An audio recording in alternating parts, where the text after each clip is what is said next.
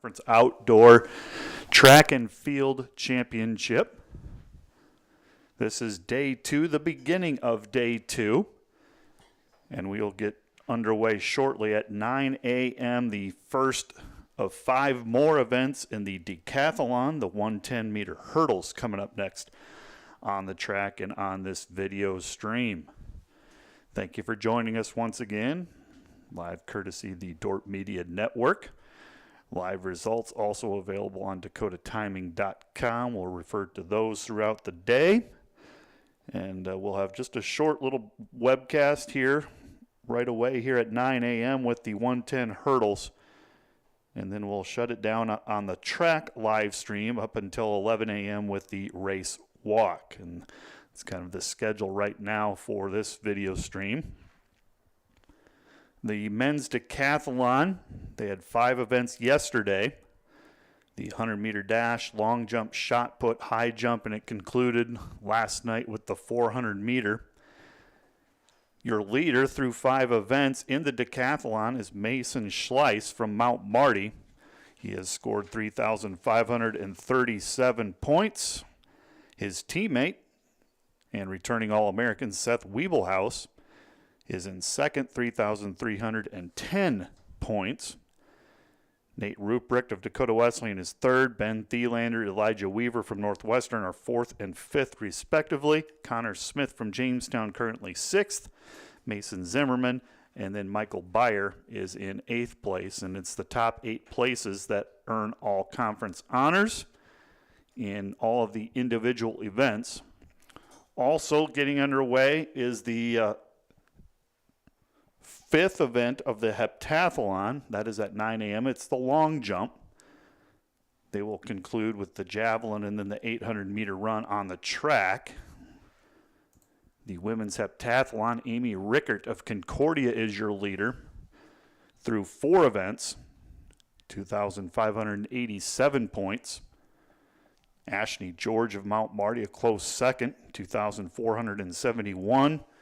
Rounding out the top 8 in the heptathlon currently, Josie Noble of Concordia, Isabel Salters of Concordia, Kelsey Evenhouse of Dort, Elena Battenhorst, Concordia, Amanda Stanky of Concordia, and Faith Espinoza of Concordia. There are 6 Concordia athletes in the top 8 in that women's heptathlon. Give you the overall schedule and what the schedule looks like today. At 9 a.m., we have these first events in the multis, and they will continue on throughout the day. Field events get underway for good at noon, starting with the women's discus, women's triple jump, and the men's high jump.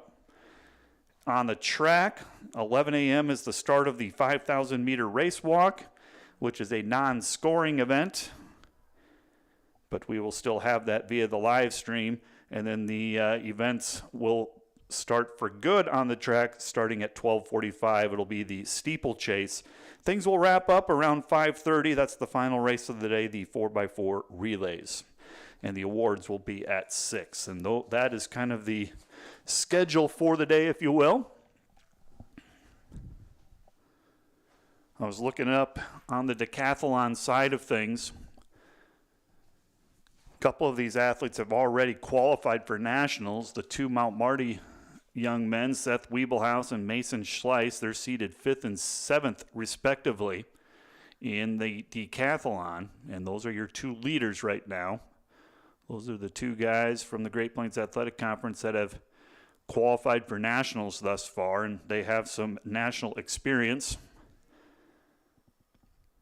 Wiebelhaus is the defending GPAC champion.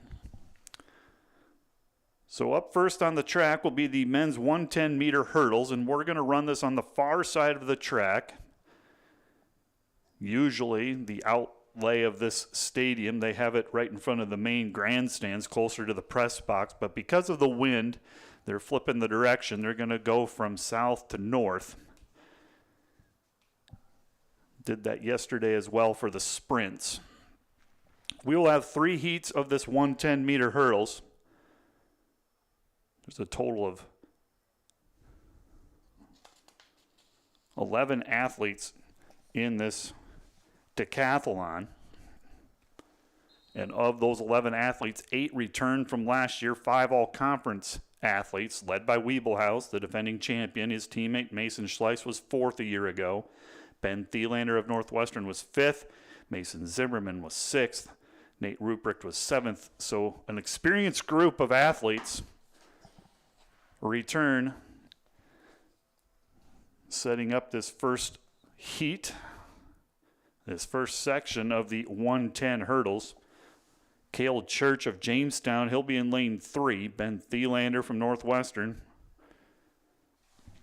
is in the middle lane. He'll be in lane 5. Nate Ruprecht of Dakota Wesleyan will be on the outside and in lane number 7. Ruprecht 3rd overall after 5 events. Thielander in 4th place after 5 events. So you got 2 of your top 8 in this first section of the men's 110-meter hurdles of the decathlon. Heard the whistle not too long ago, which means they need to report to their blocks. I've seen them do a few run-throughs over there. What's left for these athletes after the 110 hurdles, the discus, the pole vault, javelin, and then they'll conclude with the 1,500-meter. That'll be mid-afternoon or thereabouts, around 3 p.m.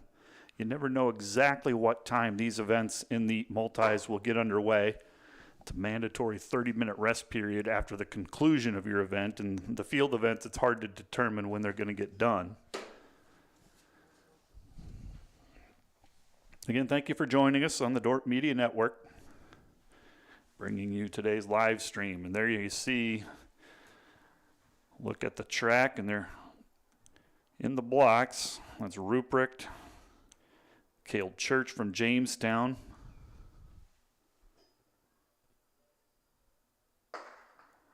and they are off. Ben Thielander is a scratch out of lane 5, so this will just be a 2-section heat, and it's Ruprecht from Dakota Wesleyan with the lead. Ruprecht running well. 2 more hurdles to clear, and Ruprecht will win this first section, roughly around a time of 18:04 it looked like.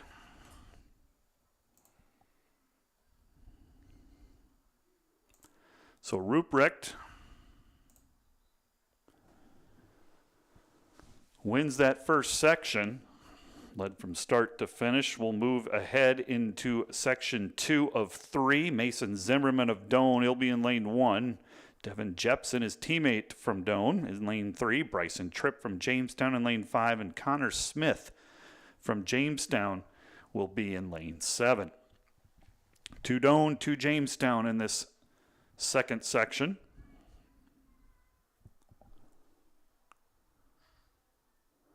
Scheduled to run. All of these athletes competed in 5 events yesterday. Now, granted, they're younger than I, but chances are there's a little soreness going on. I don't know if I'd be able to get out of bed the next day if I had 5 events. This will be section 2. Nate Ruprecht was your winner in the first section.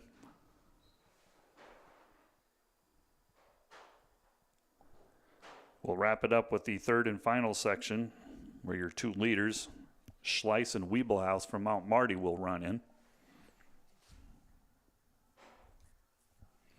Section 2. All 4 athletes are there. Zimmerman and Jepson from Doane in lanes 1 and 3. Tripp and Smith from Jamestown in lanes 5 and 7.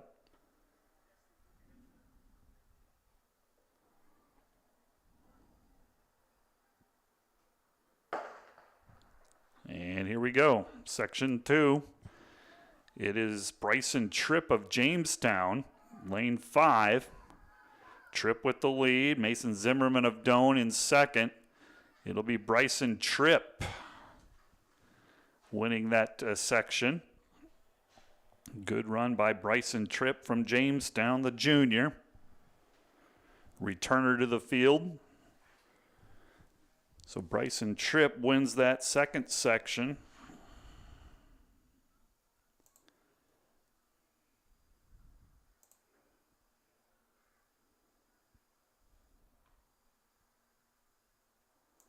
And then we'll head into the third and final section. Let's set the stage for this third and final section. In lane 1 will be Seth Wiebelhaus, the defending champion in the decathlon. And in second place overall in this year, he'll be in lane 1. Michael Byer, freshman from Mount Marty, a newcomer to the field. He'll be in lane 3. Your leader through 5 events, Mason Schleiss, he'll be in lane 5. He was 4th a year ago overall and the runner-up back in 2021. And then Elijah Weaver from Northwestern will be in lane 7. 4 new athletes, 4 more competitors in this event.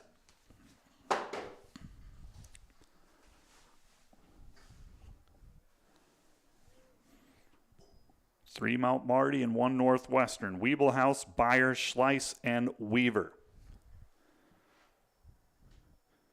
Hopefully Dakota timing. Not sure how fast they can get the the decathlon scores updated.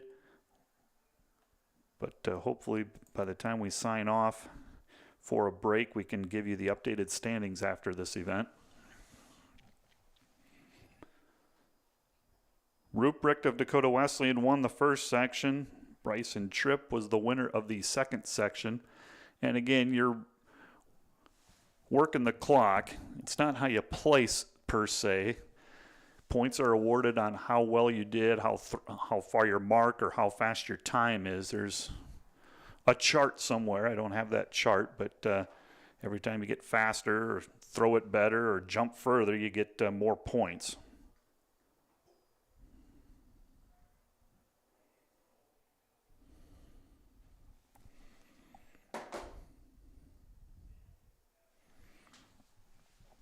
Third and final section. Mason Schleiss is your overall leader. He's in lane 5, wearing the number 5. Seth Wiebelhaus, the defending champion, is in lane 1. And they're off.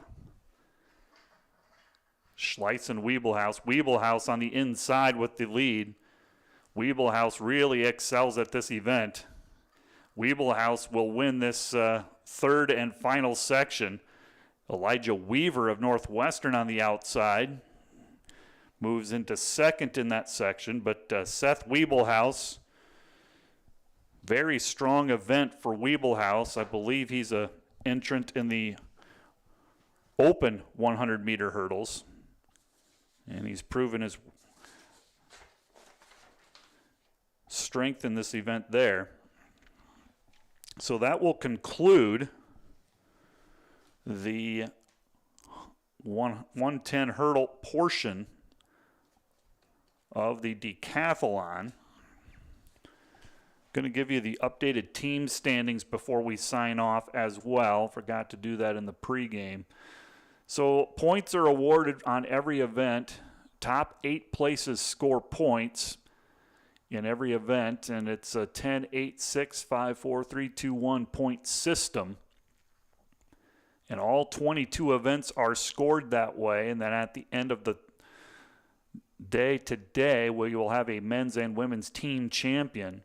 Your men's team scores through the first day, through limited events. Concordia is your leader with 53 points. Doane, 52, is in second. Dordt, third with 31. Midland, fourth with 30.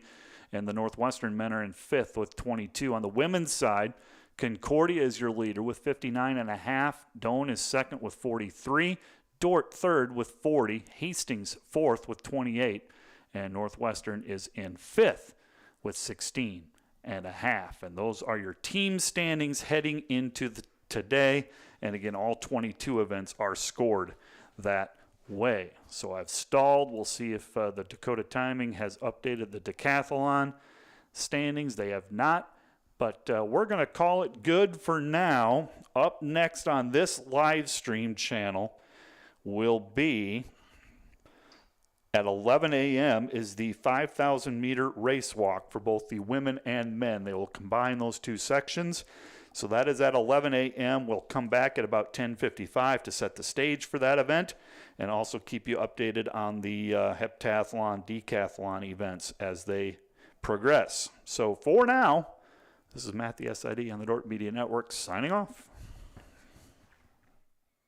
Today's Dort Media Network live stream broadcast is produced by the students of Dort University and sponsored by Sioux Center Health Therapy, partnering with Dort University to provide quality care to all athletes. Sioux Center Health Therapy. And today's live stream broadcast brought to you by Verhoof Automotive. Verhoof Automotive in Sioux Center is your local Chrysler, Dodge, Jeep, Ram, Chevrolet, and Buick dealer. Verhoof Automotive, worth the drive from anywhere.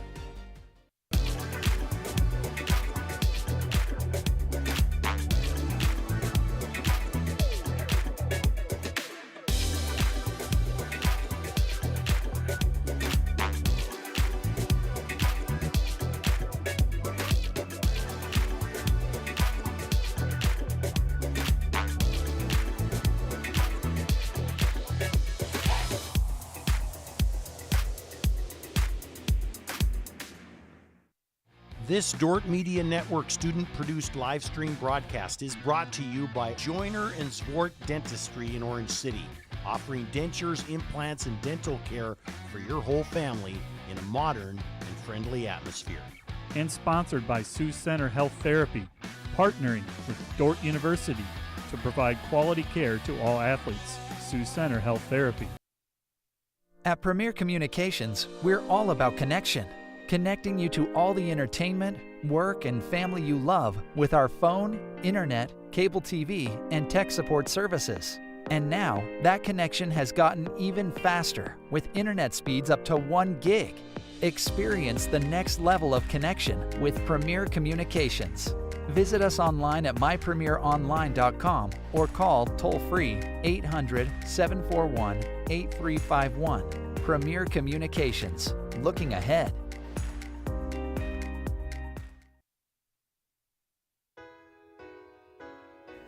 Hello fans of Defender Sports, hope you're enjoying the game whether you're a friend or family member of a player or coach or a fan of the university. These players and coaches have put in hours and hours of practice and it shows. But going into each and every game, there's one more thing that every coach makes sure the team has, and that's a game plan. If these players and coaches are willing to put this much time into planning for a game, how much more important is putting together a game plan for your financial life? Now, the financial world continually becomes more complicated, but if you don't have either the time or the desire to spend hours upon hours learning and keeping up with the changing rules of the game in the financial world, and then figuring out how that applies specifically to your financial life, you don't have to do it alone. For over 40 years, we've been helping households to build their financial game plan upon all the things more important than finances, while being good stewards of the resources God has entrusted to their care. Because there's things in life more important than money, and none of them are things. I'm Tom DeYoung, financial planner and president of Money Concepts, the planning firm. Check us out on the web or social media. Check out our podcast at moneyconceptsradio.com or your favorite podcast app, or schedule a complimentary meeting to see how a financial game plan might benefit you. Enjoy the rest of the game and remember to spend your most valuable resources, your time and your attention, on the things in life that matter more than money.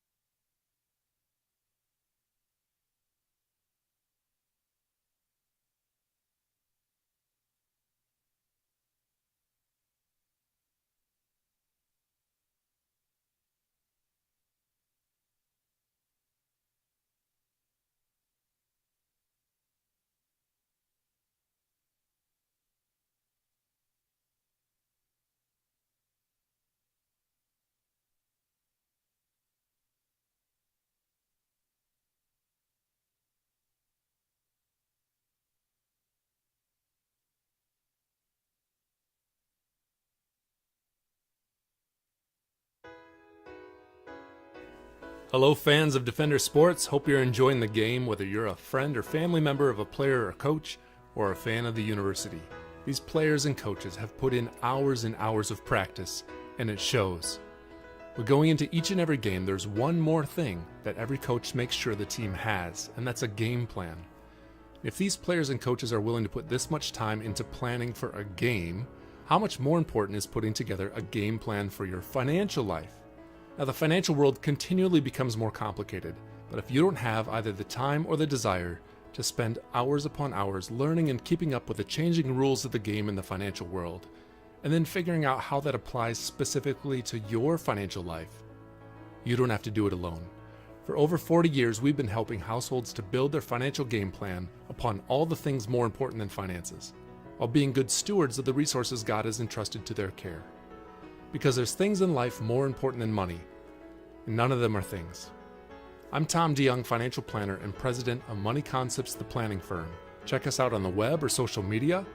Check out our podcast at moneyconceptsradio.com or your favorite podcast app, or schedule a complimentary meeting to see how a financial game plan might benefit you.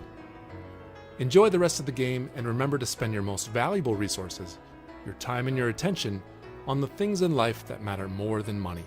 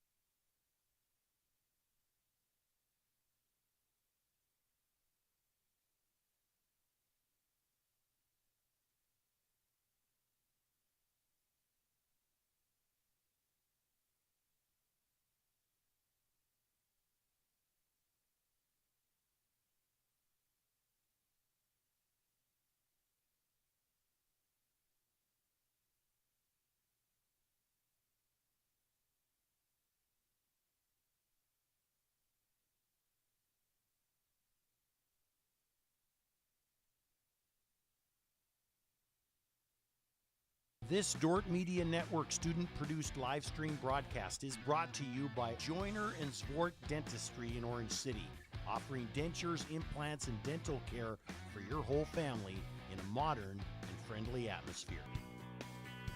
And brought to you by Pizza Ranch, buffet, carry-out, or delivery.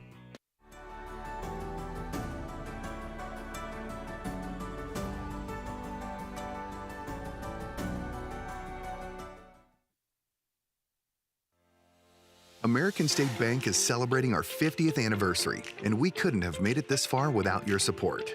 For us, banking just scratches the surface. We pride ourselves in our commitment to our communities, building meaningful relationships with our customers, and doing our best to have some fun along the way. We're proud to be a locally owned and operated bank, supporting the communities we serve. Thank you for choosing American State Bank.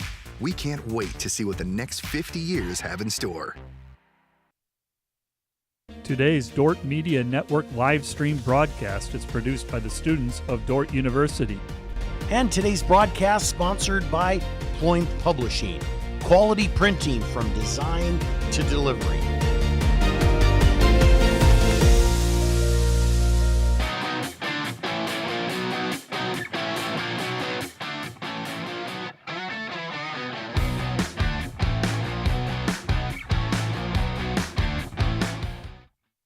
When you add up all the Wi-Fi connected devices in your home these days, you'll be surprised at how many there are and how much bandwidth they're using. Do the math. It just may add up to needing faster Wi-Fi. Premier Communications has you covered with reliable internet speeds up to 1 gig. Keep everything connected with Premier Communications. Visit us online at mypremieronline.com or call at 1-800-741-8351. Premier Communications. Looking ahead. Today's broadcast is sponsored by Northside Body Shop. When you expect the very best in the repair of your vehicle, call Northside Body Shop Limited today. Serving the Sioux Center area since 1955. 712-722-2313.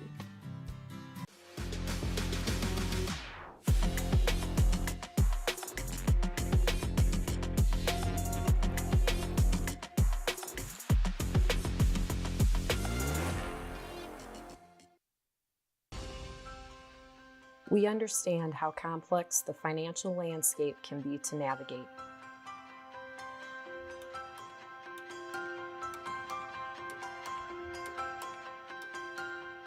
Our goal is to free up your hands so that you can focus on what is most important in life.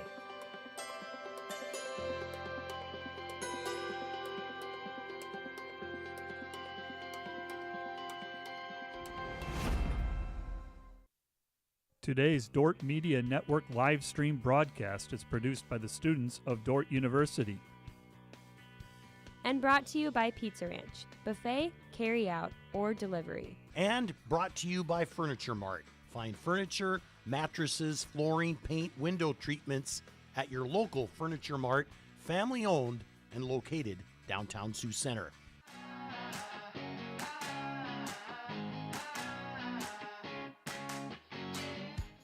The spiritual climate and the community itself is strong. And Dort remains unapologetically Christian in their mission.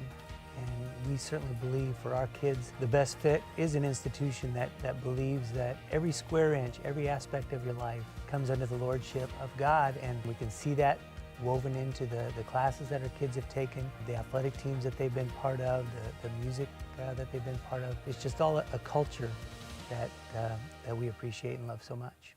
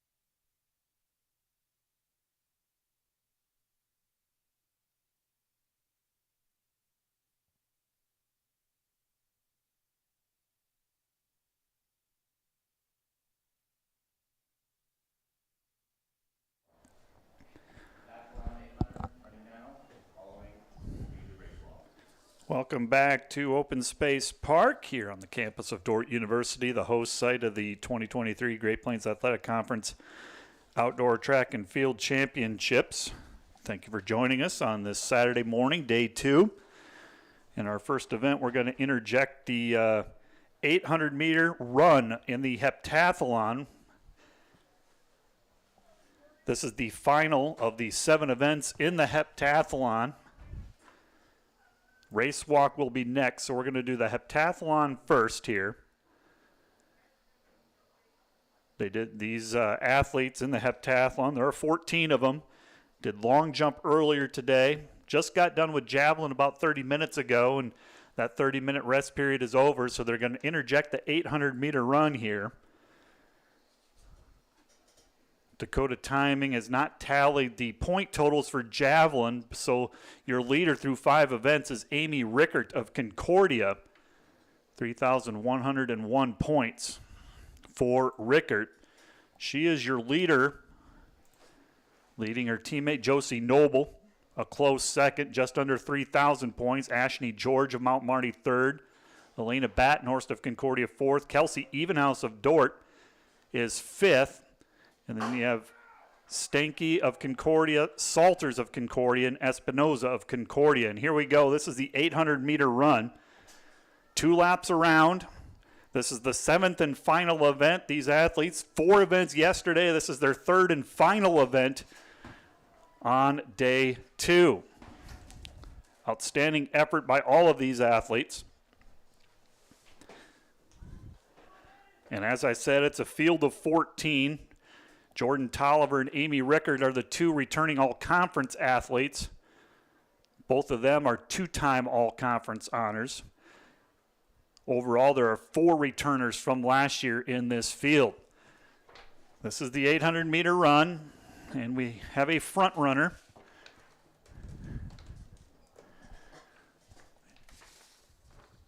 It is a Concordia. Looks like Isabel Salters is out front. Half of the field is comprised of Concordia athletes. They have 7 in this field of 14. So this will be the bell lap, the final lap for these 14 athletes. Outstanding effort, as I said, 7 events. This is the 7th and final event. A grueling couple of days. That's Josie Noble is your leader. As she is on the back straightaway. Josie Noble, your leader. Noble in 2nd place overall after 5 events, and yet I do know that this is the 7th event. They just haven't scored the javelin. Noble with 200 meters left to go. She is your leader in this 800-meter portion of the heptathlon. Ashley George of Mount Marty, 2nd right now. And here comes your leader from Concordia. Just past the scoreboard area, 100 meters left to go for your leader. Concordia will win this 800-meter. George, here comes Kelsey Evenhouse of Dordt. Evenhouse of Dordt running well in the 800. Faith Measle for Dordt running 4th. Evenhouse and George battle for 2nd. Faith Measle was 4th for the defenders. Then Midland and Concordia right at 5 and 6. We'll check the overall times here. Josie Noble, 2:34 is your winner. Evenhouse and George, both 2:42.7. Faith Measle, 2:44.6. Madison Ray of Midland, 2:46.2. As the results, courtesy of Dakota Timing, continue to compile. So Josie Noble is your winner, 2:34.4. 2:42.7 for both George and Evenhouse, Measle, then Ray, then Battenhorst, Salters, Rickert of Concordia, was 8th. Espinoza, Pipkin, Weathers, Stanky, and Henning from Doane. Jordan Tolliver did not start. And that concludes the heptathlon. We're not going to be able to give you the overall winner until they compile the javelin, which just did get updated. So heading into that 800 meter, it was Rickert still leading through the javelin. She had an outstanding showing in the javelin. She won that javelin portion, 104.7, 31.87 meters. So Rickert was your leader heading into that 8. 3,613 points. Josie Noble was second. So we'll see if Rickert's lead held up after Noble won the 800 meter. Stanky of Concordia, Battenhorst of Concordia, George of Mount Marty was in 5th. Evenhouse of Dort was 6th heading into the 8. She helped her cause with that finish in the 800 as well, as did Faith Measle for Dort. She was 10th heading into that 800. And now those results are final in the women's heptathlon. So let's give those to you, the final results. Top 8 finishers are all conference and score points for the team. 8th place, Madison Ray from Midland. 7th place, Isabel Salters of Concordia. 6th place, Amanda Stanky from Concordia. 5th place, Kelsey Evenhouse of Dort. 4th place, Ashney George of Mount Marty. 3rd place, Elena Battenhorst of Concordia. 2nd place, Josie Noble of Concordia with 4,047 points. And the winner was your leader heading into that final event. The lead holds up as Amy Rickert is the heptathlon GPAC champion. Rickert scored 4,077 points, held off her teammate Noble by 30, and she wins the heptathlon. For Rickert, now is a 3-time all-conference selection, or earning all-conference honors.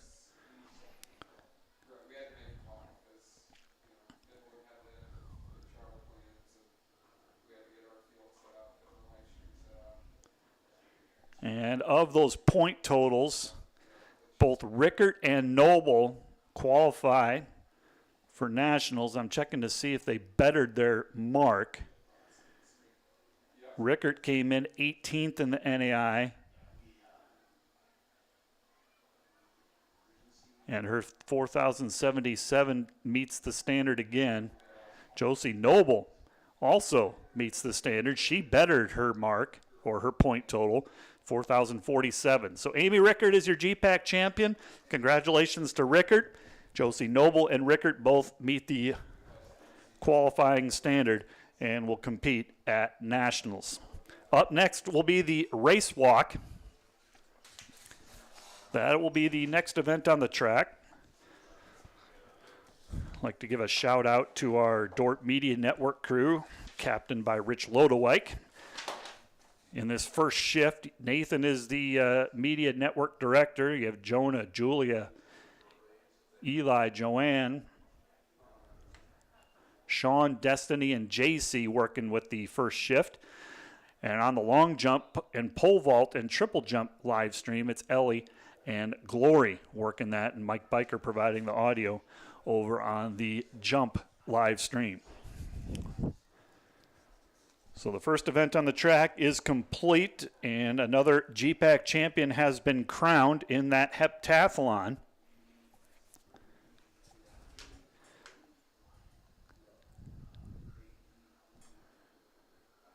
We will head into the race walk here. This is an event that is new to the GPAC, but it is an event at the national level. They have a race walk national champion. And so the GPAC it's a non-scoring event, but this is the first time I believe that it is at the conference meet, kind of a trial basis, I suppose is the best way to say it. And in this race walk, my heat sheets say that there are 5 women and 1 man competing. Your field, Bailey Everts of Hastings, Darby Walsh of Midland, Peyton Gisler of Concordia, Lauren Dawson of Concordia, Tristan DiPentino from Hastings, and Sam Wise from Hastings. This also took place at the indoor conference that Concordia hosted back in February.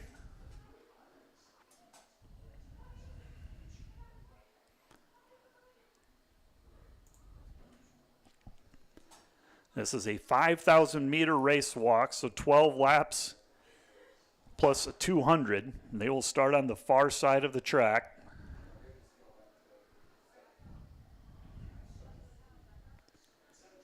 And the race walk has officially started.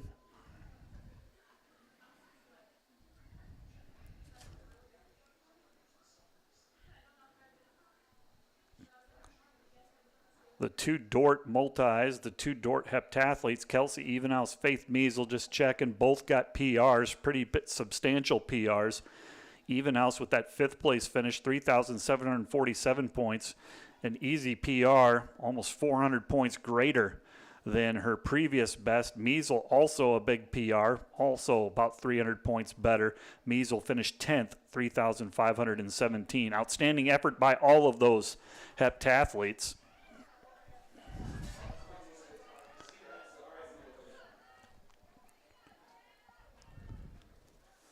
And here is the start of the race walk. 5,000 meters.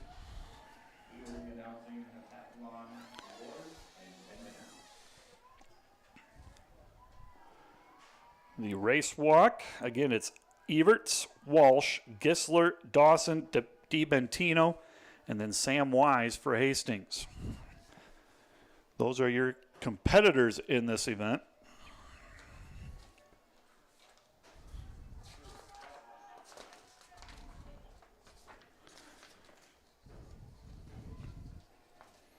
They don't have qualifying times per se. Like other events, I would give you who the favorite is, but because this is kind of a new event, to the conference at least, don't have that information.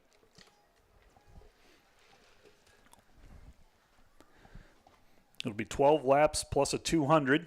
They've completed now 1 lap, 400 meters into this 5,000 meter race walk. And the camera is on that lead group right there.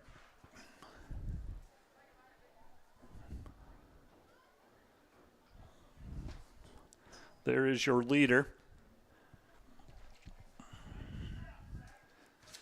Sam Wise of Hastings, freshman.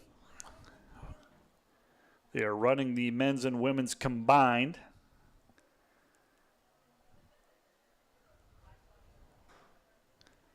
Total of 6 athletes overall in this field. There's your leader, Sam Wise.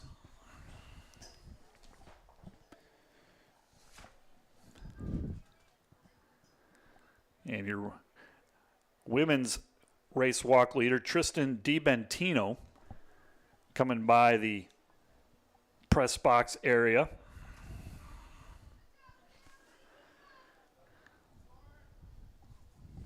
So it's Sam Wise for Hastings leading the guys, DiBentino, the leader for the women as they cross over the finish line area.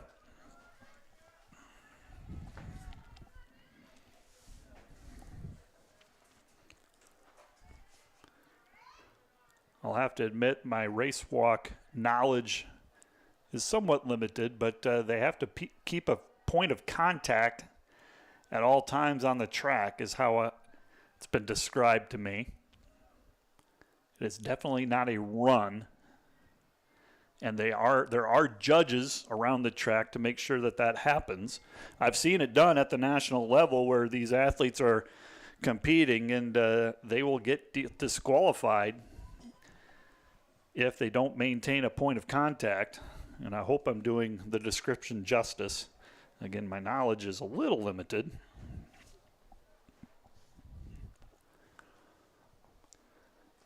Keep you updated on the schedule for the day. Again, we just completed the heptathlon, those 7 events, 4 yesterday and 3 today.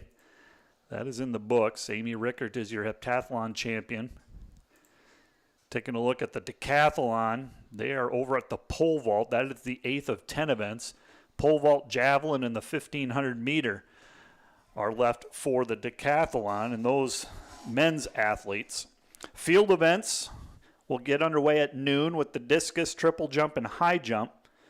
And we'll resume on the track with the steeplechase beginning at 12:45, and it'll be a steady stream from there. We'll go strong until about 6 with the award ceremony. So things will start to get busy here.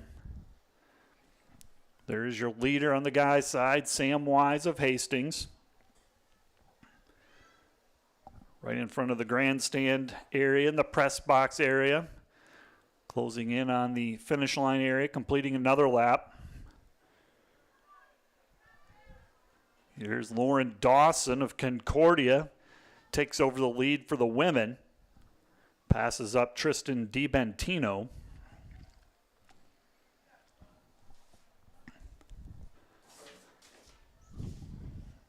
Here's Bailey Everts coming by. Peyton Gisler and Darby Walsh also coming by the grandstand area, on the verge of completing another lap. There are 22 events that are scored at the conference championship, and they are scored based on how you finish in those respective events. Top 8 in each event score points for your team, and points are awarded on a 10, 8, 6, 5, 4, 3, 2, 1 basis. You win your event, you score 10. 8th place, you get 1. And after all 22 events are scored, the team champion is determined from there. Concordia is the defending women's champion. Doane is the defending men's champion. You go back to the indoor season. Dort won the men's indoor conference title, and the Concordia women won theirs. And we'll have those announcements as part of the award ceremony at 6.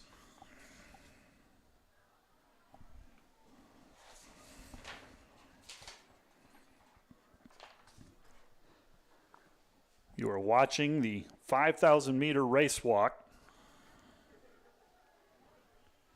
And here is your men's leader coming around into the home straightaway.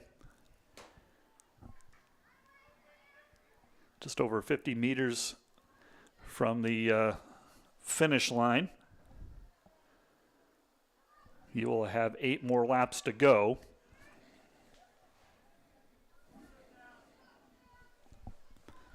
Your leader on the men's side, Sam Wise of Hastings, the freshman. And the leader for the ladies, it's Lauren Dawson. Coming past the grandstand area. Dawson, followed by DiBentino of Hastings.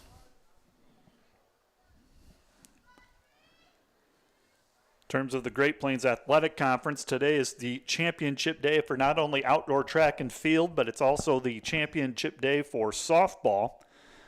As over across the way at the American State Bank Sports Complex, the best of 3 series between Northwestern and Midland has moved to that complex because of the threat of rain. At this time yesterday, boy, the weather forecast was not good. There's a lot of question on whether we'd get this in, let alone the softball. So softball has moved inside, and that best of 3 series set to start at noon. We'll keep you updated. GPAC baseball also continues. Games today in GPAC baseball: Mount Marty at Doane, Morningside at Concordia.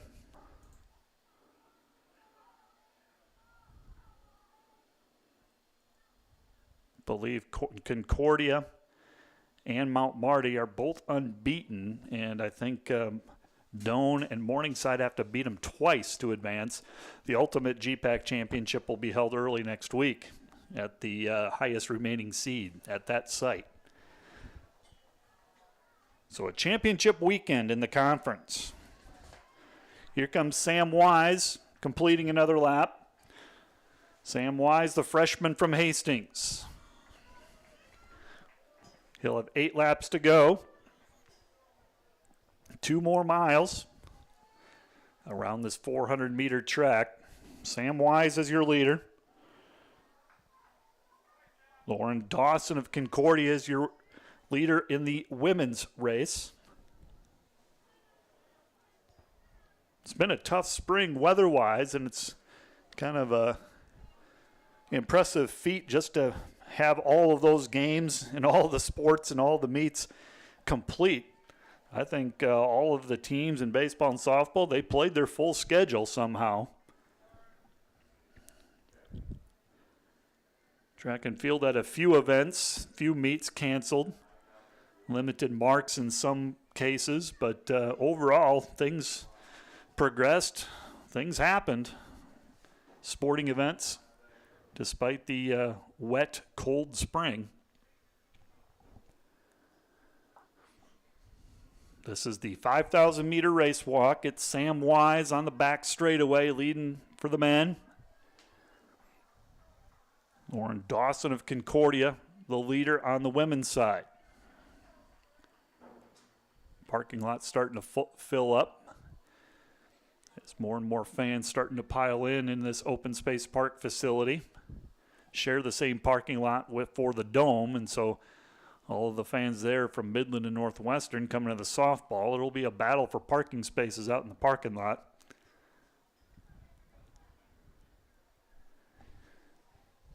Here's Darby Walsh, Peyton Gisler. Coming by the grandstand area. Home straightaway as they complete another lap. Your leader, Sam Wise, coming around the scoreboard area, heading to the home straightaway. There's your leader. There's a good shot of Sam as he continues on his way in this 5,000-meter race walk for the guy.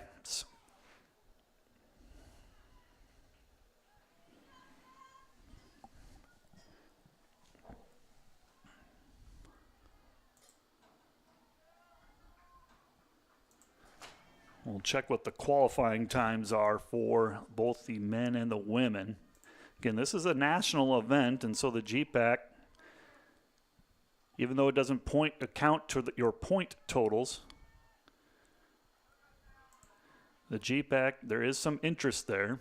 On the guys' side, the qualifying mark is 24 minutes. For the women, it's 27:45. So those are the times to beat here. And for our athletes that are competing today, it looks like they have not yet hit a mark. Double checking on the women's. Yep. So a good time today, and these athletes could qualify for nationals. Sam Wise leading the guys. Lauren Dawson is your leader. 7 laps to go for Dawson. Your leader in the women's 5,000-meter race walk. There's Tristan DiBentino once again. Live results available via Dakota Timing. Thank you to their services. Video production piece, courtesy of the Dorp Media Network.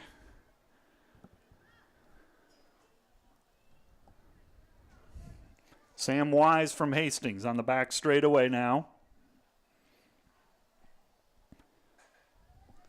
Lauren Dawson, your leader by 50 meters in the women's race walk.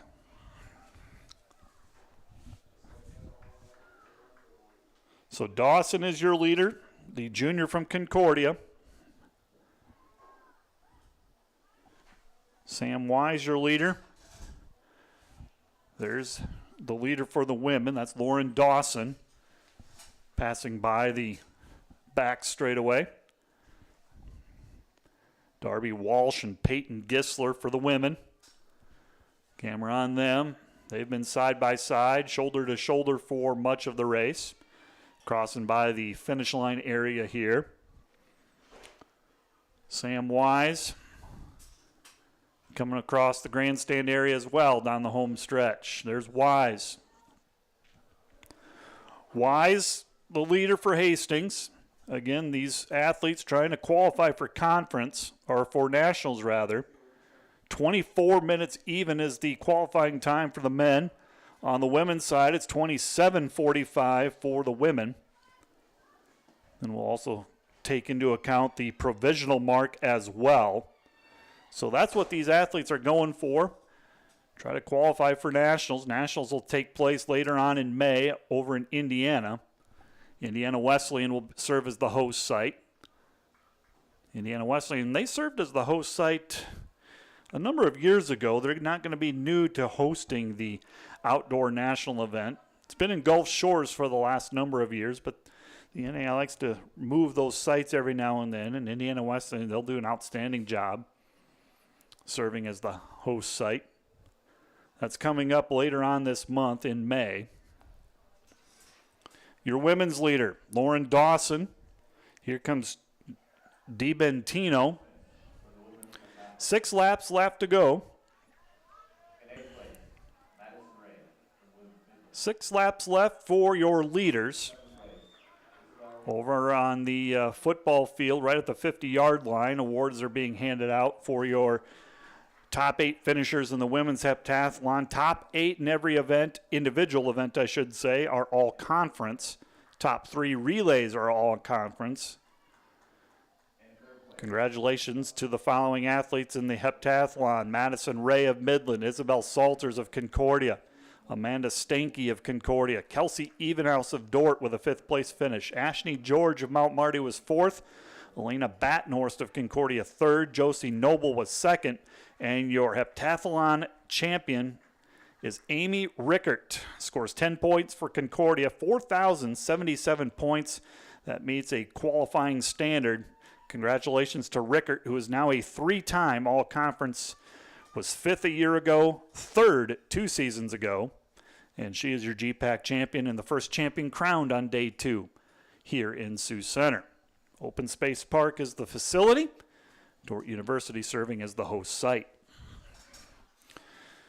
Your leader, Sam Wise, will have 5 laps to go. He's crossing the finish line area here. Sam Wise is your leader. Peyton Gisler and Darby Walsh for the ladies complete another lap. They will have 6 laps to go. Sam Wise, the freshman from Hastings, out in front. There's Bailey Everts of Hastings. We'll have a little bit of a break, and then we'll head right into steeplechase. Steeplechase begins at 12:45 for the women. The men will start at 1. Field events will get underway at noon with discus, triple jump, and high jump. Here is your women's leader, Lauren Dawson of Concordia. We're just under 18 minutes gone by. Dawson is your leader. Closing the gap is DiBentino. DiBentino was the leader for the first 3 laps. Dawson moved ahead, and that gap is tightening up a bit on the women's side of things.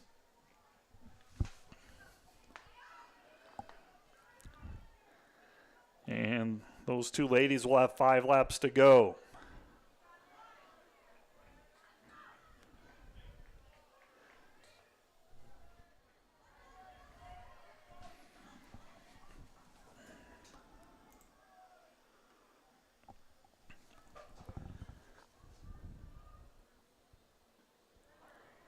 Here's Bailey Everts of Hastings coming along the home straightaway, just in front of the grandstands.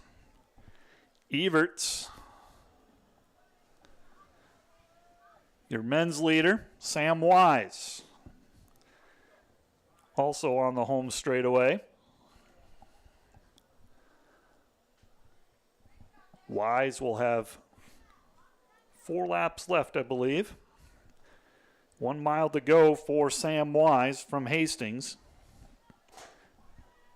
24 minutes is the A standard.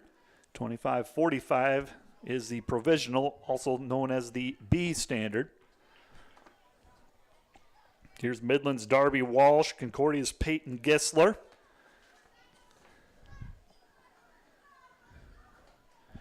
Sun is out. There are some clouds, a little bit overcast. About 70 degrees. It's nice for the fans, maybe a little warm for some of our athletes.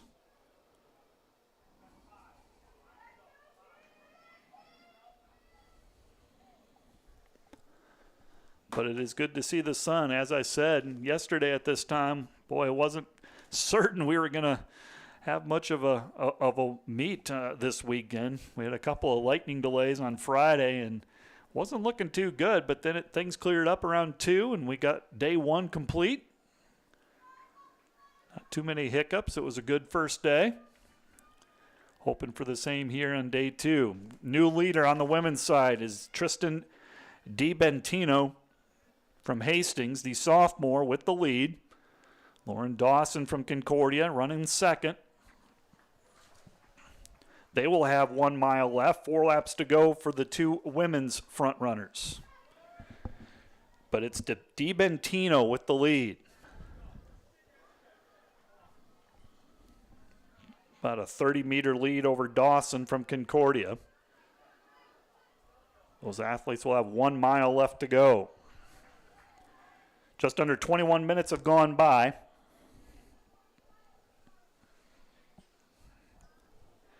In this 5,000-meter race walk.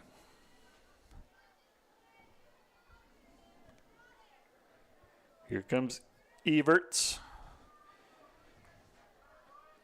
Everts coming by on the video screen.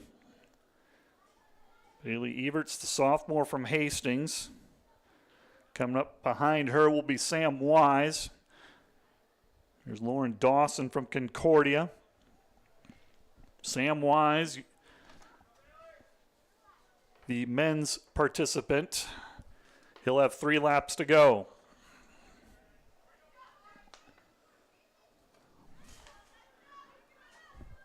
Wise,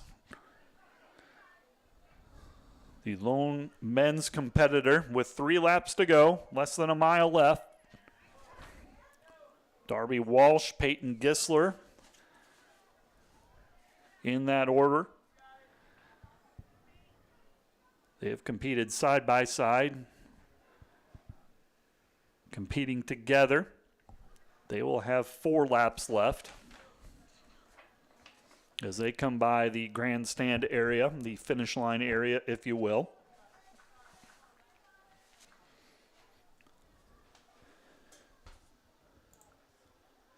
Day 1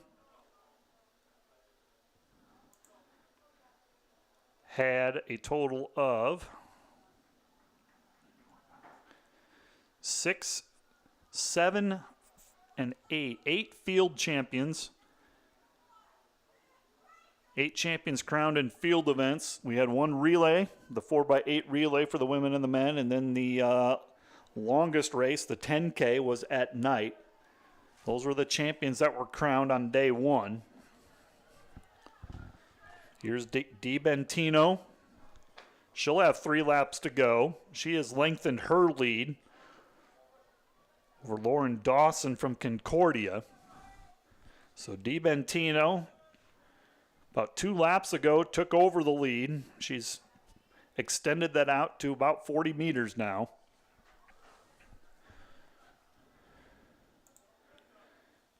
Day 1 saw Josie Pels from Concordia win the pole vault. Another title for Pels in her impressive resume, a 5-time national champion in that event. Speaking of impressive resumes, Dylan Kuchera, the very talented thrower from Midland, he won the title in the hammer. You will hear his name again today in the shot put, probably the favorite. Men's long jump, Braden Calvelage of Northwestern was your champion. Women's javelin, Jordan Tolliver from Jamestown took home the conference title. Women's long jump, Ada Den Herder, the freshman from Dort, won it. On the men's pole vault side, Zach Zoner of Concordia. Women's hammer, Kiara Anderson from Hastings was the champion. And on the men's javelin, Mason Krause, a 3-time champion now on the men's javelin. Your relays, Dort won the women's 4x8, while Doane took home the men's title in the 4x8. The Doane men, Jordan Tassler, Duncan Blankenship, Kaylin Dockweiler, and Kingdom Hawes. For the women, it was Sadie Fike, Anne-Marie Stoit, Shelby Bawalda, and Bethany Tenhaken. And then finally, Lucy Burkowski won the women's 10K for Dort, and the Dort men also claimed the title. Aiden Vorster won the final race on day one. Those are your GPAC champions that were crowned yesterday. Back to the track here. Here's Darby Walsh and Peyton Gissler. They'll have 3 laps to go. 5,000-meter race walk. Your men's leader is on the back straightaway. That's Sam Wise. Sam, when he crosses the finish line area, he'll have 1 lap to go. It'll be the bell lap for Sam.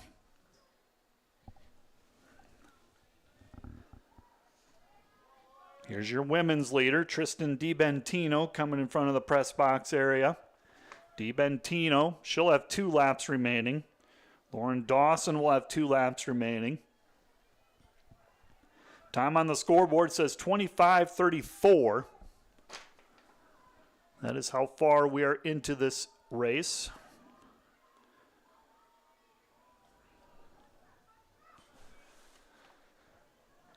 And your men's leader, Sam Wise, just past the scoreboard area, coming into the home stretch, the 100-meter stretch, if you will. And he'll be on the bell lap. Sam Wise from Hastings, the leader.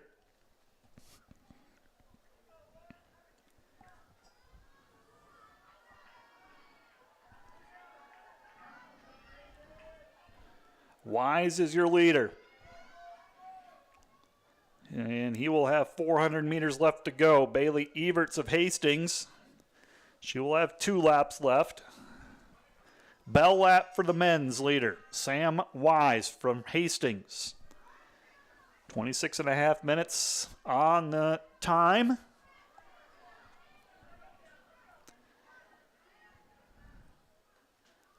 Your women's leader. There's a shot at her on the back straightaway. She's got just over 600 meters left.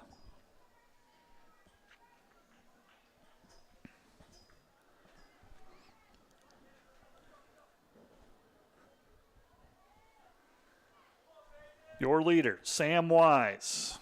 300 meters left to go for Sam. Competing in this 5,000-meter race walk.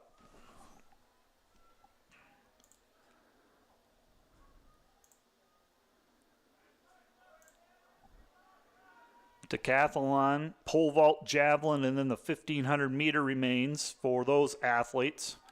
Already competed in the sprint hurdles this morning and the discus. Mason Schleiss continues to lead the decathlon from Mount Marty, 4,645 points. Seth Wiebelhaus, his teammate, second. Your leader, Sam Wise. 200 meters left to go. Approaching the scoreboard area. Here's your women's leader, coming right in front of the press box. Tristan DiBentino, she'll have 1 lap to go. There's the leader, Sam Wise. Camera focused on him. Sam Wise, 100 meters left to go. Looking at a time about, I would say around 28:15 right now. Sam Wise, final 100 meters for Sam Wise, the freshman from Hastings. There he is. He's going to finish this. Just 50 meters left. Sam Wise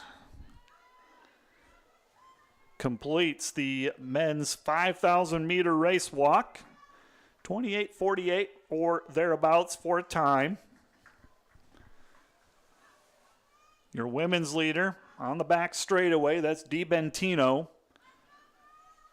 In front of the visiting grandstand area. DiBentino on the back straightaway. Here's Bailey Everts. She'll have 1 more lap to go when she completes this. Your leader, Tristan DiBentino of Hastings. 200 meters left for the women's leader. DiBentino approaching the scoreboard area. She is the women's leader. 5 competitors in this women's 5,000 meter race walk. DiBentino, she took the lead for good, about lap number 6, I would say. She overtook Lauren Dawson of Concordia, and DiBentino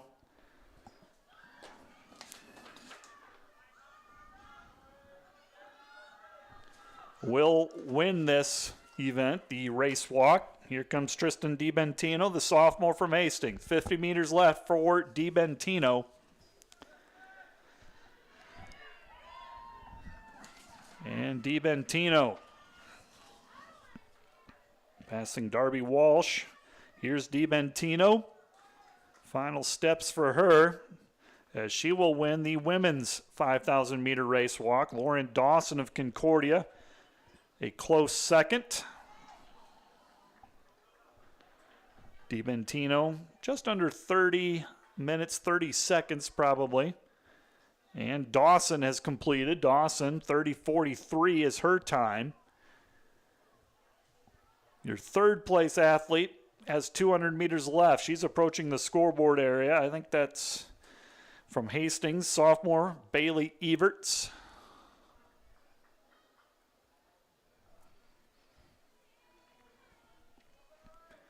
Three finishers, one on the guys' side, 2 ladies. Sam Wise.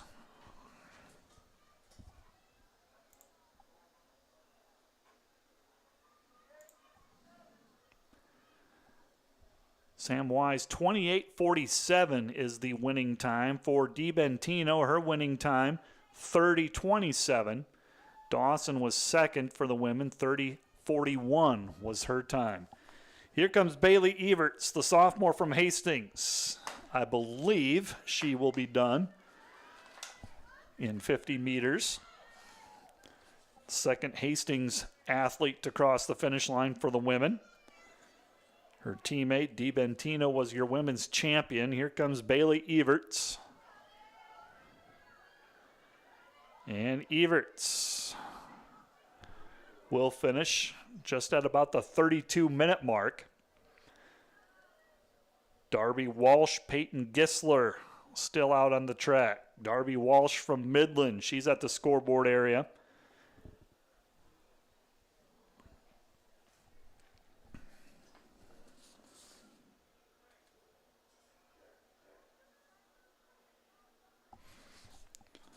So Walsh and Gisler will finish here. Walsh with 100 meters left to go. Right now the time on the score clock, about 32:40. Darby Walsh, the freshman from Midland. 5,000 meters she will have done here. 50 meters left.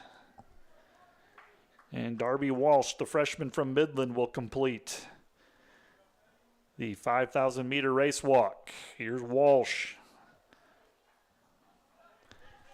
And Concordia's Peyton Gisler, the junior. Getting a nice hand from the fans in the stands. Gisler, moments away from calling this race complete. Peyton Gisler, she'll cross the finish line in about 33:28. And Gisler, your final standings. Sam Wise for the men, 28:47. Tristan DiBentino for the ladies, 30:27. Dawson was second. Everts third. Walsh fourth. Gisler finished fifth. So let's give you a schedule update before we sign off for a bit. Up next, we'll actually have the men's high jump at noon on this channel of the video stream. That is the men's high jump. Also at noon, the women's discus and the women's triple jump. So on the second video stream, the women's triple jump will take place. The next running event on the track, 12:45, the women's steeplechase final. So at 12 o'clock here on this same video stream, we'll bring you the men's high jump. That is the next time that you will hear my voice. Until then, It's Matt the SID, Dort Media Network.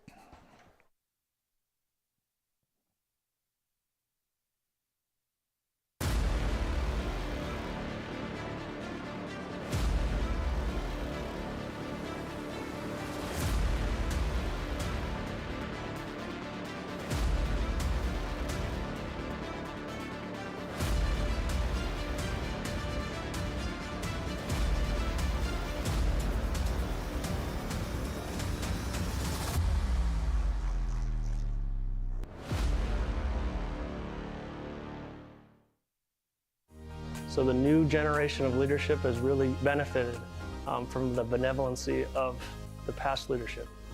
We're busy from the get-go. They knew who I was, they know my name, they know my first name, they know my parents. It's a small town community with big town amenities. We're privileged to be able to support a place like a Jimmy John's and other franchises like it.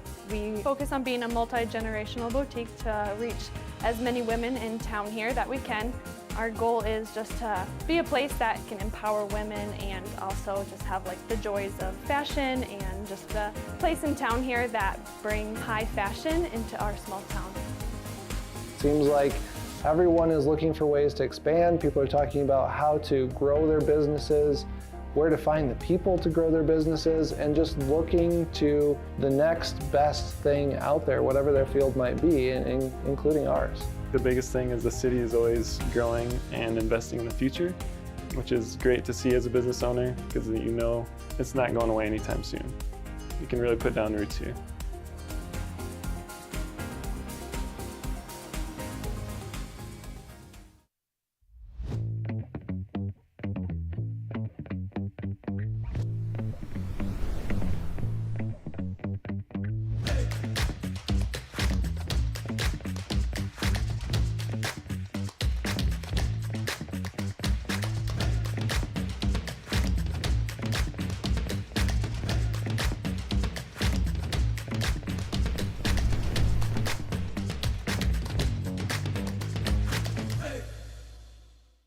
Today's Dort Media Network live stream broadcast is produced by the students of Dort University.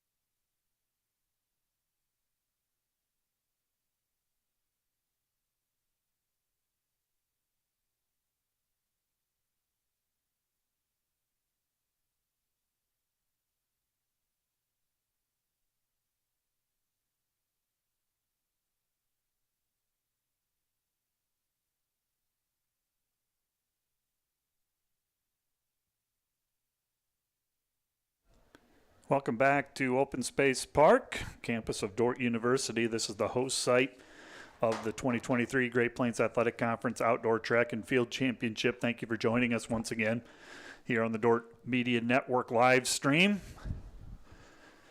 Live results courtesy of Dakota Timing. All of those links are on our website. It is noon on day 2.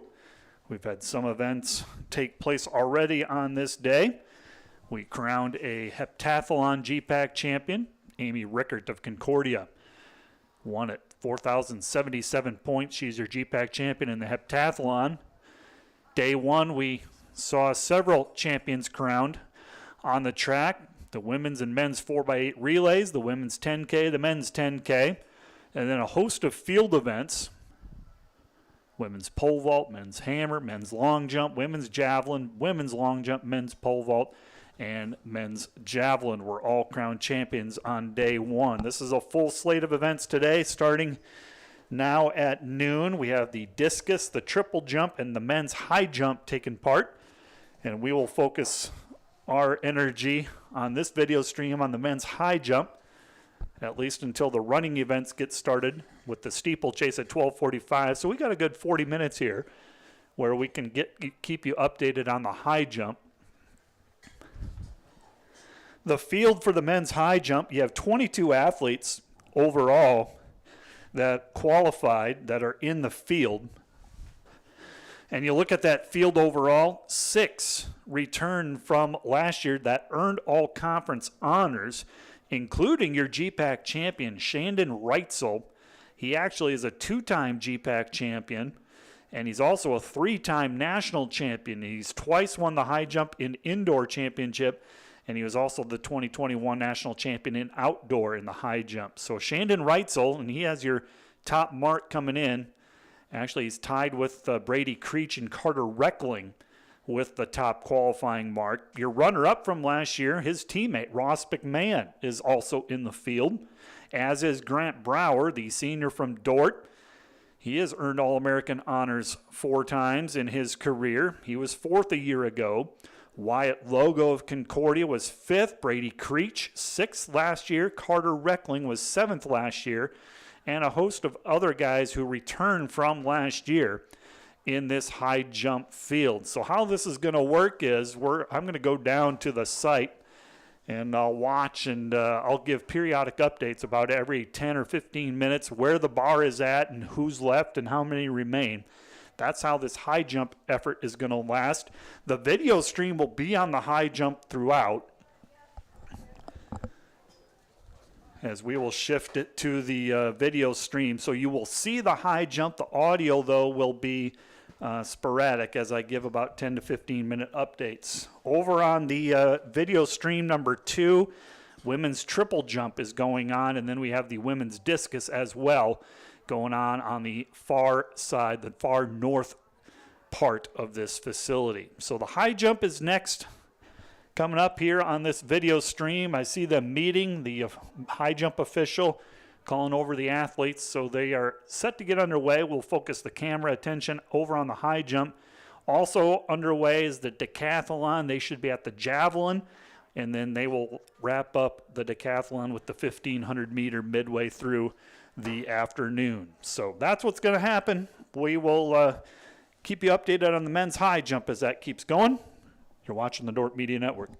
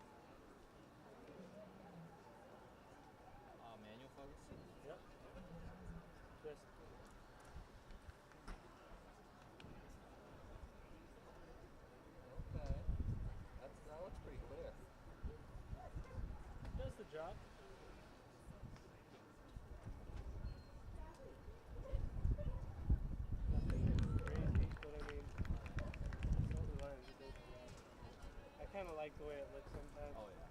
I want to put it on a full frame camera body, but you know, I don't know about anything about it. Alright. Did you change? Yeah, I clicked it.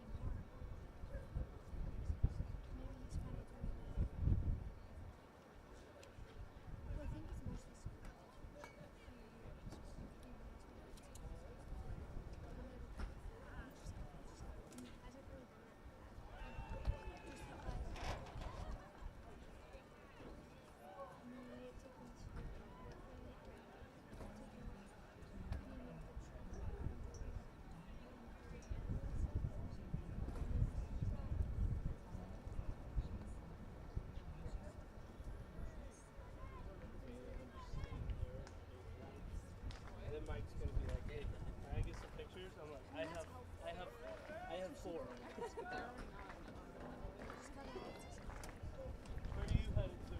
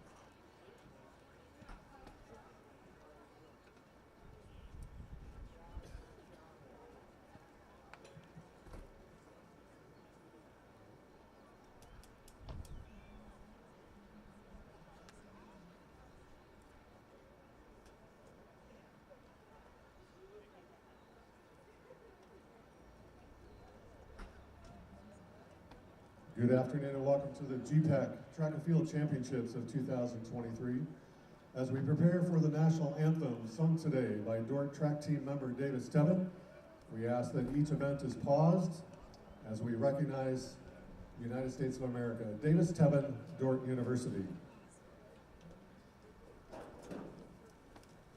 Oh, say, can you see by the dawn's early light what so proudly we hailed at the twilight's last gleaming, whose broad stripes and bright stars through the perilous fight o'er the ramparts we watched were so gallantly streaming, and the rocket's red glare, the bombs bursting in air, gave proof through the night that our flag was still there.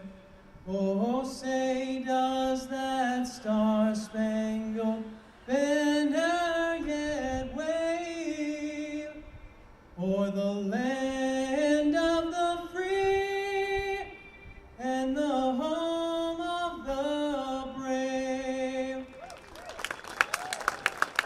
Thank you, Davis Tevin, Dordt University.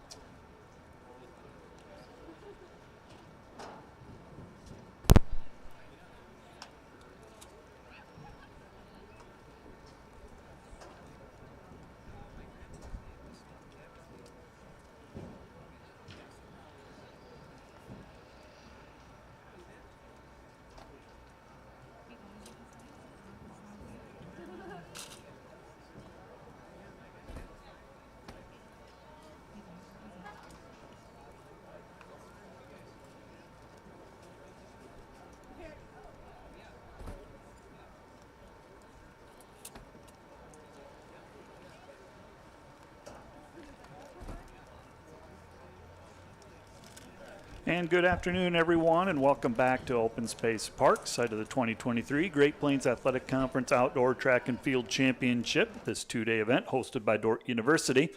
Video stream provided by the Dordt Media Network. Your first shift director today on the DMN is Nathan. You also have Jonah and Julia and Eli and Joanne and Sean, Destiny, and JC on the track and field and high jump camera crew. The long jump, pole vault, triple jump live stream crew is Ellie and Glory and their fearless leader, Rich Lodewijk. I am Matt the SID. Mike Biker is on the call for the jump portion of the live stream. High jump update. As I said, we would give periodic high jump updates. The video stream has been on the high jump the whole time. And 22 athletes were in the men's high jump. They qualified. The bar is at 1.85 meters, and we've had 5 athletes that are out, so there are 17 remaining. I do know that Donovan Elmore of Northwestern, Jonah Martinez of Midland, Caden Neppel of Jamestown, Harlan Groves of Northwestern, Jason Frank of Concordia, Elijah Weaver of Northwestern, Marcus Vigil of Hastings, and Logan Beats of Doane have all cleared 1.8 meters. The other athletes, Cooper Gurmis, Miles Sad, Dylan Starr, Wyatt Loga, Grant Brower, Ross McMahon, Carter Reckling, Brady Creech, and Shandon Reitzel, who is also is the two-time defending champion, mind you. Those last ones all passed on the opening heights, and They have not attempted a jump yet. So 17 jumpers remain of the 22 originally in the high jump. There is the drone footage overall of this outstanding facility. Looking from the south, they're looking north right now. Coming along, and they will be on the east side here looking at the home grandstand area. On the track will be the steeplechase. That'll be our first final on the track of this afternoon session. At 12:45, it is the start time for the women's steeplechase. We'll keep you up to date on high jump throughout as well, as we will continue to provide video footage up until the steeplechase starts at 12:45. So you'll get another 5 minutes or so of the men's high jump as they continue with that. Before we introduce the competitors for the women's steeplechase, also going on as we speak right now on the track, as we'll let you watch the drone footage in between jumps, the women's discus and the women's triple jump are going on, along with the men's high jump. Decathlon progressing as well. They are in the pole vault. The decathlon has javelin and the 1,500-meter run left to complete the decathlon.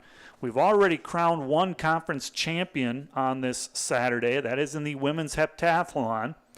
Amy Rickard of Concordia is your heptathlon champion. Scored 4,077 points. First 4 events were yesterday. The final 3 events was today. They completed the long jump javelin, and it wrapped up with the 800-meter run this morning. So Amy Rickard of Concordia, your heptathlon champion.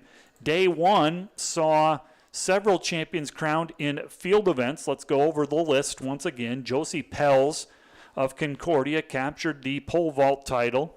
Decorated athlete for Concordia in the pole vault. She's as good as they come in that event, as she wins the pole vault title once again. Cleared 3.9 meters.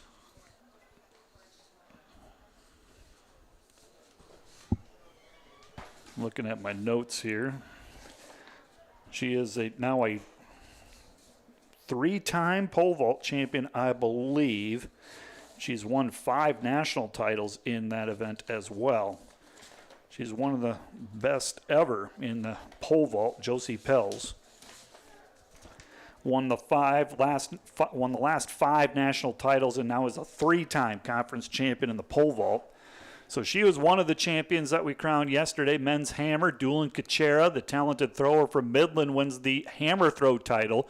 Probably the favorite in the shot put today, so that's a name that you might hear today. Men's long jump won by Braden Calvillage of Northwestern. Women's javelin, champion Jordan Tolliver of Jamestown. Women's long jump belongs to Ada Den Herder, the freshman from Dort, is the champion in the women's long jump.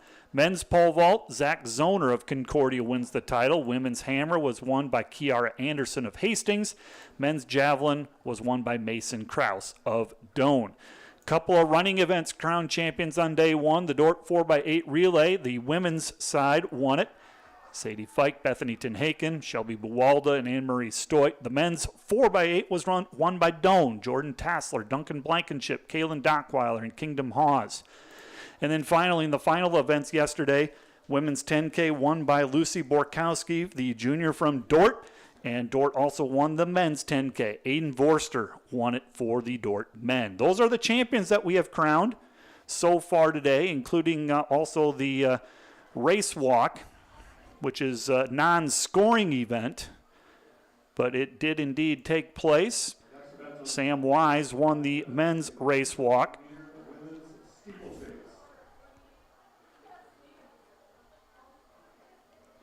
And on the women's side, looking for that, here we go. Bailey Everts of Hastings was the champion for the women's race walk. Actually, I think it was the other. It was Tristan DiBentino was the champion, as those results have not been updated. So that keeps you up to date on what has happened. Let's head into the steeplechase. The women's 3,000-meter steeplechase will be our next champion crowned. on the track.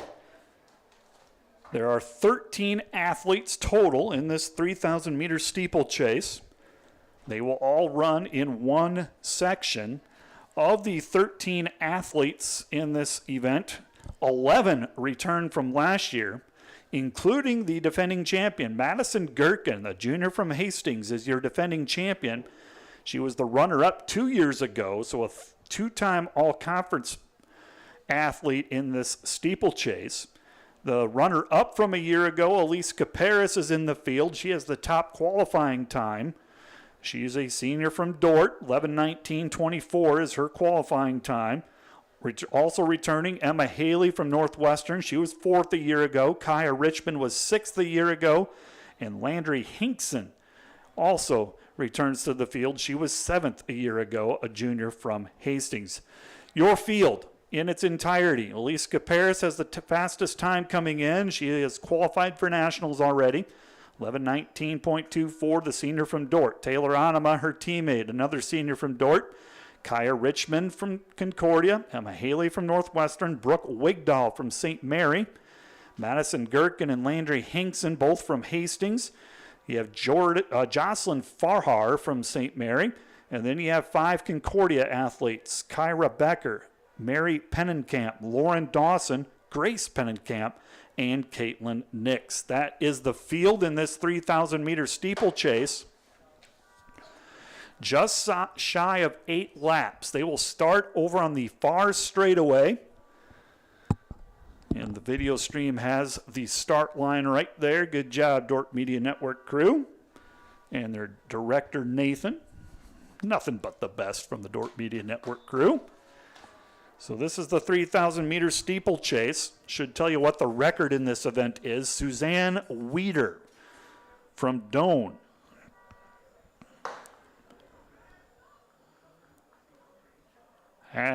It's Marissa de Wispeler. I was looking at the 3K. This is the 3,000 meter steeplechase. From Doane, 10:47:28, set back in 2016, is the record holder.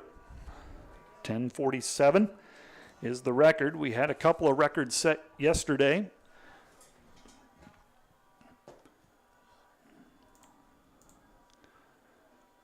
And the A standard to qualify, 11:18. The B is 11:30. Both Taylor Onum and Elise Caparis, your top 2 runners in this event from Dort, have met that B standard. It is Elise Caparis for Dort with the lead after 200 meters in.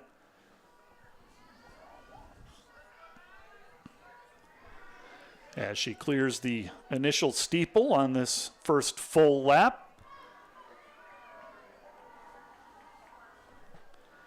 So Elise Caparis with the early lead. Again, it's just shy of 8 laps around.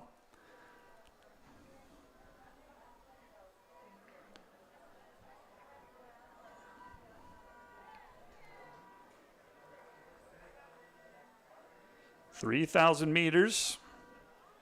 And you will have 5 steeples, including a water steeple. And that is what Elise is going to be heading to next. Caparis, right at the scoreboard area, is the water steeple. That is the 4th. So Caparis, the leader, senior from Manhattan, Montana. And that was her first time in the water steeple. Elise Caparis with the lead as she completes the first full lap and has 6 laps to go. Caparis with the lead. The number 1 time coming in for Elise Caparis. She has the early lead. Then there's a pack of 4. Taylor Onuma, Emma Haley. Looks like it's Hastings, Madison Gherkin, the defending champion, up in that lead pack. When we can, we'll continue to show high jump clips. The men's high jump going on as we speak. Caparis with the lead. She's on the back straightaway. Elise Caparis, qualifying time of 11:19. just off the A standard, but has hit the B comfortably. Her teammate Taylor Anima in the same boat, 11:22 for Anima. And Caparis approaching the water steeple now over by the scoreboard area. She's your leader.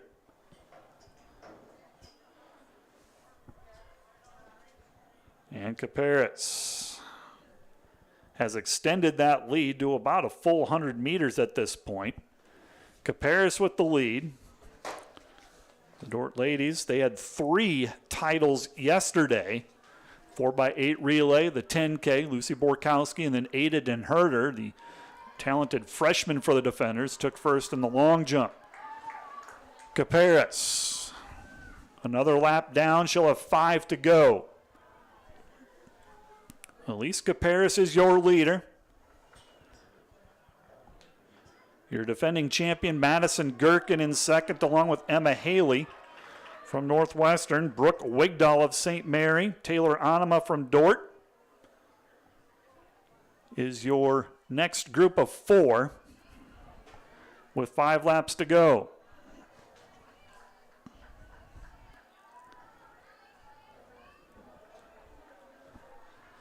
Caparis on the back straightaway.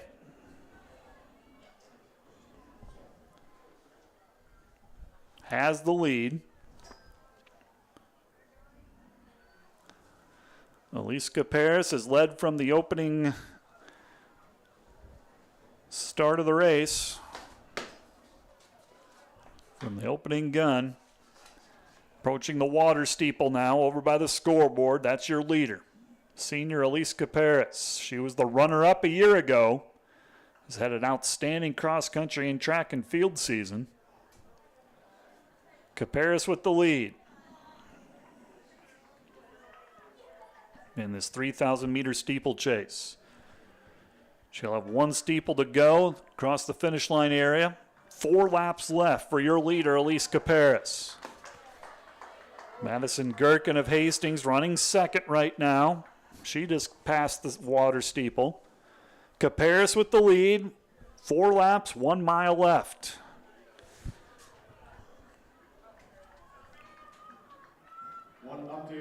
Here is your defending champion, Madison Gherkin, along with Emma Haley, Kaya Richmond of Concordia, Taylor Anima from Dort. That's your top 5. Landry Hinkson of Hastings. Here's Brooke Wigdahl of College of St. Mary. Elise Caparis, your leader.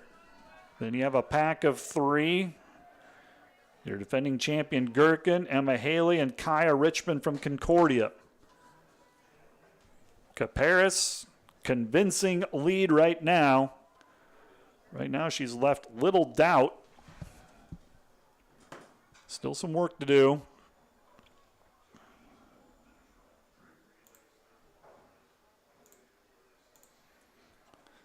Time on the scoreboard, 6:17 as Caparis clears the water steeple yet again. She'll have 3 more times around. 3 more times clearing the water steeple. Elise Caparis, senior nursing major from Manhattan, Montana, part of the cross-country team last fall that finished 8th nationally. And Caparis comes by the grandstand area. Nice ovation for Elise Caparis. She's your leader. 3 laps left for Elise Caparis. Madison Gherkin of Hastings and Emma Haley of Northwestern running second and third side by side. Kaya Richmond just about 5 meters back from that duo. They've been running second, third, and fourth respectively. Brooke Wigdahl of Hastings. Taylor Anima running 5th and 6th. Landry Hinkson. Wigdahl from College of St. Mary. Hinkson of Hastings. Top 8 finishers, all conference, and score points in the team standings. Your leader, Caparis. Up next for Elise will be the water steeple once again. 7:30 on the clock. Just over 800 meters left for Elise Caparis. Here comes the water steeple for the leader, Caparis.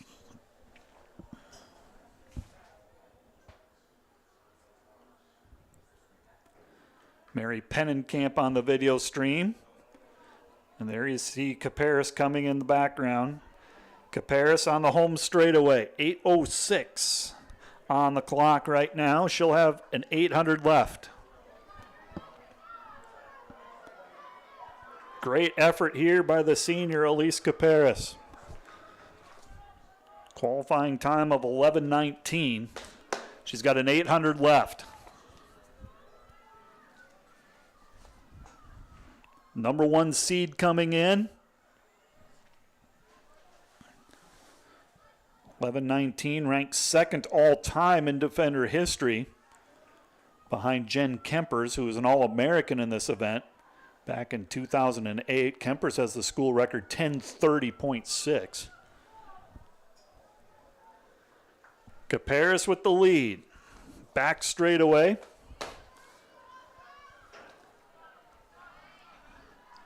Caparis on the back straightaway. Here comes the steeple on that back straightaway. Clears it with ease. Up next for her will be the water steeple. 2 more times on the water steeple. 9:14 on the clock. Elise Caparis has led from start to finish here.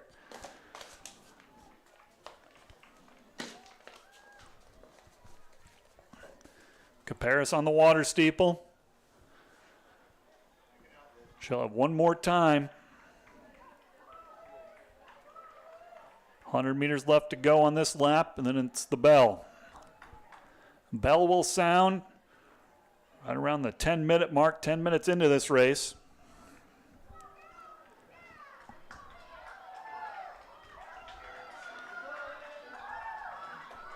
And Caparis. 400 meters left, and she is the GPAC champion. Bell lap for Elise Caparis, the senior from Dort.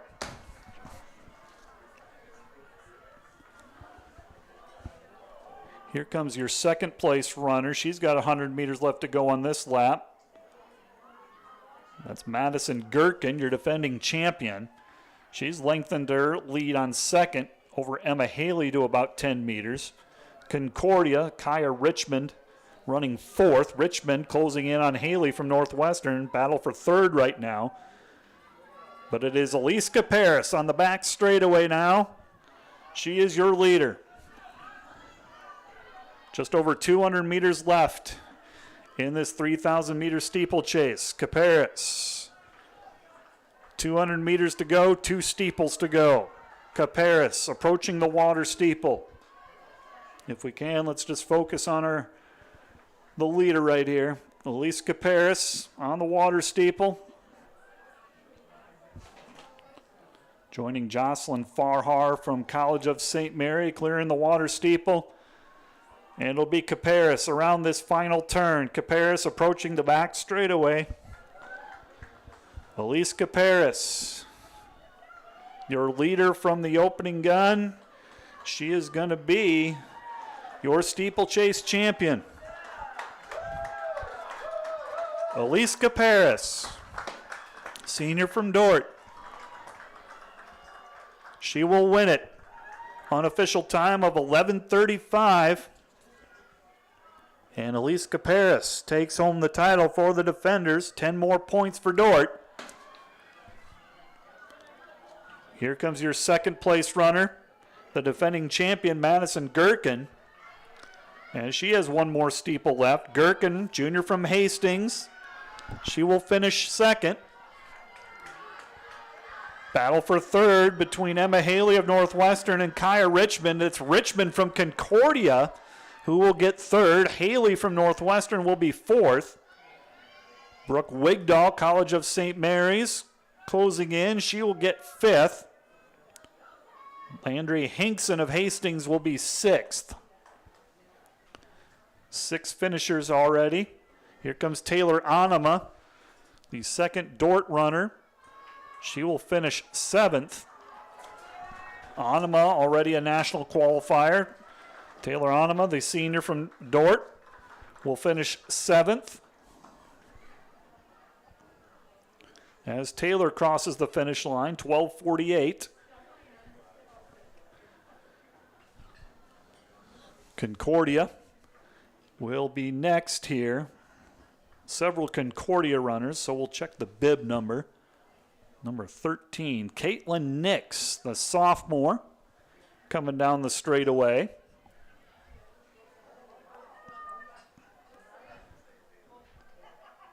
And Caitlin Nix completes. She will be the 8th place in the final all-conference entrant. So your top 8 earn all-conference honors, and that has been set. Caitlin Nix from Concordia, Taylor Onema from Dort, 7th. 6th place, Landry Hinkson of Hastings. 5th place, Brooke Wigdahl. 4th, Emma Haley. 3rd, Kaya Richmond. 2nd place, Madison Gherkin of Hastings. And winning the women's 3,000-meter steeplechase from Dort, senior Elise Caparis. Time of 11:36.1. She is your GPAC champion. Cameras on the another Concordia runner here who will be closing in and finishing. This is Mary Pennenkamp. And Mary Pennenkamp will come in and finish.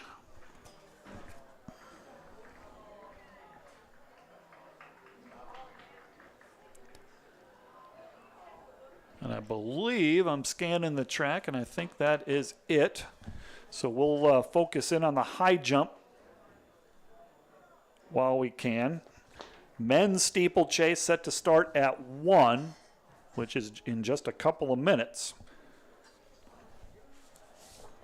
We'll take a very short break, and we'll introduce the competitors for this men's steeplechase coming up next on the track. You're watching the Dort Media Network.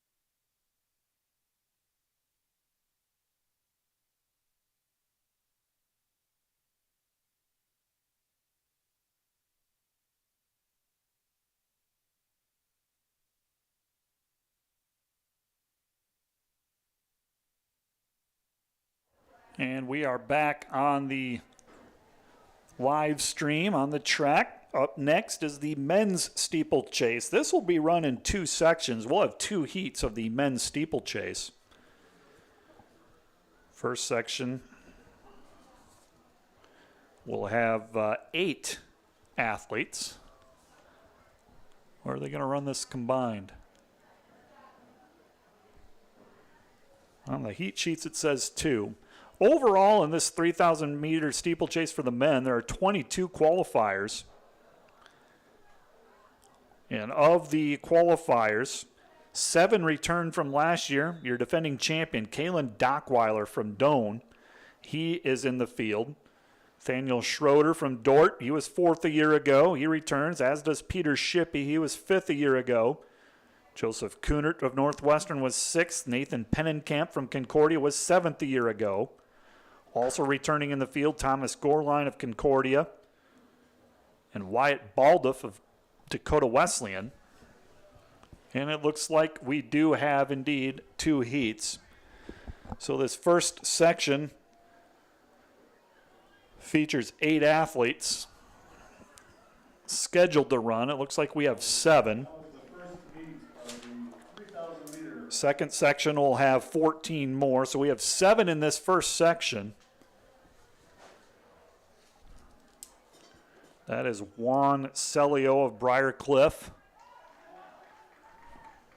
Garrett Hansen of Morningside. Nick Schiltz of Morningside. Michael Grigsby of Doane. Daniel Nordquist of Northwestern.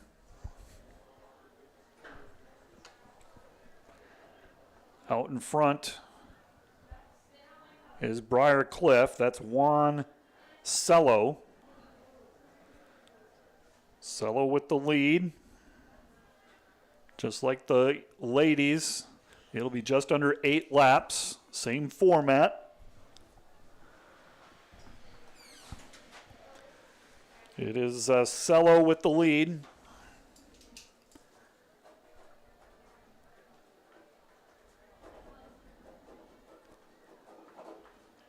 New leader up front as they approach the water steeple. Trying to check the numbers.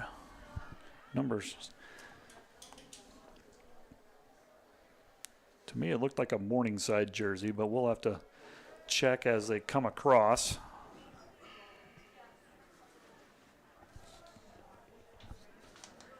Two laps down in this 3,000 meter steeplechase.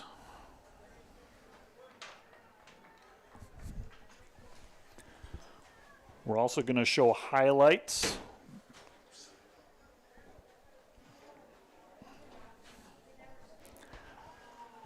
And we show highlights of the high jump as that continues to go on the video stream. We'll have 2 sections of this men's 3,000 meter steeplechase.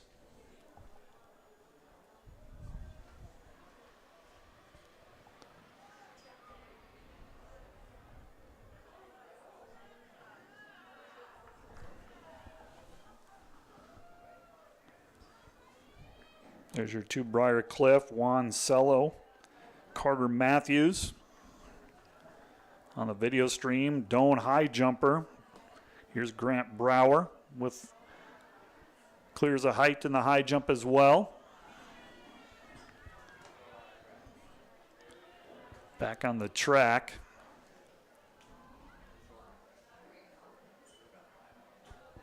Daniel Nordquist of Northwestern is your leader. Running second, Garrett Hansen of Morningside, Landon Thompson of Jamestown.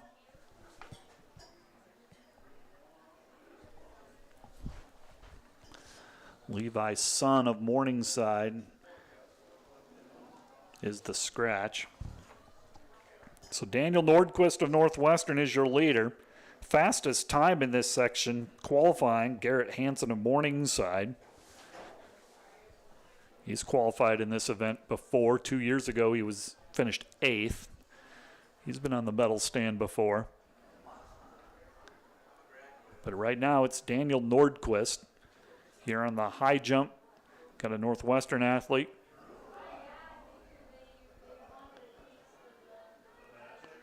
On the high jump, a miss there for Northwestern.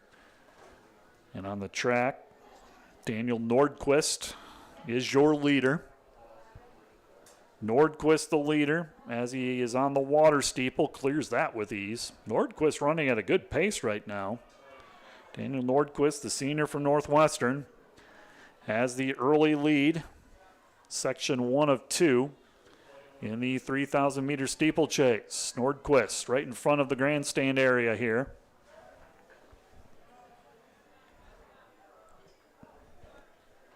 Nordquist 1. Landon Thompson of Jamestown 2. Michael Grigsby of Doan 3. Hansen of Morningside 4. Nordquist for Northwestern with the lead. In section 1 of the steeplechase.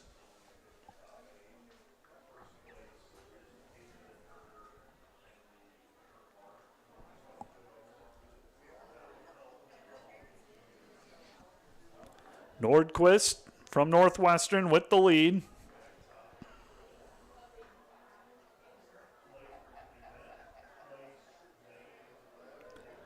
He's extended the lead out to about 50 meters or so. Daniel Nordquist, your leader. Gonna check on the field events, see if any of them have gone final. That's those that started at noon. Discus, women's triple jump, men's high jump. No official results yet, so we'll focus our attention on the track still. Here's Nordquist, your leader, in this 3,000 meter steeple. Nordquist He'll have 3 laps to go. Doan has moved up to second right now. That's Michael Grigsby. Jamestown running third with Landon Thompson.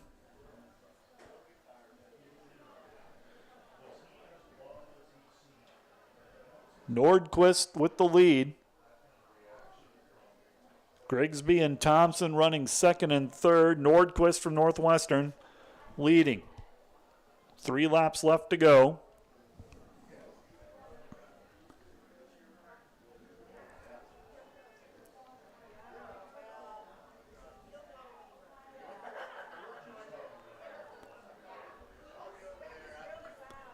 Nordquist on the back straightaway. Front of the visiting grandstands, if you will. NAI qualifying time in the men's steeple, 9:24 is the A, 9:32 is the B.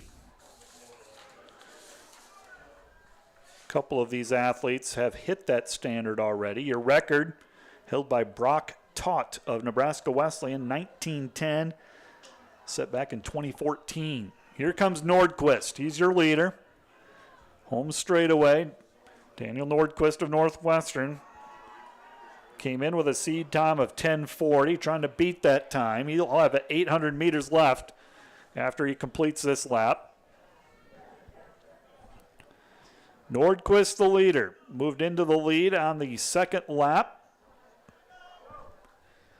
Running 2 and 3, Grigsby from Doan, Thompson from Jamestown. Hanson of Morningside.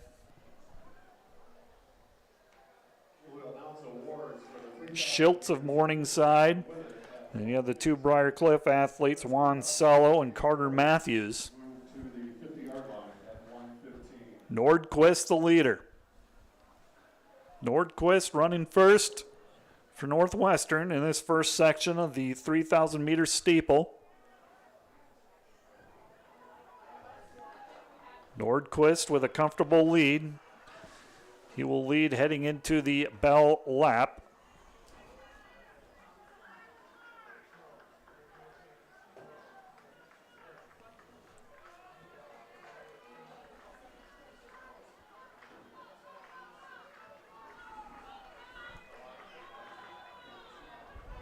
Here comes Nordquist, home straightaway. Just past the water steeple, Nordquist.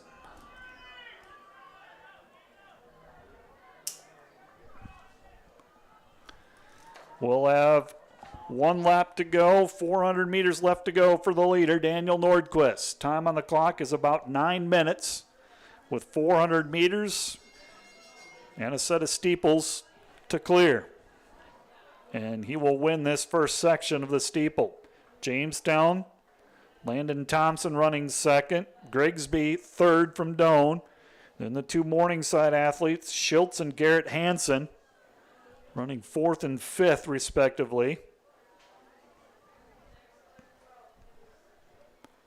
Your leader, Nordquist, on the back straightaway.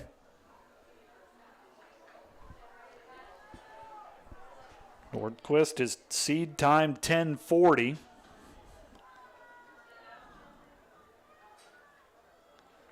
And he has the 2 more steeples to go and a 200-meter dash. Nordquist will come by the water steeple here for one final time.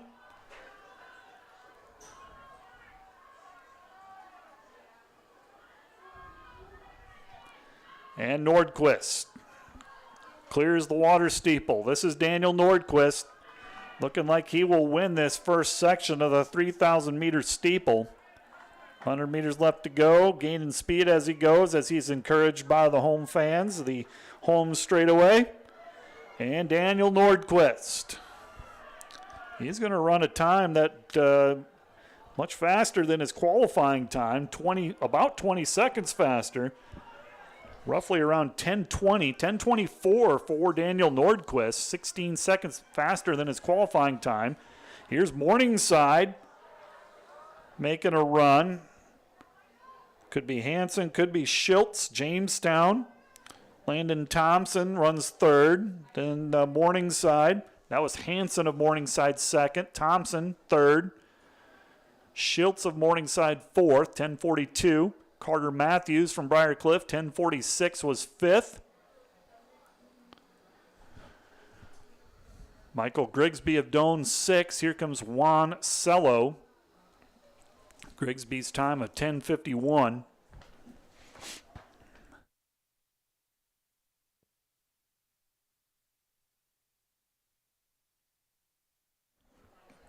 Time to beat, Daniel Nordquist, 10:24.2. He won that first section of the steeplechase. Section 2, this will be a bigger heat. 14 individuals in this second heat, led by the number 1 seed, Peter Shippey. Shippey, it's already hit the A standard, stands at number 2 in the nation, 9:08.74. His teammate, Daniel Schroeder, right behind. He's at the A standard, 9:13.07. Your defending champion, Kalen Dockweiler, is in this section. His seed time, 9:14, also an A standard. So you have 3 guys, Shippey, Schroeder, and Dockweiler. They stand 2, 3, and 4 respectively in the NAIA. So this is going to be an entertaining race. Wyatt Balduff of Dakota Wesleyan, he's hit the A standard as well. So 4 auto marks already out of this section.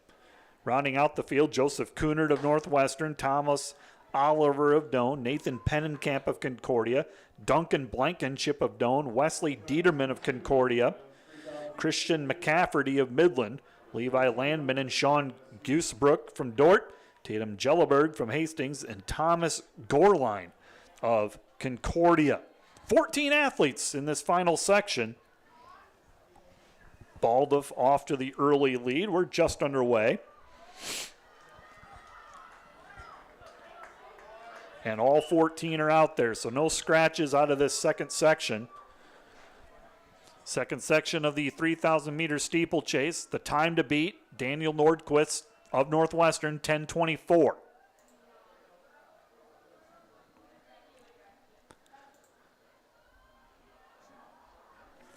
Number 1 time, the number 1 seed coming in, if you will, Peter Shippey from Dort.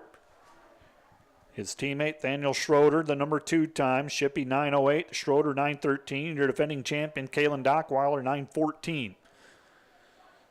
Might be a fast section, so let's record watch, if you will. Brock Taut of Nebraska Wesleyan, 2014. That record stands at 9:10.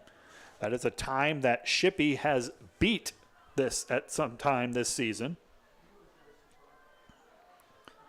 And right now, we have 4 guys out front: Shippey, Schroeder, Dockweiler, Balduff. The 4 guys that have qualified for nationals in this event.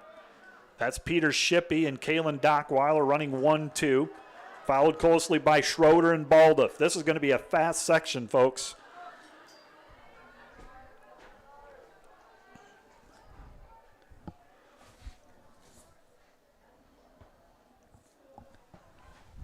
Six laps left to go. It's the defending champion Dockweiler right now with the lead. Outcome of this race also could have team scoring implications as well. Coming in, you pencil it out in the team standings. Doane, of course, one of the favorites. Dort, though, right there as well, along with Concordia and others. Dort won the indoor men's title. Doane was a close second. Doane is the defending team champion. And races like this sets the tone early. Dockweiler with the lead right now. Balduff second for Dakota Wesleyan. Shippey and Schroeder running 3 and 4. That's Joseph Kunert of Northwestern running a solid 5th. Thomas Oliver of Doane running 6th. PA announcer Mark Christians announcing the winners and the all-conference winners of the women's steeplechase. Elise Caparis from Dort, your GPAC champion in the steeple. Men's steeple, 5 laps to go. The defending champion Dockweiler from Doane with the lead. Balda from Dakota Wesleyan second. Schroeder and Shippey running 3-4. Kunert fifth. Those are your top five. That top group, that top foursome, they have stayed in a tight pack. The front runner has switched throughout, but it's that foursome. Dockweiler, Shippey, Schroeder, Balda, taking turns leading, if you will. Telling you, this is the potential to be a fast race. Keep an eye on the record, 9:10:35, set back in 2014. We'll record watch this. Dockweiler and Shippey running 1-2. That's how they finished last year in this event. Dockweiler won it. Shippey was fifth, actually. Schroeder was fourth. Dockweiler defending champion. 4 laps to go for that lead pack of 4.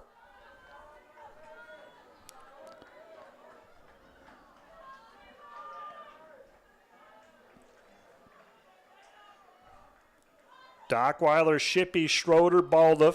Those are the 4. Kunert running 5th. Little bit off that lead pack. Kind of a little cat and mouse game going on between Dockweiler and Shippey. Each of them have traded turns, taken the lead. It's been Dockweiler for the most part, a little in front. Now Nathaniel Schroeder moving up a little bit. Balda from Dakota Wesleyan falling back just a bit as the lead group on the water steeple. Dockweiler, Schroeder, Shippey running 1-2-3, 3 laps to go. This promises to be a good finish. There's Dockweiler from Doane, the leader. Schroeder and Shippey running 2-3. Balda of Dakota Wesleyan 4. Joseph Kunert running a solid 5th.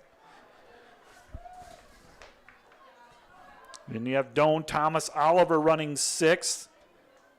Duncan Blankenship of Doane running 7th. Couple of Concordia guys, Pennenkamp and Dieterman. Midland, Christian McCafferty. Levi Landman from Dort.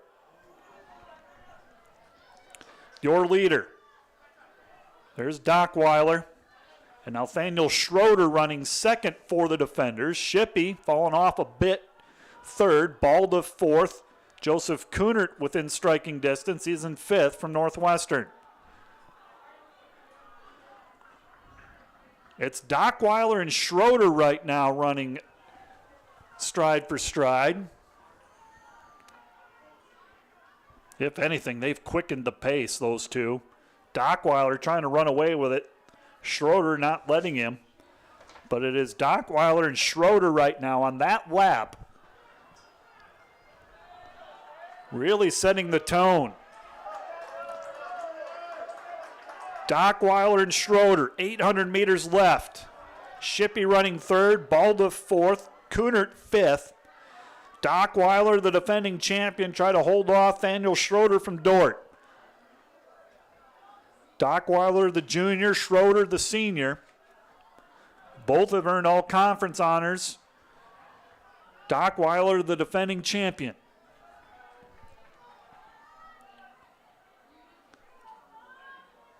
This is a 2-person race right now.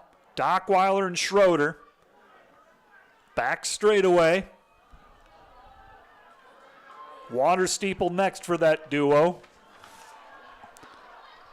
This place is going to get electric here as they come across in front of the home stands, if you will. Here's the water steeple. Dockweiler and Schroeder battling. Boy, their pace is really quick in these last 2 laps, folks. Dockweiler going for it. Schroeder's trying to hold on. Dockweiler has the lead. Your defending champion, Kalen Dockweiler, with the bell lap to go. Bell lap to go. It's Dockweiler, Schroeder, Shippey running 3rd.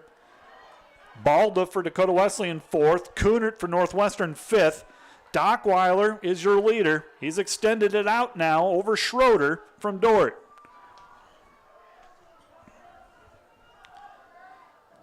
Caleb Dockweiler Came in with a seed time of 9:14. Schroeder 9:13. Here comes Schroeder, though. The water steeple, 200 meters left to go for these two. Dockweiler and Schroeder, 200 meters left for the GPAC title. Here's the water steeple. Dockweiler clears it. Schroeder clears it. 100 meters left. Dockweiler, boy, is he looking strong. Dockweiler closing it out. Dockweiler, one more steeple left, clears it. And it looks like Caleb Dockweiler will repeat as the GPAC champion. Dockweiler from Doane, unofficial time of 9:07. Schroeder 9:11. Here's Shippey for Dordt. He'll finish third. Joseph Kunert with a great final 200 meters. Kunert running fourth. He passes Balduff on this home stretch. Kunert trying to hold on. He will have fourth. Balduff of Dakota Wesleyan fifth. Here's your sixth place, Thomas Oliver of Doane. Oliver of Doane, Concordia moves up. That's Pennenkamp. Duncan Blankenship of Doane will also earn all conference honors, 6, 7, and 8 for that trio. Your winner, Caleb Dockweiler, official time 9:07.9. That betters his qualifying time, hits the A standard. Schroeder second, 9:10.8. Shippey third, 9:16.2. Kunert from Northwestern, 9:26.4. Balduff, Dakota Wesleyan fifth. Thomas Oliver of Doane, 9:43, finished sixth. Nathan Pennenkamp of Concordia, seventh. And eighth, rounding out the all-conference, Duncan Blankenship of Doane, 9:48. Dordt with 3-point scores in that group. Doane with 3. Doane is the champion. Caleb Dockweiler repeats as the GPAC champion. Congratulations to Doane and Caleb Dockweiler on winning the steeple championship. 1:24 is the time. 1:30 will be the start time of the 4x1 relay. That'll be the women's 4x1. We will take a quick break. We'll come back at about 1:27. How about that? About a 3-minute break or so, and we'll set the stage for the women's 4x1. Coming up next on the Dordt Media Network.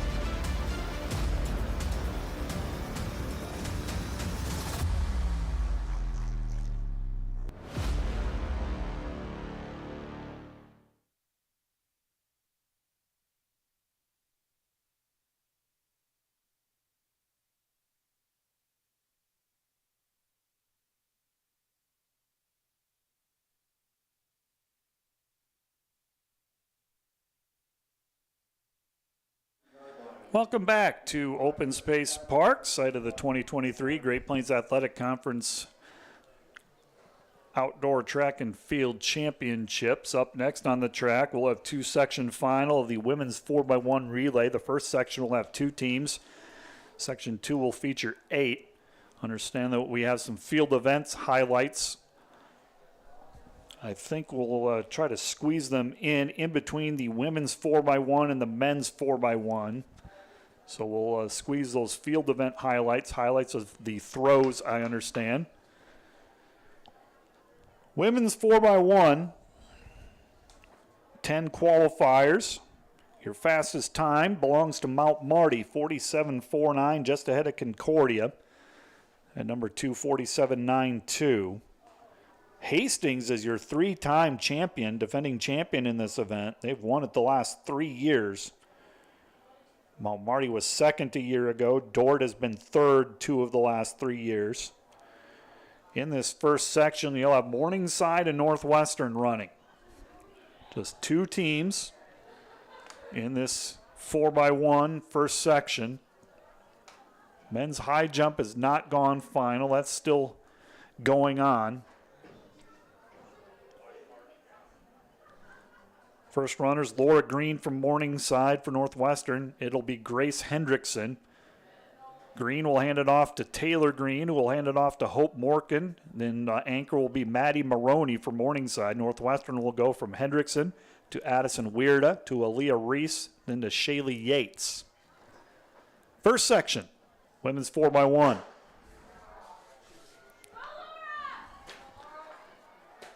Hendrickson for Northwestern to Laura Green from Morningside. A lot of this race is handoffs. Good handoff there. Addison Weirda for Northwestern. Taylor Green from Morningside. Weirda will hand it off to Aaliyah Reese. Here's Hope Morgan with the baton for Morningside.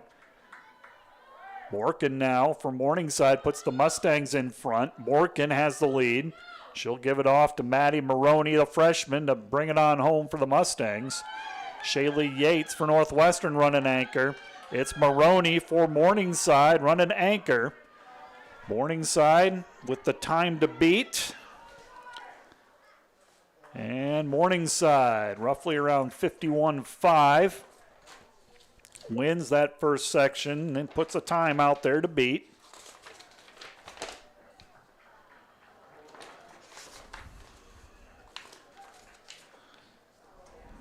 Take a look at what the record is in this 4x1. Held by Hastings, 46.86, set back in 2019. Fairly recent record. Let's head into section 2. Dakota Wesleyan in lane 1. Dort with Erica Nickel leading off for the defenders. They're in lane 2. Doan in lane 3 with Isabel Bothwell leading off. Mount Marty, your qualifying leader. They're in lane 4, Isabel Hardmeyer, the freshman, to lead things off. Concordia with Rachel Battershell leading off for the Bulldogs. They're in lane 5. Lane 6 has Hastings with Kaya Edwards. Lane 7, Midland with Amber Rogers. Lane 8 for Briarcliff, it's Tyjana Gardner. This is the second and final section of the 4x1. 51.3, time turned in by Morningside.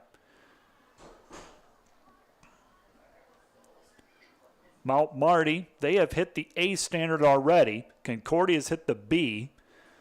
47.85 is the A, 48 even is the B standard to qualify for nationals.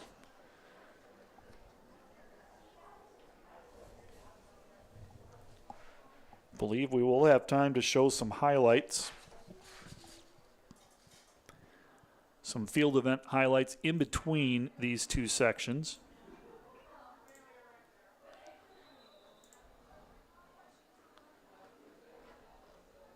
Looks like we have men's and women's hammer, men's javelin as well to show. Erica Nickel will lead things off for Dort. Talia Hayes for Dakota Wesleyan. Isabel Bothwell for Doan. Isabel Hardemeyer for Mount Marty. Mount Marty in lane 4, fastest qualifying time. Battershell for Concordia. Edwards for Hastings. Rogers for Midland. Gardner for Briarcliff.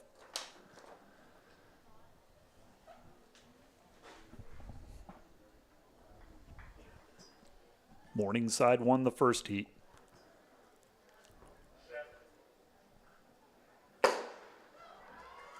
Clean start. Here we go. Keep an eye on lane 4 and 5. Those are the fastest two teams, Mount Marty and Concordia, to qualify at least. Hastings, your 3-time defending champion, they're in lane 6. Looks to me like Mount Marty. Concordia and Hastings up front right now. This is the third carry.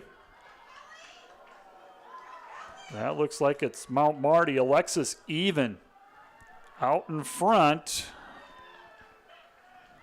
No, it's Concordia. Concordia with the lead. Adriana Rodensall trying to hold off Doan. Caitlin Cotton running anchor. Concordia and Doan battling. And it is Concordia with Rodensall winning it. Doan second, Mount Marty third with Eliana Clark. Running anchor for Dort was aided in Herder. 47-4 for Concordia. That will win it. 47-4. That meets the A standard, so they ran faster than their qualifying time. Concordia is your 4x1 champion for the women. Doan second, Mount Marty third. Dort, 49-7, is fourth. Their quartet of runners, Erica Nickel, Lydia Herman, Isabel DeLay, and Ada and Herder. And that completes the women's 4x1. Let's, if we can, let's show some highlights. Also on the video stream, they're announcing the race walk. Here is the hammer highlights from earlier today. This is the women's hammer throw. That was Cameron Poconori with the throw. Kiara Anderson, she was the winner for the women's hammer throw. 55.91 meters. We'll switch gears, go to the women's javelin. Paige Earhart, 8th place today. 34.39 on that throw. Jordan Bjork from Northwestern was 7th. Bjork with the toss there. Your 6th place, Abby Wolgamuth in the women's javelin. Molly Vanderham of Doan, your 5th place in the women's jav. Thank you to Andrew DeVries to shoot this footage and provide the information. Madeline Rhodes, College of St. Mary, 4th place finish in the javelin.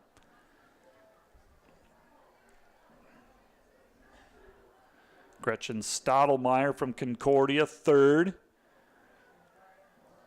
Toss of 36.83 on that toss by Stottlemyre. Your runner-up in the women's javelin, Jordan Tolliver from Jamestown.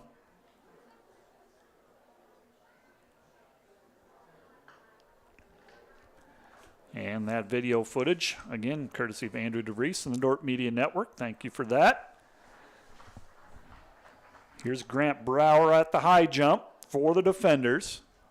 And that is a live look-in. Brower just jumped. High jump field narrowing down, I'm sure. They've been going for a while, since noon. They're an hour and a half in. Let's take a look at this 4x1 field. On the men's side, here's a Midland high jumper. Midland, this isn't Reitzel, but Shandon Reitzel is a defending champion. His teammate here misses on that attempt on the height. 2.08 is the height right now. That's where the bar is at, 2.08 meters. 10 teams in the men's 4x1. Your fastest time belongs to Northwestern. They have also hit the A standard and qualified for nationals, 40.92. Dort right behind in second. They also have hit the A standard, 41.13.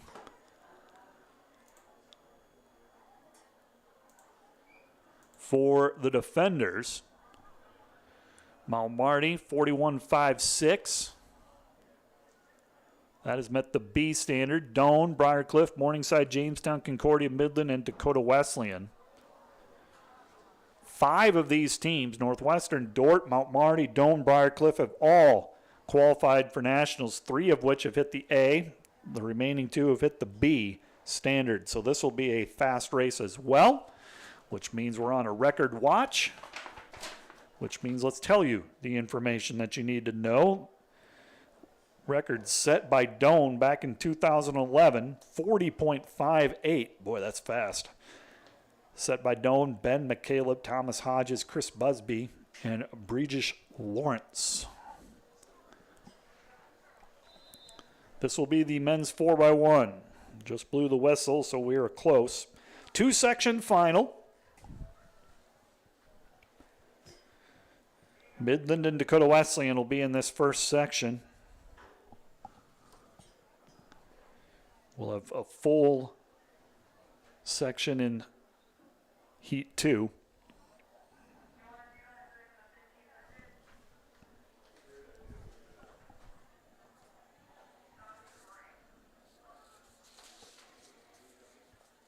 You look at the men's 4x1.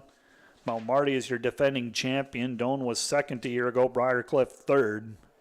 Mount Marty has won it 2 of the last 3 years. Doane has finished as the runner-up the last 3 seasons. So Mount Marty and Doane, traditionally, recent history has said that those are 2 of the 2 teams to beat. They've raised the high jump bar to 2.08. I guess that's where it was at moments ago. Got to be down to our final competitors in that race, or in that event.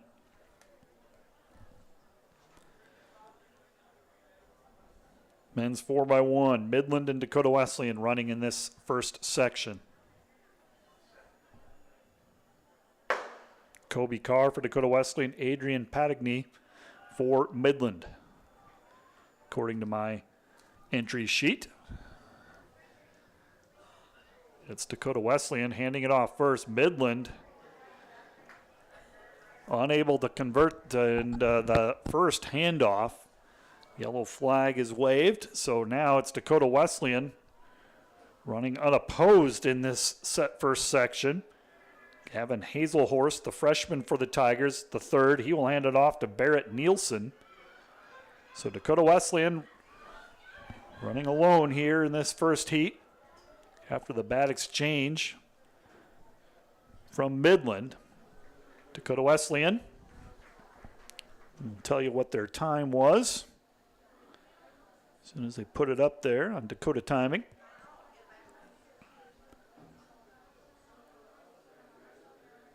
.44.8 is the time to beat by Dakota Wesleyan. That's almost 3 seconds faster than their qualifying time. So 44.8 is the time to beat as we head into the second and final section.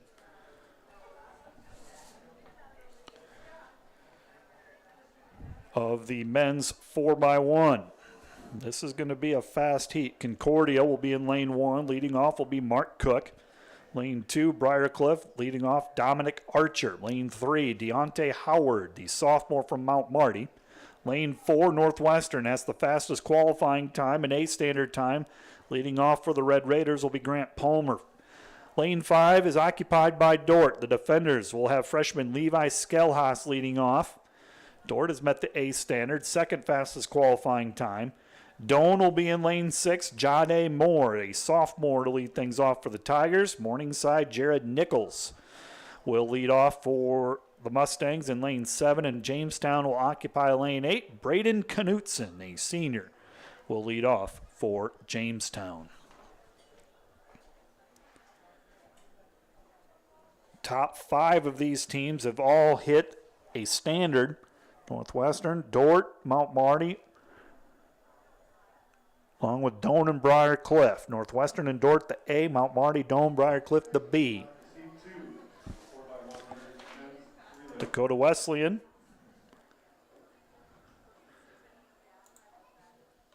The lone finisher in the first heat, time to beat 44-8. Dort's group of four, Skell-Haas to Logan Franken to Ryan Schober, and Luke Wagner will run anchor for the defenders.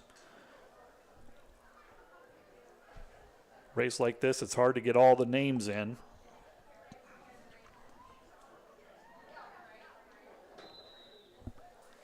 Whistle blew, that means we're moments away from the start.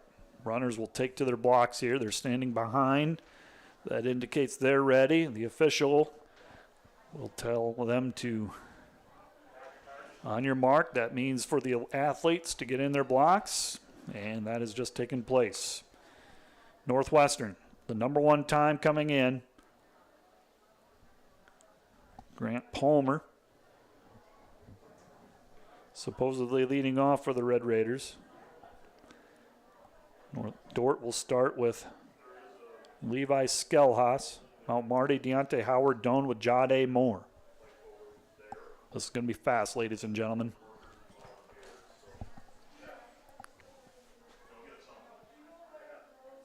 And they're going to redo it. Not a false start. Sometimes the official sees something before that false start and calls them back, so we're going to do it again. Take a deep breath. And we'll have the conclusion of this 4x1. Happens more often than you think.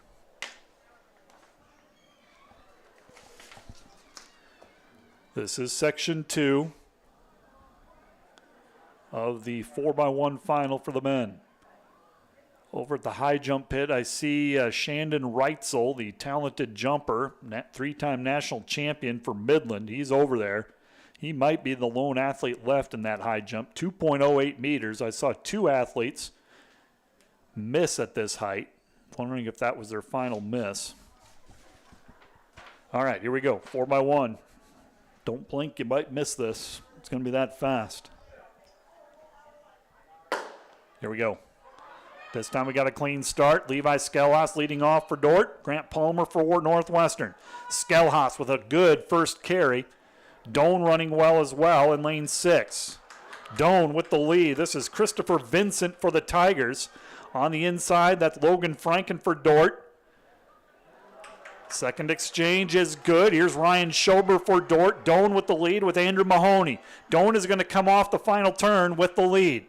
Running anchor for Doan is Austin Drake. For Dort, it's Luke Wagner. Here comes Northwestern, though. Ashton Sandbolt. Sandbolt, Wagner battling. Doan on the inside. Don't snooze on this, folks. It's close. It is close. Wow. Told you it was going to be fast. And Northwestern is your champion, 40.9. According to the Dakota Timing, Northwestern, Dort, both at 40.9. I'm not sure who's going to get it. In terms of place right now, they have Northwestern 1, Dort 2. Must be down to the 1,000th of a second.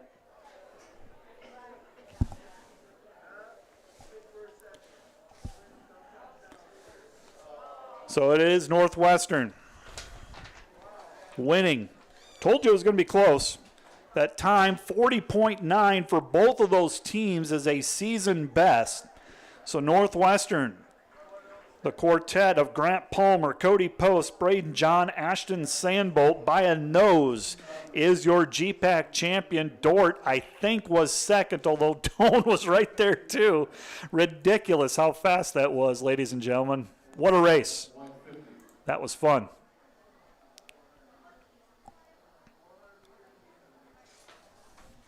If I can, Dort Media Network crew, I'm going to keep it here because I want to update our viewers on the Decathlon standings.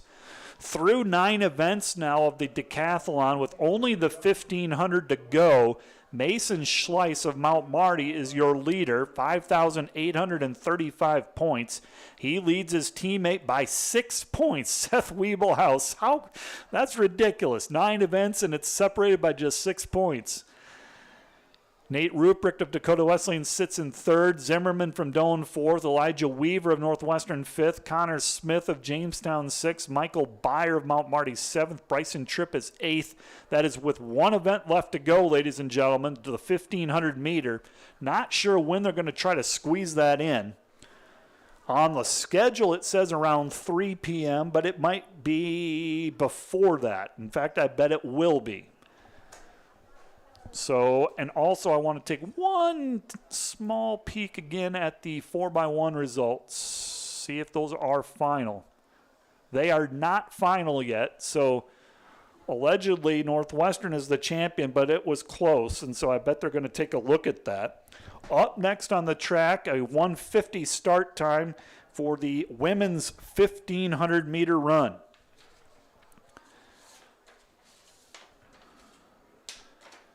And that is what's next up on the track.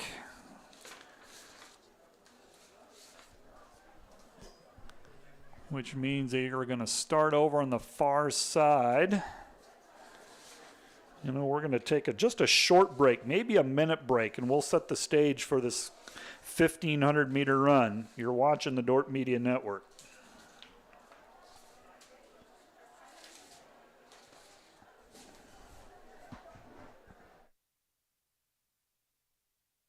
Today's Dordt Media Network live stream broadcast is produced by the students of Dordt University and sponsored by Sioux Center Health Therapy, partnering with Dordt University to provide quality care to all athletes. Sioux Center Health Therapy. And today's live stream broadcast brought to you by Verhoof Automotive. Verhoof Automotive in Sioux Center is your local Chrysler, Dodge, Jeep, Ram, Chevrolet, and Buick dealer. Verhoof Automotive, worth the drive from anywhere. At Premier Communications, we're all about connection. Connecting you to all the entertainment, work, and family you love with our phone, internet, cable TV, and tech support services. And now, that connection has gotten even faster with internet speeds up to 1 gig. Experience the next level of connection with Premier Communications. Visit us online at mypremieronline.com or call toll-free 800-741-8351. Premier Communications. Looking ahead.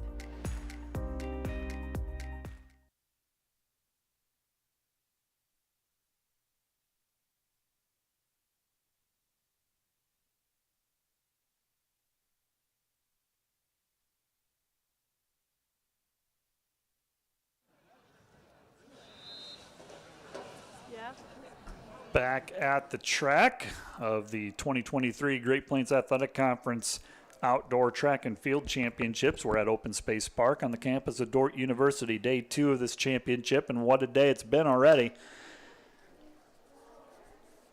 Up next on the track is the women's 1,500 meter. 1,500 meter is going to be next up on the track. Men's high jump has gone final. They're resetting the bar, getting ready for the women's high jump, but they'll go through a long period of warm-up. But we'll give you the men's high jump standings once those are official. Let's take a look at this women's 1,500 meter field. It's going to be divided up into 2 sections of 12. There are 24 athletes overall. In that 24 athlete field, there are 9 returners from last year, including 4 that earned all conference honors, led by the champion, Riley Hacker from Concordia. Riley Haker, junior from Concordia, has the fastest time coming in, 4:41. She was an All-American this past indoor season in the 1,000. Her teammate, Keegan Beisel, freshman, is second. Kylan Freiberg, All-American in the 1,000 meter this past indoor season as well. She was the runner-up, actually, at the Indoor Nationals. It has the 3rd fastest time. Also returning, Bethany Tenhaken from Dordt. She was 6th a year ago. Raya Kaczynski of Concordia, also a returner and all-conference honors last year. This first section will have 12 athletes. They'll start over on the far side, just shy of a mile. Sadie Fike of Dordt, Monica Olson of Morningside, Jilly Golis of Hastings, Rachel Walters of Doane, Faith Williamson of Concordia, Corrine Mead of St. Mary, Emily Johnson of Mount Marty, Cynthia Chaparro Bello of Hastings, Madeline Krause of St. Mary, Maya Johnson of Midland, Annika Vermeulen of Dakota Wesleyan, and Ella Veldkamp from Dordt. Sadie Fike, a sophomore for the defenders, as is Ella Veldkamp, a sophomore. 2 defender runners here in this first section of the 1,500. Two-section final.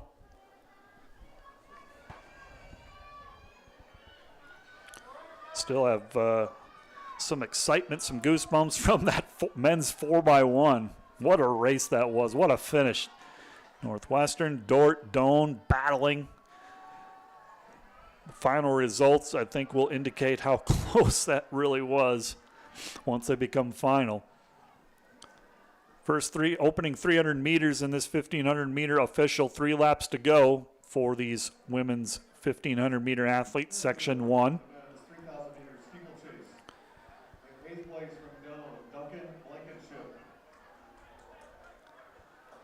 Your leader over on the far side in this women's 1,500 meter, that's Monica Olson from Morningside. Sadie Fike for Dordt running second. Those two athletes out front, separating themselves from the pack here. Monica Olson and Sadie Fike, they have the top 2 times of the athletes in this first section. Monica Olson with the lead coming into this home straightaway. Olson followed by Fike. Then it's Goalless of Hastings. Rachel Walters of Doane running 4th. Faith Williamson of Concordia 5th. 800 meters left to go for the leader, Monica Olson. Record holder Michelle Mumm of Morningside, 4:36.47, set recently back in 2018. Monica Olson of Morningside, the leader, first section of the 1,500 meter.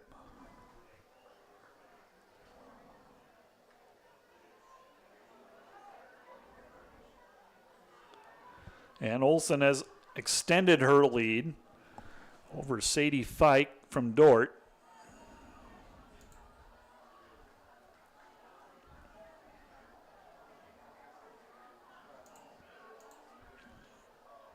Qualifying time, 4:36 is the A, 4:40 is the B.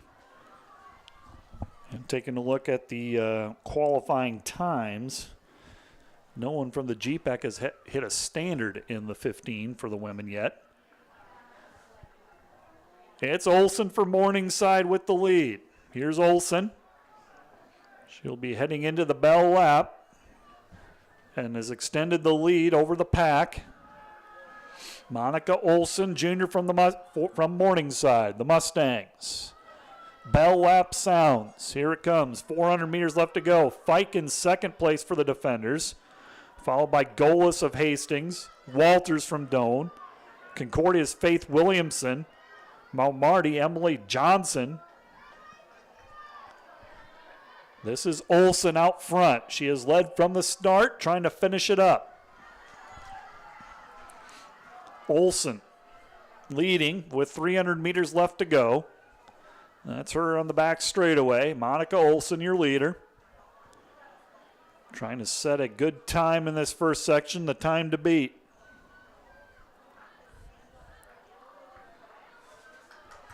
Olson, 200 meters left to cross the finish line first for the defenders in this first section. Fike in second. Making a charge is Faith Williamson of Concordia. Making a charge. She's moved up in the standings. Here's Olson. 100 meters left to go, plus a couple of steps. Olson trying to hold on.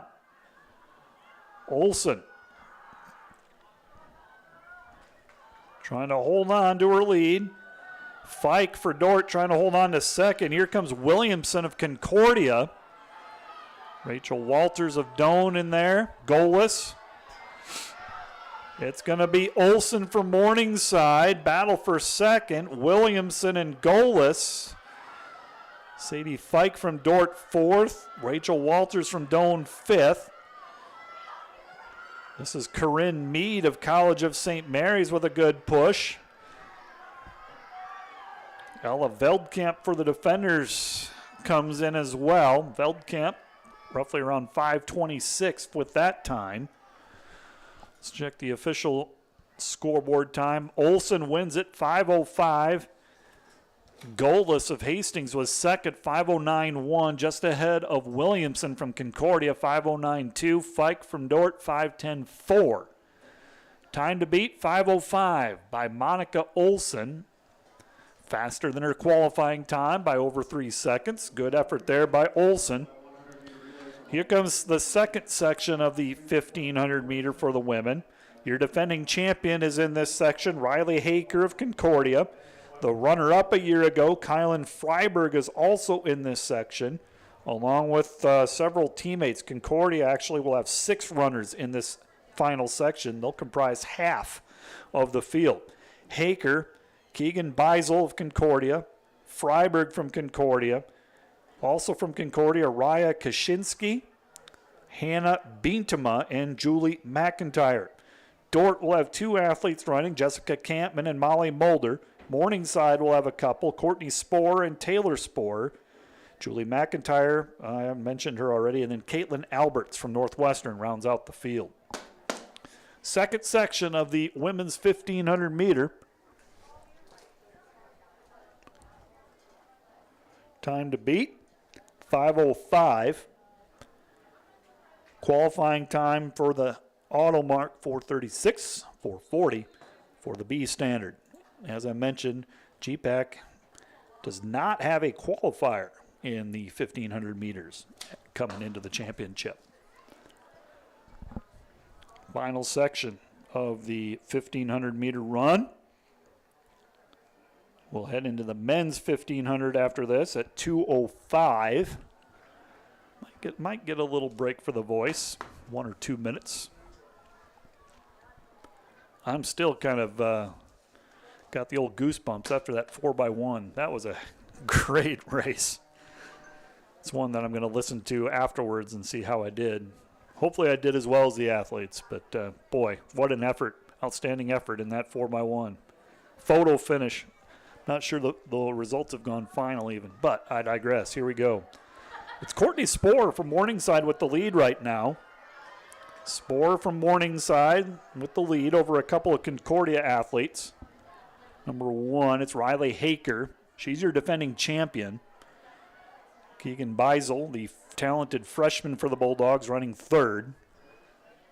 Tight pack right now. All 12 runners just bunched in there. The 2 Dort athletes, Bethany Tenhaken and Molly Mulder out there. Mulder, a freshman from Dort, part of the 8th place cross-country team last fall nationally. Outstanding job for the defenders. In the lead, it's Spohr for Morningside and Haker for Concordia. 2 Morningside, 2 Concordia out front. Jessica Campman for the defenders running in 6th place. Kylan Freiberg in there as well. Courtney Spohr and Taylor Spohr for Morningside. My money's on that they're sisters. One's a freshman, one's a junior. Out in front. And then you got the Concordia entourage, followed by the Dort entourage. This is close. What do we got? We got 3, 5, 7, 8. Tight pack of 8. Very little separation, and it's the defending champion, Riley Haker, with the lead. Haker, along with her freshman teammate, Keegan Beisel, running 1-2 right now. 800 meters left to go. Concordia now running 1-2-3. Haker, Beisel, and Freiberg. That is how they're seated, incidentally. Riley Haker starting to pull away. Top 8 finishers, all conference. Right now, Molly Mulder is the cutoff right there, the freshman from Dort. She's in 8th place with about 600 meters left to go. Haker has the lead. She's the defending champion. Runner-up 2 seasons ago. All-American in the 1,000. Junior from Concordia. Camera's on her right there. That's Riley Haker. Moving up into 2nd is Kylan Freiberg. Beisel right behind. Courtney Spohr, Jessica Campman. This is Haker's race to win. Haker with the lead. Bell lap sounds. Haker has the lead. She's extended it out to 30 meters. Haker, followed by Freiberg. One of the spores for Morningside. Not sure which one that is. It might be the freshman, Courtney. I have to look at the number if I get a chance to see it. But it's Haker with the lead. There's Freiberg. Yep, it is indeed. Courtney Spore. Good guess. What do you know? Haker pulling away. Haker with 200 meters left has a substantial lead. Here comes Jessica Campman. Campman for the defenders making a move. She's into third, trying to overtake Freiberg for second. Riley Haker, a seed time of 4:41. I'm bad at predicting, but I think she's going to run faster than that. Haker in first. Campman and Freiberg a battle for second right now. Right now it's Jessica Campman who has slid up into second. Good effort by the junior Jessica Campman. It'll be Haker. She'll defend her title in the 1500. Haker wins it, 4:40. Campman runs second. Freiberg and Spore from Morningside may have slid into the third spot. Concordia 4. Let's sort it out, Dakota timing. Let's take a look. Haker wins it 4:40.2.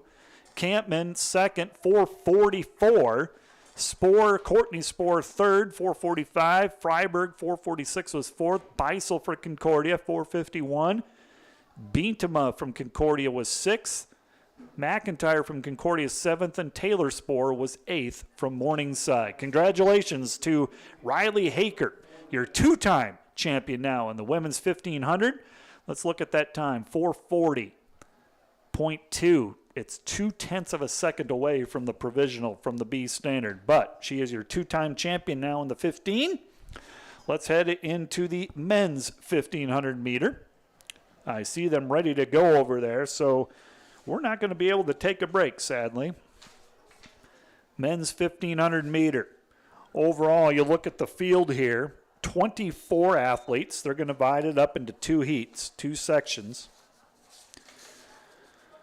Let's take a look at the overall field. Your defending champion is in, Joe Anderson from Dort.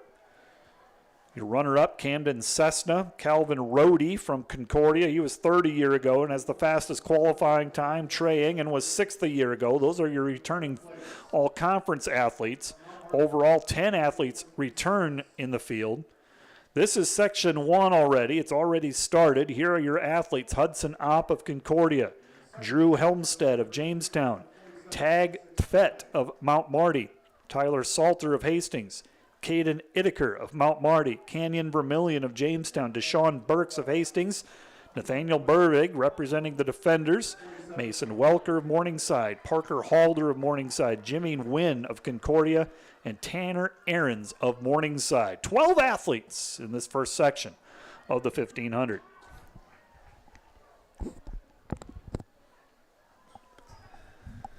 First lap down, 3 laps to go. Our time, 2:06. So that means the men's discus is just underway.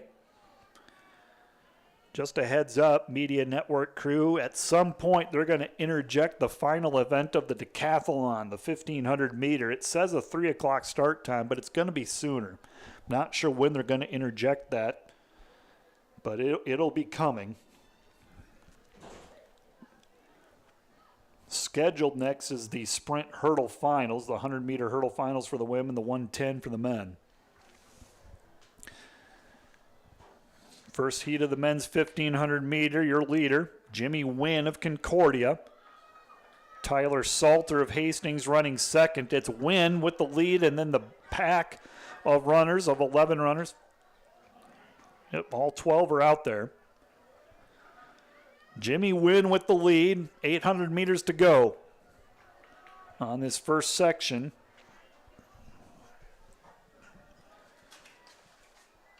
Quick turnaround between these 1500 meter races. Forgot to tell you, the record in this event, 3:51.4, one of the oldest records in the GPAC dating back to 1982, held by Craig Einspar, 350.1. That's quick. Maybe after this is all said and done, I'll go out on the track, see if I can do a 350.15. We should have a poll. I should start a poll. Text me your answer. Think if I can do it or not, yes or no. Salter with the lead. Salter for Hastings has moved into the lead. Parker Halder from Morningside right on his shoulder, running 1-2 right now.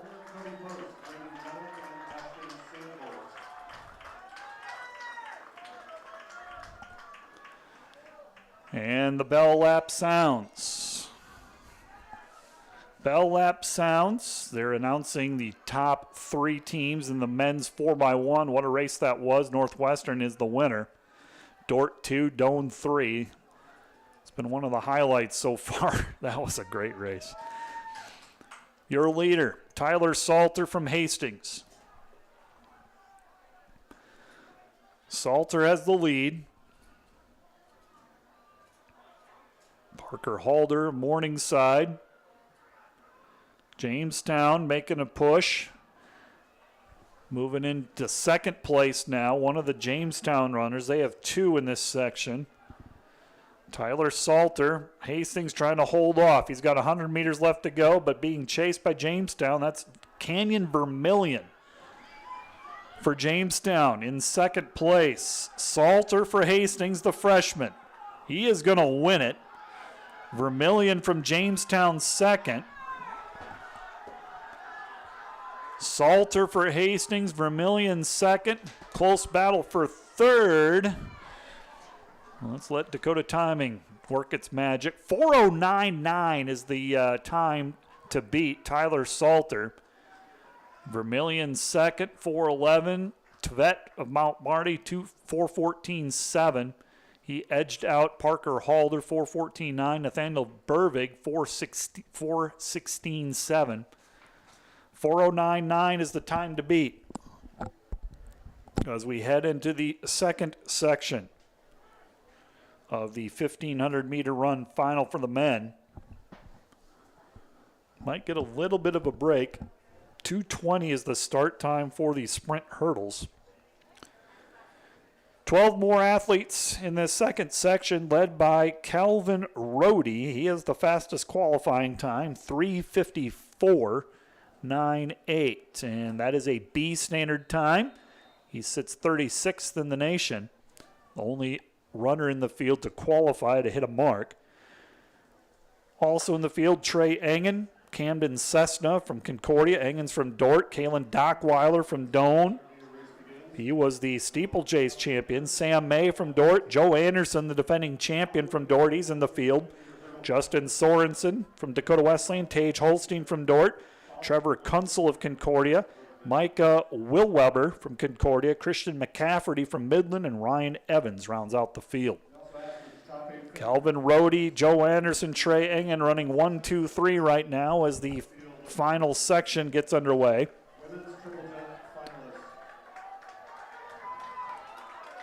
Justin Sorensen of Dakota Wesleyan running 4th. It is Rohde with the lead, followed by the defending champion Anderson, then Trey Engen. Sorensen from Dakota Wesleyan, Camden Cessna, the runner-up a year ago. That is your top 5 right now. Rohde with the lead.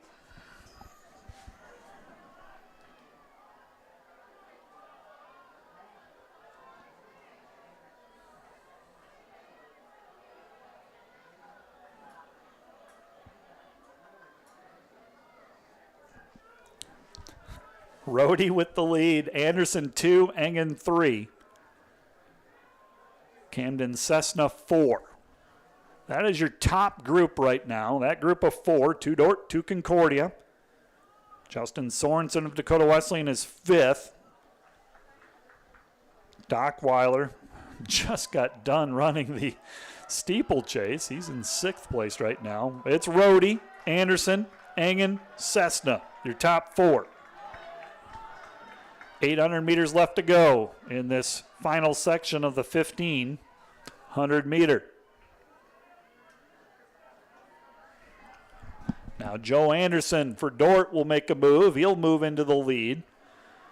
Anderson, Rhodey, Engen, Cessna. That is your top four. Joe Anderson, your defending champion, All-American this past indoor season, a runner-up finish nationally in the 3K. All-American this past cross-country season. He helped lead the defenders to the national title in cross-country. Anderson with the lead, being chased by Rhodey and Cessna and Engen as we head into the bell lap. Sam May for the defenders has moved up to 5th. Good effort by the freshman Sam May. Anderson, Engen running 1-2. Rhodey, Cessna for Concordia running 3-4. Sam May has moved up to 5th for the defenders.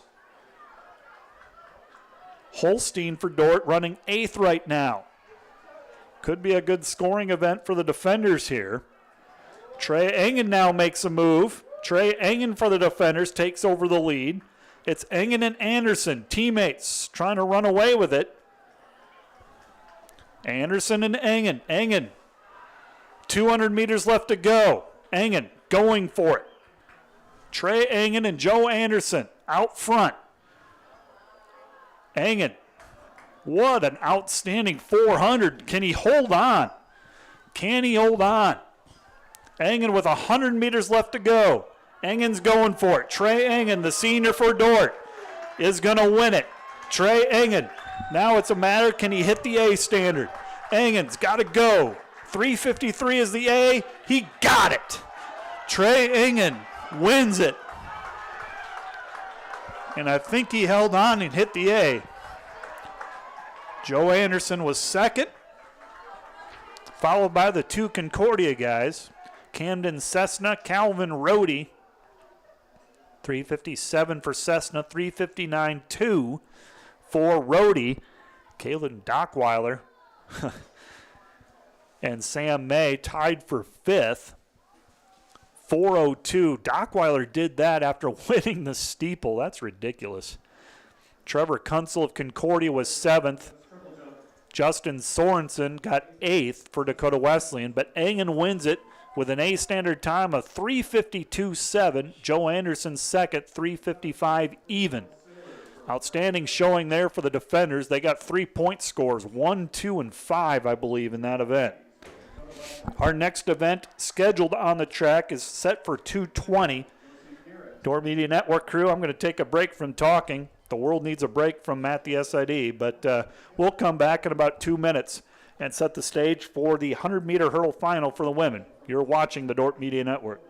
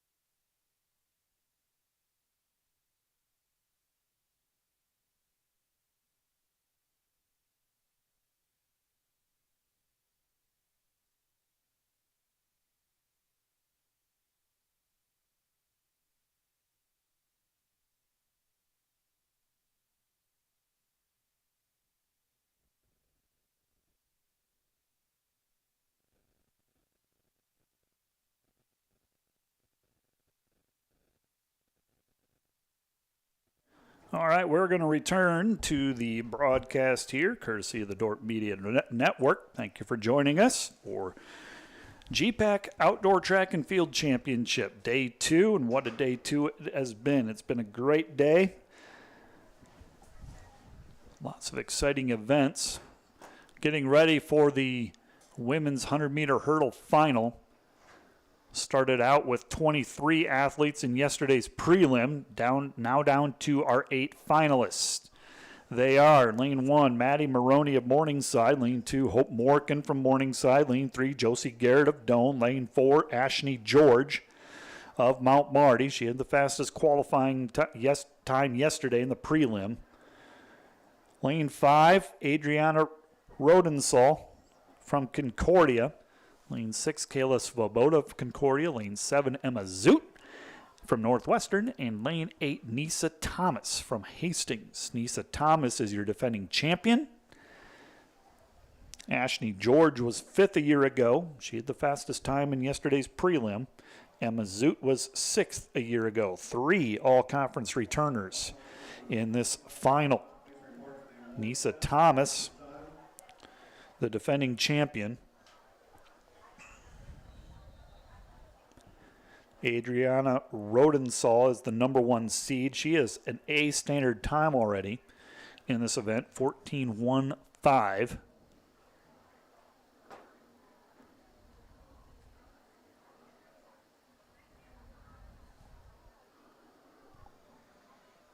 Nisa Thomas also is qualified for nationals.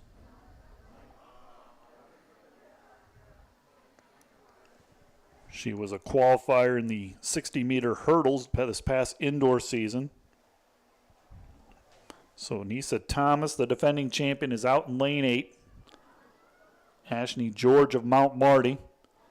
She's already earned all conference honors in the heptathlon at this championship, as has Adriana Rodensall. She's in lane 5. She had the fastest time coming into the championship. 100-meter hurdle finals.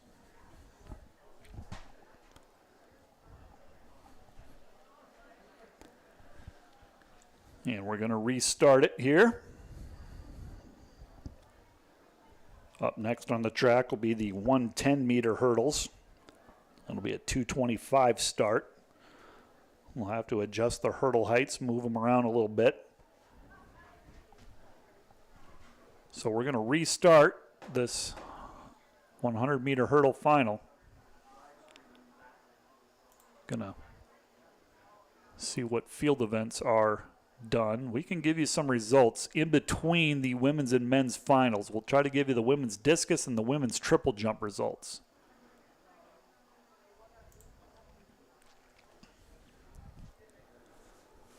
Ashley George in lane 4, Rodensall in lane 5. Don't snooze on the defending champion, Nisa Thomas, who's out to a fast start. Thomas outside in lane 8. On the inside, it's George. Thomas, Rodensall battling it out, and it's going to be one of those two, Nisa Thomas or the freshman Adriana Rodensall. Too close for my eye. It's going to be Nisa Thomas from Hastings. The defending champion, she defends the title. Her 3rd time earning all conference honors. Nisa Thomas out in lane 8 wins the 100-meter hurdles. Dakota Timing has a time of 14 even. Same time as Rodensall, but it goes down to the 100th or 1000th of a second probably. Nisa Thomas unofficially is your winner. George from Mount Marty 3rd, 14:7. Garrett of Doane 4th. Morgan of Morningside 5th. Svoboda Concordia 6th. Zoot was 7th from Northwestern.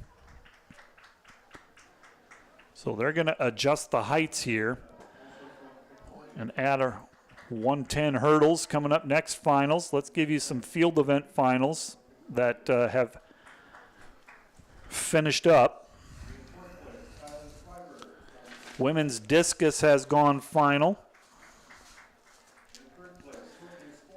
And let's give you the top 8 placers.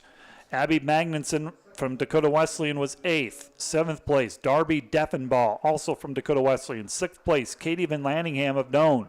5th place, Aaron Painter of Concordia. 4th place, Olivia Bauckham of Doane. 3rd place, Emma Lloyd of Concordia. 2nd place, Kiara Anderson, who came in as the defending champion from Hastings.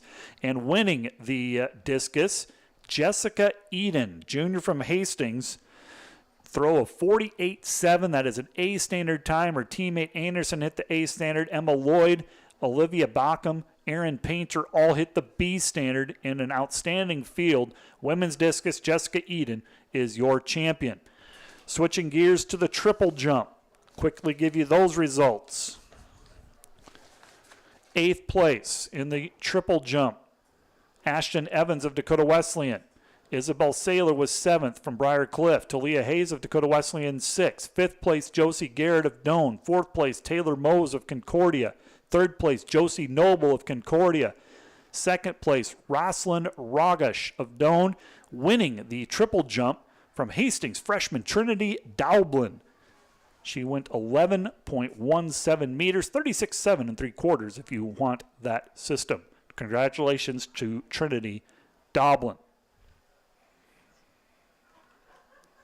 Live scoreboard, here we go. It'll be the 110-meter hurdle finals. Prelims were yesterday. We had 15 athletes qualify and run in yesterday's prelim. We're now down to our 8 finalists.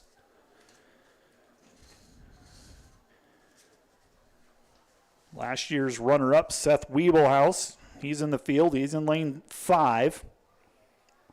Austin Freiberg, 3rd place a year ago. He's in lane 4. Bryson Tripp in 1. Fusler of Mount Marty in 2. Creechy of Doane. Kyle Baumert, Justin Grun in lanes 7 and 8. That is Freiberg with the lead from Morningside. Freiberg will cross the finish line in 1st place. Austin Freiberg, Creechy of Doane was 2nd. And the 110 hurdles is official. Austin Freiberg from Morningside wins it with a time of 14.4. 14.4 was the winning time. Creechy of Doane, 14.9 was 2nd. Freiberg came in with the fastest time. Freiberg followed by, they're going to give Mark Cook of Concordia and Creechy both 14.9. Wiebelhaus from Mount Marty, 15.10 was 4th. Fusler from Mount Marty, 5th, 15.2. Baumert from Dort, 6th, 15.5. Grun, 15.9 was 7th from Dort. Austin Freiberg, your GPAC champion in the 110 hurdles. Came in with the fastest qualifying time, and he finishes it off, and he wins it. Let's check to see if he qualified. And now I just heard the announcement that we are going to go right into the decathlon. I knew they were going to interject it, so it'll be the decathlon, the 1,500 meter. This is the final of 10 events in the decathlon. So it'll be the men's decathlon coming up next, 1,500 meter. So they'll start it on the far side of the track. Probably can't take a break right now. So let's give you the standings on the decathlon. Mason Schleiss is the leader through 9 events. 5,835 points. His teammate, Seth Wiebelhaus, just 6 points in back. After all of that, it's just 6 points that separate first and second. Nate Ruprecht of Dakota Wesleyan is in 3rd. Mason Zimmerman, 4th. Elijah Weaver, 5th. Connor Smith, 6th. Michael Byer is 7th. Bryson Tripp from Jamestown is 8th. Bryson Tripp just competed. I think he was in the field for the 110 final. I got to check on that. Yeah, sure was. So he's back on the track. Wow, no rest. 1,500 meter coming up. men's decathlon. This is the final event of 10. Today's events in the decathlon, the 110 hurdles. That's how we got our day started, way back at 9 a.m. Discus, then pole vault, then javelin, and now the 1,500-meter run.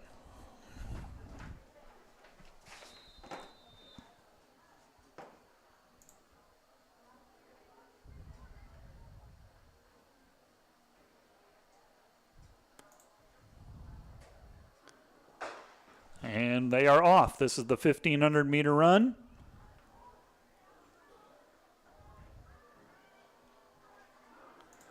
And the final event of the decathlon.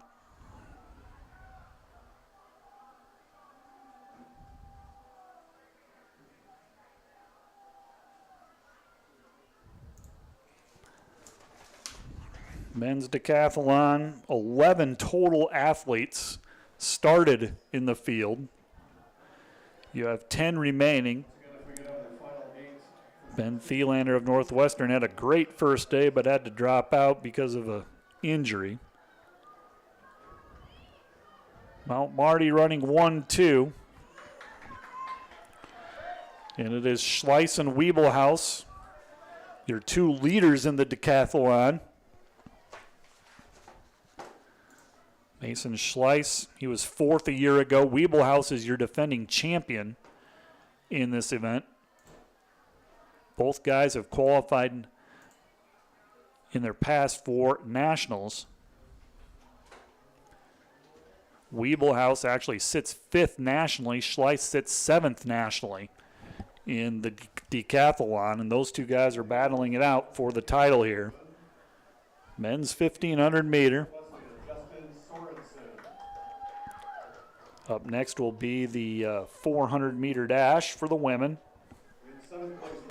No more surprises. This will be the final surprise on the track, and we knew it was coming. They were going to interject this final event of the decathlon at some point. That is Wiebelhaus for Mount Marty leading. Wiebelhaus, your defending champion in the decathlon, with the lead. Wiebelhaus running second for Mount Marty.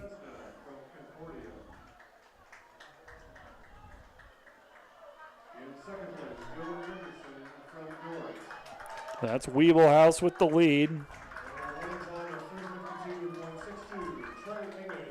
These athletes, this is their 10th event in the last 2 days. 800 meters left to go.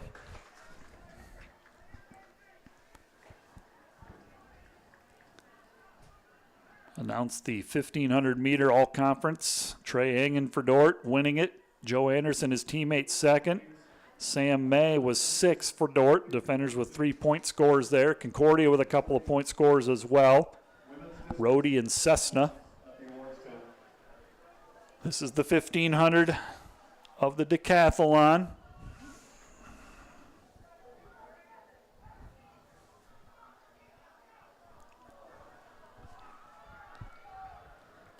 And your leader is Seth Wiebelhaus.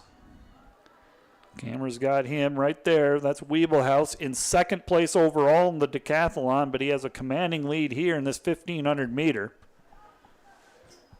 Wiebelhaus also, I believe, just got done with the sprint hurdle final.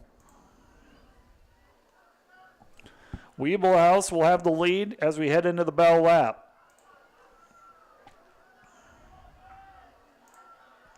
Yeah, Wiebelhaus just got done running the 110 hurdle final, where he finished fourth, by the way. So, yeah, he's also had to run 2 races there. So this is, in essence, his 12th event in 2 days. What an impressive performance by all of these decathletes. Field down to 10.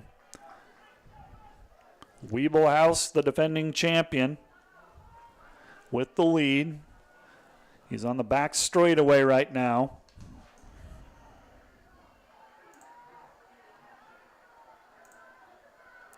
Wiebelhaus with 200 meters left. Wiebelhaus the lead. His teammate, Schleiss, Michael Byer also in the mix, running well for Northwestern. Elijah Weaver. Dakota Wesleyan's Nate Ruprecht also in the top 4. Got a couple of Doane guys, Devin Jepson, Mason Zimmerman, Bryson Tripp of Jamestown, Connor Smith, Cale Church, all of Jamestown. But here is your leader. It's Seth Wiebelhaus. Outstanding effort by Wiebelhaus, trying to defend his title in the decathlon. His teammate chasing, Elijah Weaver for Northwestern, trying to hold off a good push by Ruprecht from Dakota Wesleyan. Believe it is going to be Wiebelhaus winning the 1,500 meter of the decathlon. And then you got to look, was it enough to overtake the overall lead and win the decathlon overall? His teammate Mason Schleiss was the leader.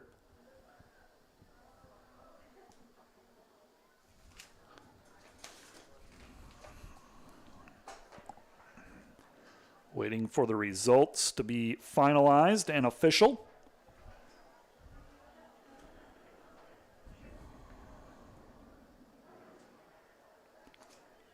And Wiebelhaus, 5:03.3 was the winning time.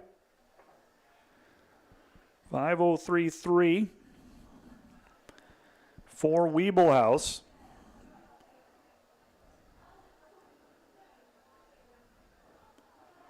That is the lone result we have right now. The rest of them will fill in, I suppose. Wiebelhaus wins it, 5:03. We'll head into the 400-meter dash without taking much of a break, if any. Women's 400-meter dash will be next on the track. We'll have to wrap up the results of the decathlon when they become available. So we'll set the stage for the women's 400 meter as they are already on the track for this first heat. Women's 400 meter, we have 24 athletes that have qualified and divided up into 3 sections of 8. Overall in this field, 10 returners from a year ago, including 6 that earned all conference honors. Rachel Battershell from Concordia, the 11-time All-American, 2-time 400-meter champ nationally. That is the national champion, mind you. She is in the field. Was second a year ago. Jenna Esch, her teammate, was third a year ago. Trinity Tolles, her teammate, fourth. Mount Marty's Callie Davis was fifth. Emily Shaquin from Morningside was sixth. Savon Sturk from Northwestern was eighth. All of those are returning all-conference athletes in this 400-meter dash. Lane 1, Alyssa Maratz of Concordia. Lane 2, Adaya Plasto of Dakota Wesleyan. Lane 3, McKenna Moore from Mount Marty. Lane 4 from Dort, Anna Herman. She's a returner to the field. Was seventh a year ago in this event. Pluma Prost from Briar Cliff, lane 5. Kiana Vereen from Briar Cliff in lane 6. Autumn Simons from St. Mary in lane 7. And Emily Van Horn of Mount Marty in lane 8. Looking out, glancing out. Looks like all 8 runners are there. Might be missing lane 8. Might be missing Verhorn of Mount Marty.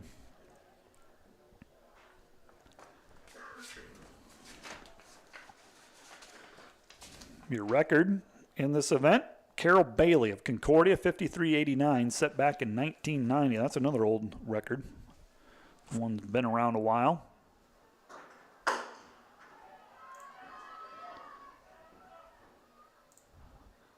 Qualifying time, 56.9 is the A standard. Here we go. This is the women's 400 meter.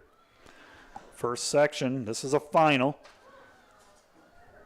Anna Herman from Dort running well in lane 4. Has the lead right now. Anna Herman from Dort has the lead with 200 meters left. Herman running well. McKenna Moore on the inside in lane 3. Making a push. Herman will come off the turn and have the lead. Herman with the lead. McKenna Moore of Mount Marty chasing, but it is Herman in lane 4. running with the lead. Can she close it out? 50 meters left for Anna Herman, the junior, for the defenders. Ann Herman will win it. Unofficially a time of right around 101. 101.3 to be exact for Herman. Moore 102.4 was second. Vereen from Briar Cliff third, 102.5. Plastow, Dakota Wesleyan 103. So Herman puts the time out there to beat, 101.3 for the junior Anna Herman. Second section of this 400-meter final. Lane 1, Deanna Collars of Hastings. Lane 2, Lainey Wirtz of Concordia. Lane 3, Navia Sarabia from Midland. Lane 4, Savan Sturk from Northwestern. Two-time all-conference honors in this event. 8th place a year ago, 5th place 2 seasons ago. Brianna Quinn from Concordia was 5th. Erin Gerlach of Dakota Wesleyan in lane 6. Lane 7, Josie Wallstrom of Mount Marty. And lane 8, Morgan Burnett of Doane.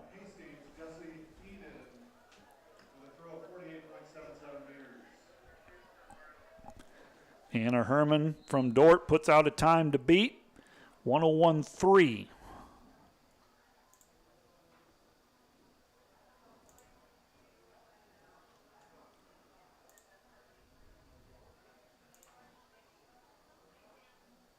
Men's decathlon, they do have the updated results. We'll try to squeeze that in between the women's and the men's 400 meters.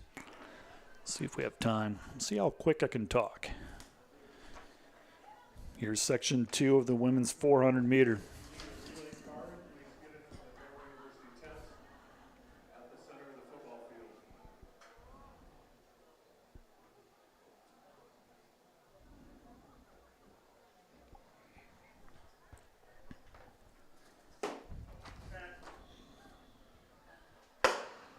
Second section of the women's 400 meter.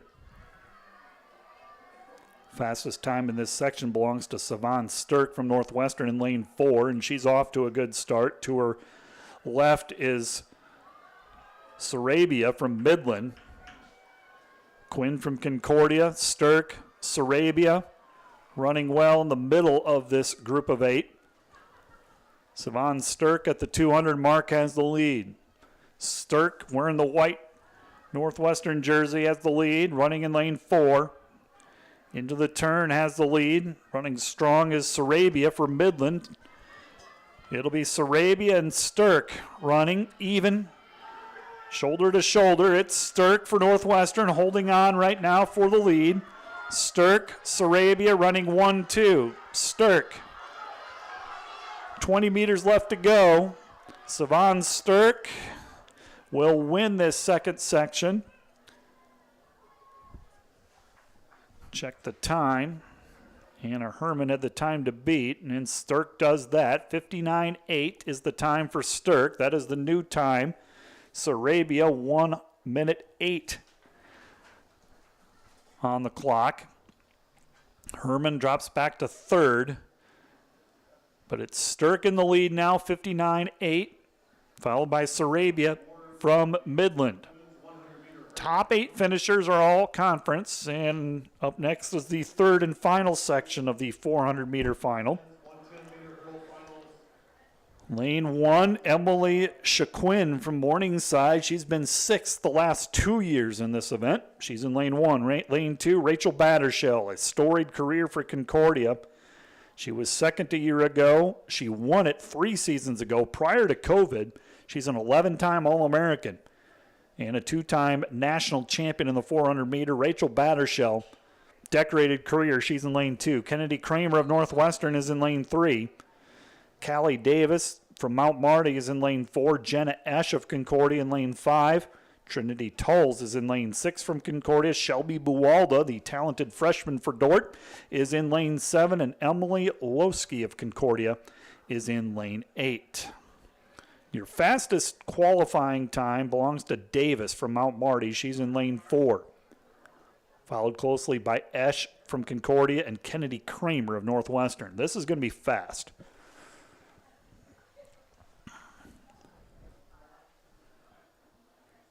.56.9 is the A standard. Davis has hit that, as has Esch. 57.36. Kennedy Kramer just off that. So we got a couple of national qualifiers.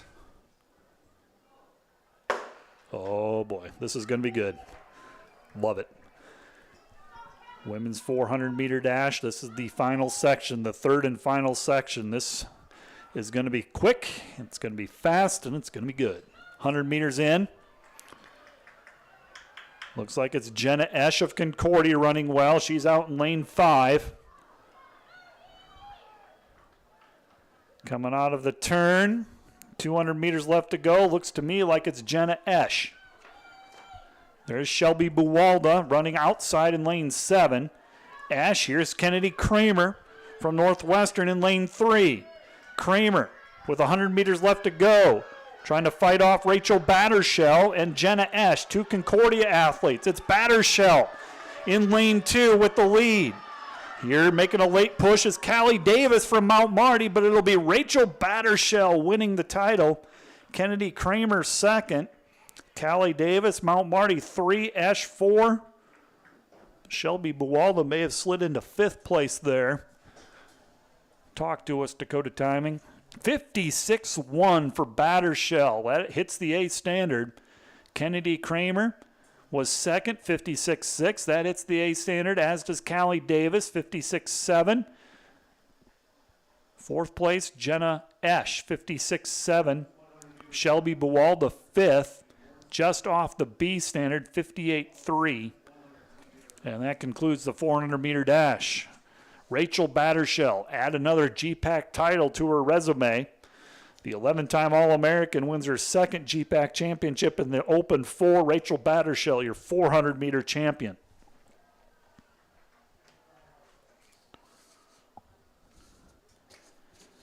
Moving right into the men's 400-meter dash. Men's 400-meter dash, it'll be a 3-section final. Qualifying time, 48:15. Nathan Simons, fastest qualifying time coming in. He's hit that A standard, as has Peyton Malden from Dort, not Simons from Mount Marty. They'll be running in the 3rd section. You look at this group overall, 5 returners from last year, 3 that earned all conference honors, including Malden, who was 3rd the last 2 seasons. Simons from Mount Marty was 5th a year ago. Luke Wagner from Dort was 7th a year ago. Section 1, 4 athletes. Jordan Kwiatkowski, freshman from Doane. Matt is in lane 3. Matthew Case from Doane in lane 4. Carson Elbers from Dort in lane 5. Chase Cermak from Dakota Wesleyan is in lane 6.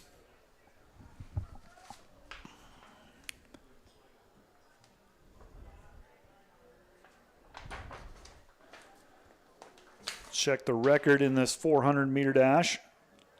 Chris Wolf, Nebraska Wesleyan, 47.17 is the record in this event. Simons not too far away from that. We'll head into the 100-meter dash final after this. After the men's 400-meter here, we will go over the decathlon final standings. I got to remember to do that, but right now we got to go into the 400-meter, not much time in between. Also, we'll check on a few other field events that may have gone final. I'm looking at the schedule, 247. Triple jump men just got underway. Women's high jump has also got underway. Both of those are 2:30 start times. Men's discus should be wrapping up. The final field event will be both the men's and the women's shot put, a 4 o'clock start time.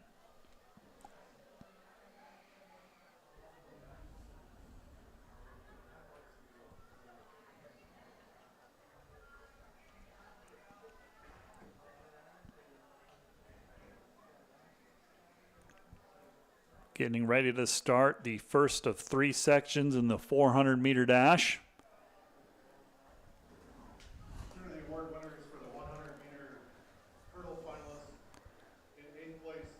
Our PA announcer, Mark Christians, announcing the all conference recipients of the women's 100-meter hurdles.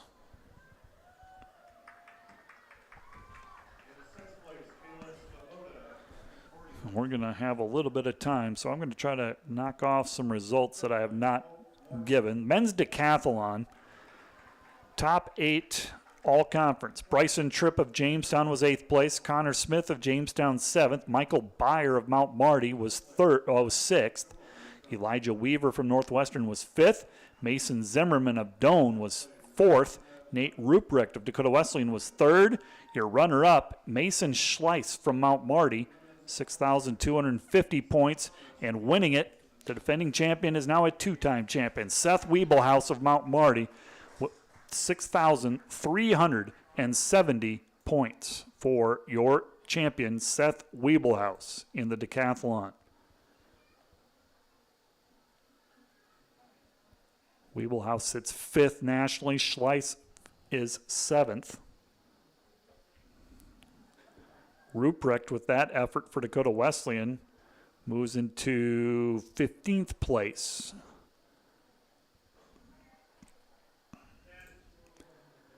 This will be the 400-meter dash, section 1 of the men. Kwiatkowski of Doane in lane 3, Case of Doane in lane 4, Elbers from Dort in lane 5, and Cermak from Dakota Wesleyan is in lane 6. On the inside, it looks like Matthew Case from Doane in lane 4 running well on the turn. Outside lane, Cermak from Dakota Wesleyan. Off the turn, it's Matthew Case of Doane with the lead. Case from Doane. Carson Elbers of Dort running second. Case from Doane, Elbers from Dort going 1-2. It'll be Matthew Case, about 52 on that 400-meter run. Case followed by Elbers. So Matthew Case puts a time out there.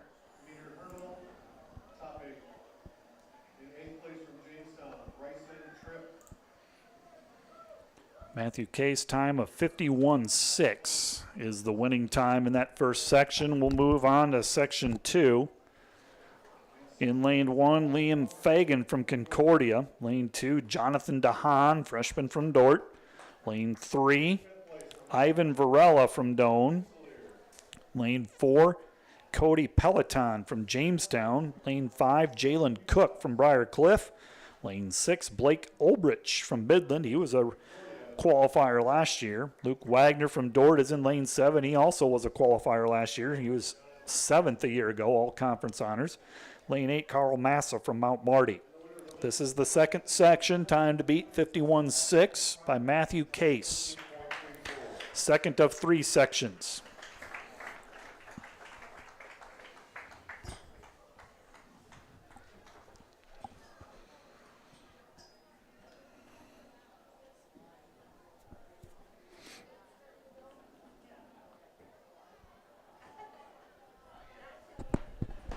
Second of 3 sections in this 400-meter dash.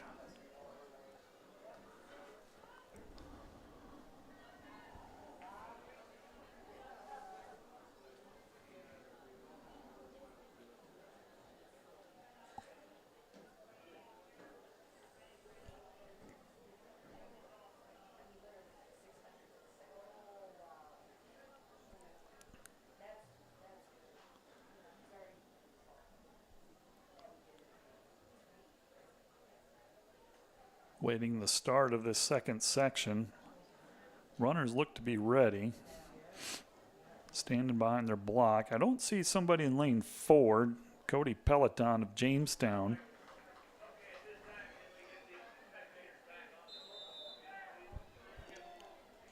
And it looks like we're heard the whistle, so we should be go.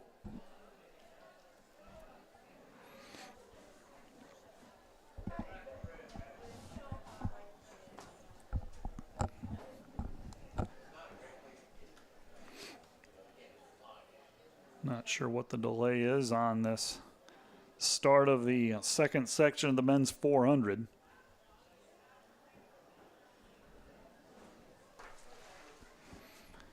Time to beat by Doan, 51.6 by Matthew Case. He is your leader in the clubhouse, so to speak.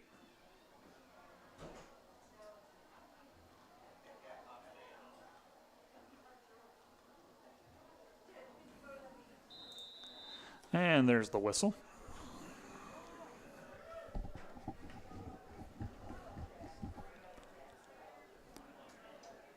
And we will have 7 of the 8 runners. Lane 4 is open. So it's Fagan, DeHaan, Varela, Cook, Olbrich, Wagner, and Massa.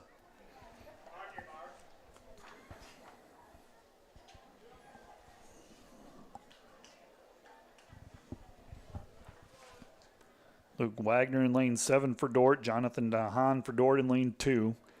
Wagner was 7th a year ago in this event. Jalen Cook from Briarcliff in lane 5 has the fastest time of this group in this second section.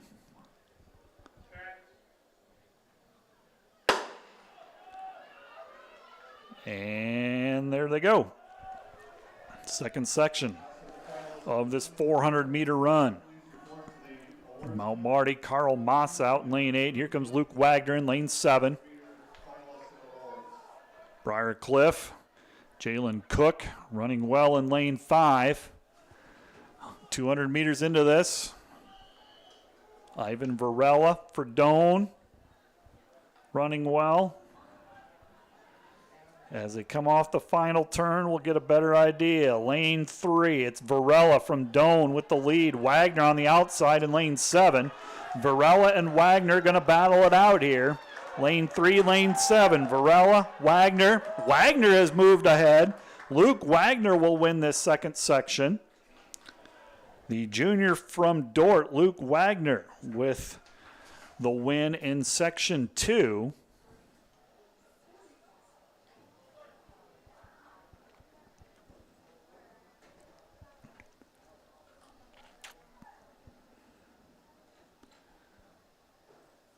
We'll let the results compile here.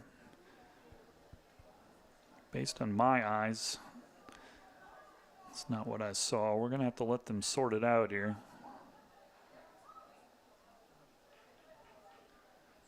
They're going to say Wagner, yep, 50 seconds. Varela was second, 50.4. Cook from Briarcliff third, 51.4. So Luke Wagner is your new leader. 50 seconds, 50 flat. Heading into the third and final section. Caden Klein from Morningside in lane 1. Caleb Mulder from Doan in lane 2. Levi Skelas, the freshman from Dort in lane 3. Nathan Simons, he was 5th a year ago and has the fastest qualifying time. He's in lane 4. Peyton Malden, he's been 3rd the last 2 years. He's in lane 5, the junior from Dort. Joaquin Gutierrez is in lane 6, the freshman from Doan. Colby Sugden, freshman from Concordia in lane 7. And Osil Ochoa is in lane 8, sophomore from Briarcliff. Simons and Malden have already hit the A standard this season.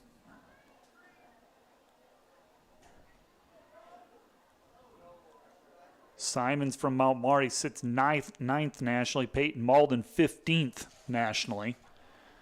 This is going to be quite a duel here. Don't want to shut this down right now. You're going to want to see this. Levi Skelhaas for Dort, the freshman, is right there as well. Watch lanes 3, 4, and 5. This is going to be crazy good.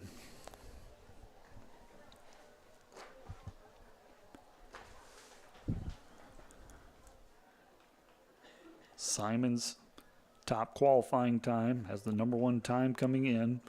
A standard time, 47.6. Malden from Dort in lane 5, also an A standard time, 48 flat.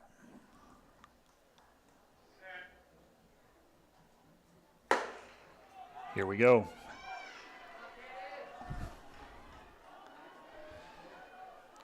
Nathan Simons, Mount Marty. In between the two Dort runners, Skelhaas and Malden. Skelhaas for Dort in lane 3. With 200 meters left to go, looking good, looking strong. Skelhaas with the lead. Hard to tell until they get to the final turn, though. Skelhaas running well. Levi Skelhaas and Peyton Malden, the teammates from Dort, will have the lead. Lanes 3 and 5. Peyton Malden, Levi Skelhaas. Now it's Peyton Malden with the lead. Malden, Skelhaas for Dort running 1-2. Peyton Malden will win it. Levi Skelhaas second. On the outside, it's Don Joaquin Gutierrez got third. Peyton Malden, 47.8. That is a career best time for Peyton Malden. Levi Skelhaas, 48.4. That meets the B standard. Peyton Malden is your GPAC champion in the 400-meter dash. Skelhaas second, Gutierrez third, Mulder 4, Klein 5. No, Luke Wagner for Dort slides into 5th, so 3 defenders score. In the 400-meter dash, Nathan Simons from Mount Marty 6th, Sugden of Concordia 7th, Varela from Doane slides into 8th. Peyton Malden, your GPAC champion in the 400-meter dash. That'll push us into the 100-meter dash finals. The women first, followed by the men. How fast are they going to go to this? It looks like they're over there. So, well, again, we're not going to get much of a break.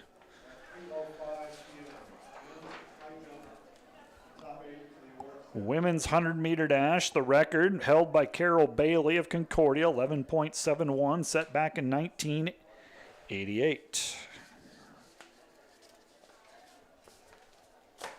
Women's 100-meter dash, Eliana Clark is the top returner. She was 4th a year ago. Of the 24 athletes, 7 returned from last year. This will be the women's 100-meter. Got to give you the 8 finalists of the women's 100-meter. They need to make the switch on the old live scoring.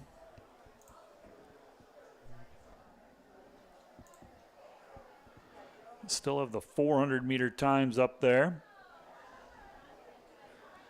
So we've given you the decathlon. What else can we give you? We gave you women's discus. Let's go to men's high jump. Top 8, all conference. Cooper Gurmis of Doane was 8th. 7th place, Wyatt Loga from Concordia. Tie for 5th between Carter Reckling and Dylan Starr of Doane. 4th place, Ross McMahon from Midland. 3rd place, Grant Brower from Dort.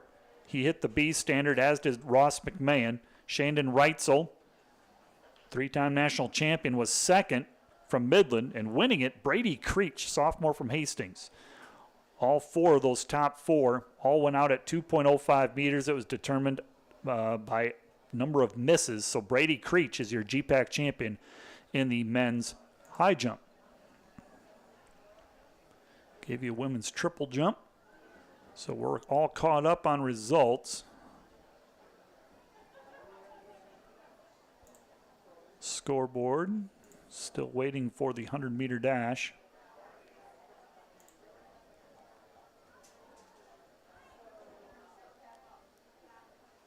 And the lane assignments. Team scores, we'll do that. Men's team scores, top 5. Midland is 5th with 43. Mount Marty 4th with 50. Concordia 3rd with 76. Dort 85 points. They sit in 2nd. Doane is your leader in the team standings on the men's side with 97. On the women's side, Mount Marty is in 5th with 36. Dort 4th with 73. Doane 3rd with 76. Hastings 2nd with 77, running away with the women team score standings. Concordia 180.5 points. Over a 100-point lead for the Concordia women. I think that one might be over. But battle for 2nd, and on the men's side, too close to call right now. Wonder if there is some timing issues, because the 400-meter dash on the guys' side has not been final yet. And they have not shifted to the women's 100-meter. We ask that the men's high jump finalists So here's the women's 100-meter dash.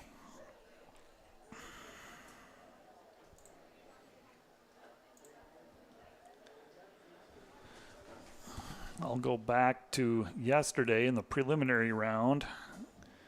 Try to find the qualifiers. 8 qualifiers. Eliana Clark of Mount Marty, Caitlin Cottonlin of Doane, Jada Rowe of Hastings, Adriana Rodensall of Concordia, Isabel Bothwell of Doane, Emma Strom from Midland, Amira Cummings from Concordia, and Ada Den Herder from Dort are your 8 finalists in this 100-meter dash.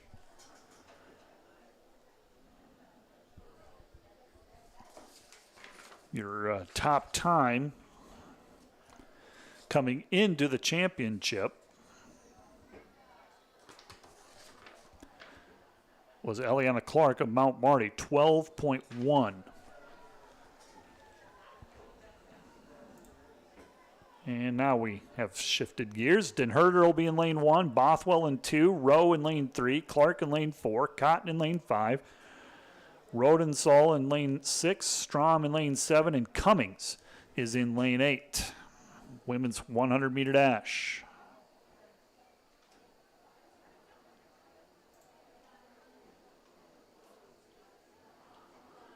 Qualifying standard 11.9 is the A, 12 even is the B.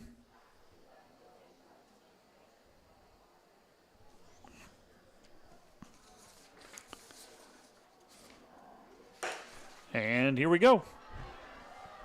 Final of the 100-meter dash. Lane 4 for Mount Marty. That's Clark. And it'll be Eliana Clark finishing just ahead of Adriana Rodensall to my eye. We'll see how Dakota Timing feels about things. But it is Clark from Mount Marty. The senior, to my eye, looked like that she won it. She had the lead there, and then Rodensall closing, but I believe it's Clark from Mount Marty winning it for the Lancers. Eliana Clark, your GPAC champion in the 100-meter dash.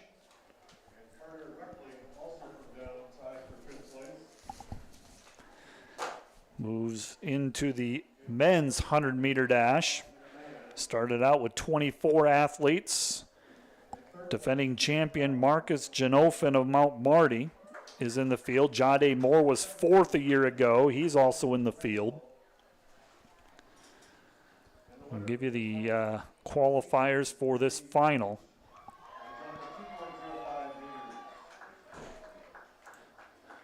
Marcus Genofin of Mount Marty, Jade Moore of Doane, Levi Skelhaas from Dort, Mark Cook from Concordia, Logan Franken from Dort, Dominic Archer from Briarcliff, Ashton Banker of Morningside, Dalton Wisenhunt from Doane are your 8 finalists in this men's 100-meter.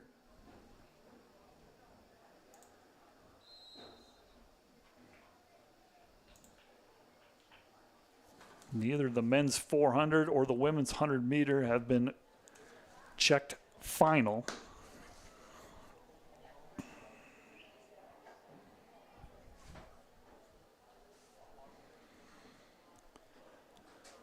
Men's 100-meter dash up next on the track.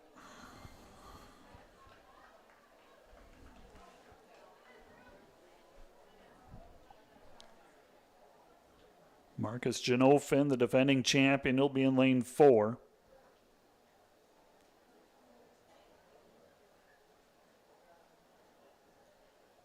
Levi Skelhaas for Dort in lane 3. Logan Franken from Dort in lane 2. Doane in lane 1 and 5. Concordia in lane 6. Briarcliff in lane 7. Morningside with Ashton Banker will be in lane 8. Men's 100-meter dash final. Hope to give you the official results of the women's 100-meter dash. And here we go. It is Genofin in lane 4 A late push, and Marcus Genofin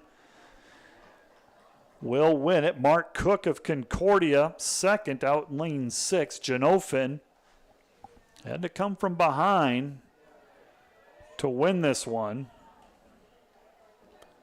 Genofin defends his 100-meter dash title. Getting a second look at this quick race. I believe it was Genofin. Now that I look at it, pretty close between Genofin and Mark Cook, and Logan Franken also there as well. So we'll see when those go final. We'll also check on the 100-meter dash for the women.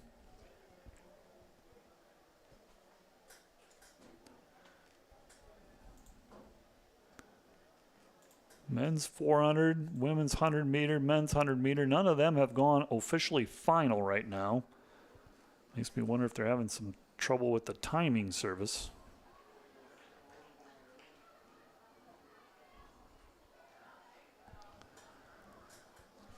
We'll head into the women's 800 meter run. That is the next event on the track. Let me scan down. They have not taken the track. So I'm going to take a break just to give the voice a break. And the women's high jump is going on, Dorp Media Network crew. So if you want to go to that, you can show the women's high jump or just show some ads. You're in charge. For now, this is Matt the SID. We'll come back with more on the track. Today's Dorp Media Network live stream broadcast is produced by the students of Dorp University and sponsored by Sioux Center Health Therapy, partnering with Dorp University to provide quality care to all athletes. Sioux Center Health Therapy. And today's live stream broadcast brought to you by Verhoof Automotive. Verhoof Automotive in Sioux Center is your local Chrysler, Dodge, Jeep, Ram, Chevrolet, and Buick dealer. Verhoof Automotive, worth the drive from anywhere.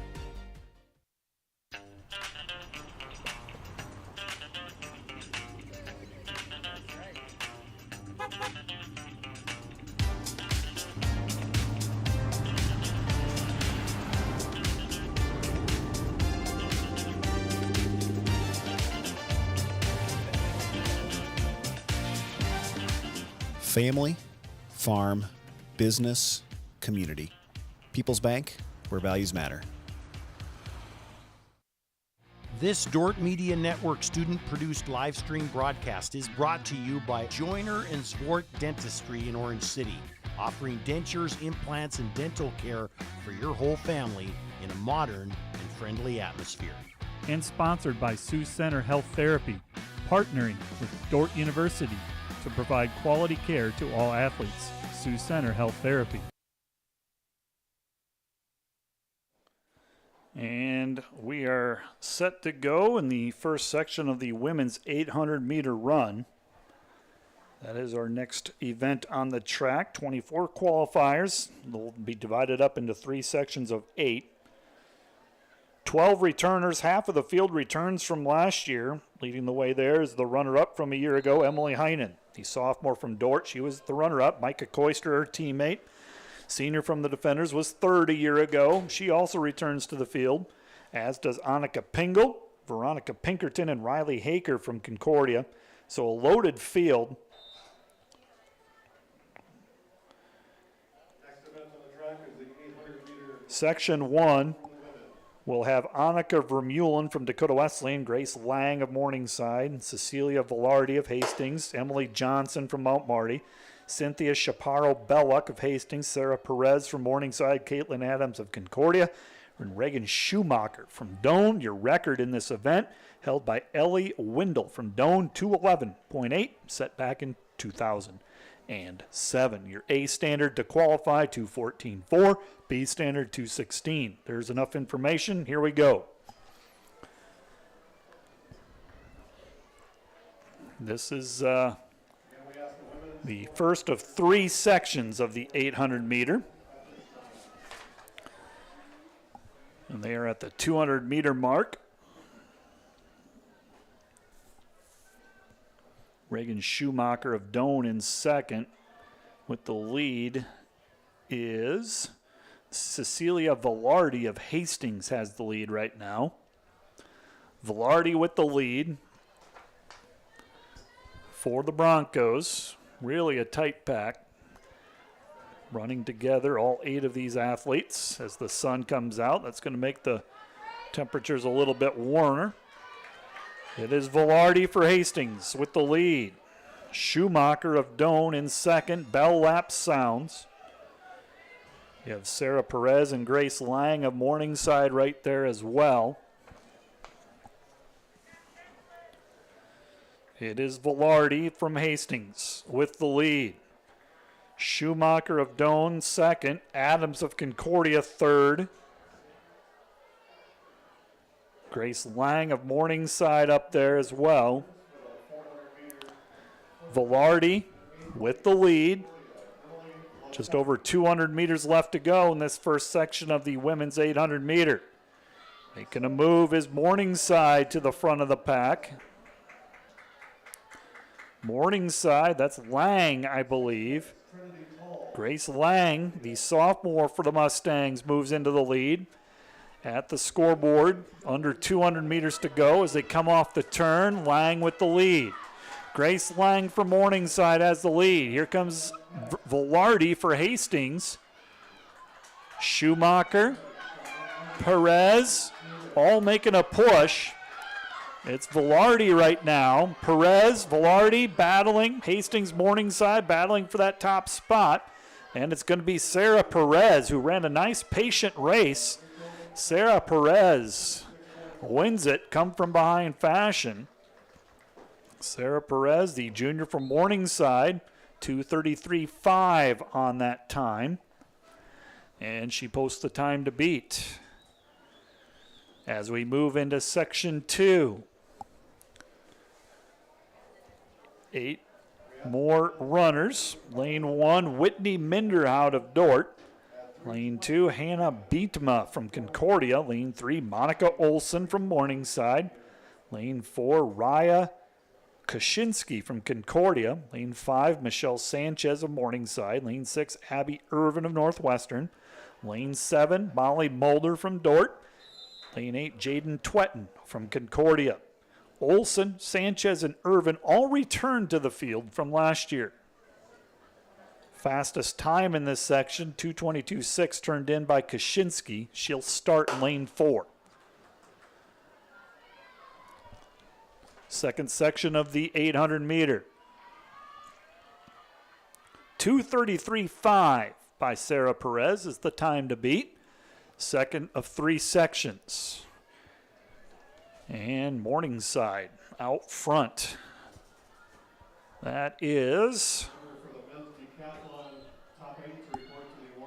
definitely a front runner. Got to check her bib number here. Number 5, Michelle Sanchez right now for Morningside with a lead. Going out strong in the opening 200 meter. It's Sanchez and then the rest of the pack staying back. First section, Sarah Perez kind of stayed back and then won it over the final 100 meters. This is the exact opposite. Her teammate Michelle Sanchez just going for it early. Sanchez on the bell lap. Here we go. Here comes the bell. 400 meters left to go for Sanchez. That's a 106, 400 meters for Sanchez. Came in with a qualifying time of 2:25.3. Sanchez and then the pack. Sanchez has the lead. Doesn't show any signs of slowing down right now, that's for sure. Sanchez, can she hang on?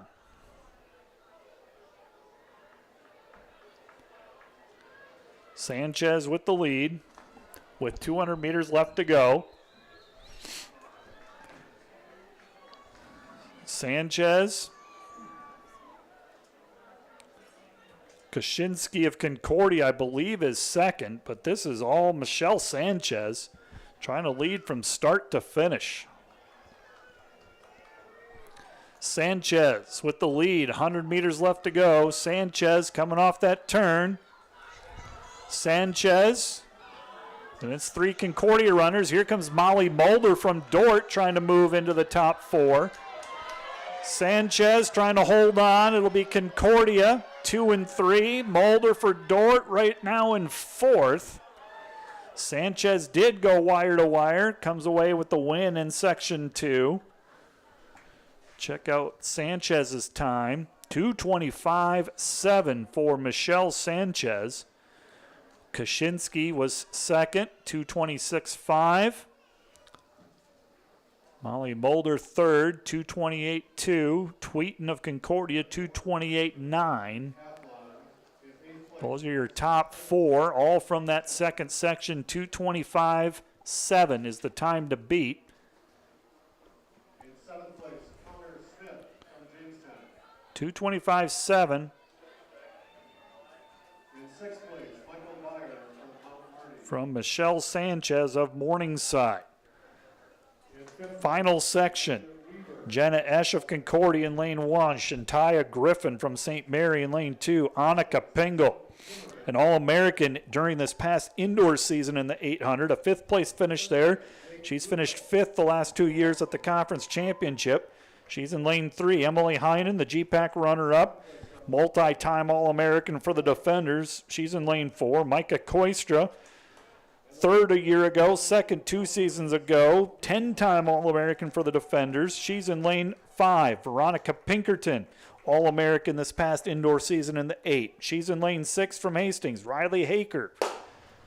In lane 7, Courtney Spohr from Morningside in lane 8. Emily Heinen has the fastest time coming in. She's already hit the A standard and ranks 10th in the NAIA. Micah Koistra has the provisional mark, as does Annika Pingle of Doane. So we have 3 national qualifiers already in this field. 200 meters in. Final section, it's Micah Koistra with the lead. That's Annika Pingle from Doane running 2nd, Heinen 3rd, Pinkerton 4th. This is a loaded field here in this 3rd and final section of the 8. Koistra, Pingle, Heinen, Pinkerton. All with storied careers, both at the conference and national level, and those 4 are out front. Micah Koistra will have the lead on the bell lap. Close behind is Pingle from Doane. Heinen from Dordt, Pinkerton from Hastings. Those 4 are going to battle here, folks. As they used to say, don't touch that dial. Now it should be don't touch that remote. In other words, stay tuned. Here's Pinkerton making a move to the front. Veronica Pinkerton. Here comes Heinen. Emily Heinen, the sophomore from Dordt, battling for position at the 200-meter mark. Pinkerton and Heinen. Heinen moves to the front. Emily Heinen has the lead. Heinen with 200 meters left to go has the lead. Pinkerton and Koistra chasing. Pingle has dropped back to 4th right now. It is Heinen on that turn. Coming off the final turn, Emily Heinen has the lead. 100 meters left to go. Emily Heinen, the sophomore from Dordt. Heinen, Pinkerton battling. It's going to be Emily Heinen. Emily Heinen trying to hold on. Pinkerton, last effort, but it's going to be Heinen with the win. Pinkerton 2nd, Koistra 3rd, Pingle 4th. And it'll be the Concordia duo, Jenna Esch, Riley Haker in 5th and 6th, Courtney Spohr 7th. Emily Heinen wins the GPAC title. 2:13.4 is the time for Heinen. And that is a new best for Heinen. That'll move her up to 9th in the nation with that effort. Congratulations to Emily Heinen. She is your GPAC 800-meter champion. Men's 800-meter. Set to start at 3:20. It's 3:22, so guess what? We're going to go right into it. No rest, Dordt Media Network. Come on, let's go.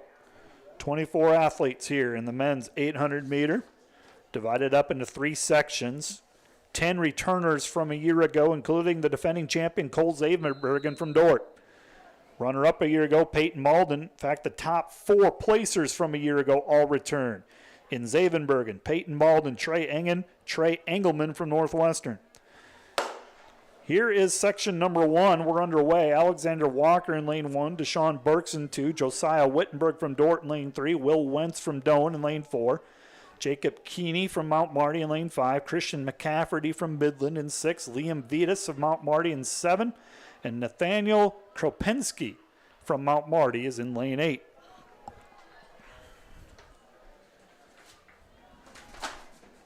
You are asking, what's the record there, Matt the SID? The GPAC record, Monty Larson, set in 2011, 150.6 is the championship record. 800-meter run, the A standard 152, B standard of 153. And yes, some of these gentlemen have hit that standard already. Josiah Wittenberg for the defenders has the lead heading into the bell lap. Wittenberg, the freshman from Dort, outstanding prep career for Pella High School, has the lead. Wittenberg in the lead for Dort.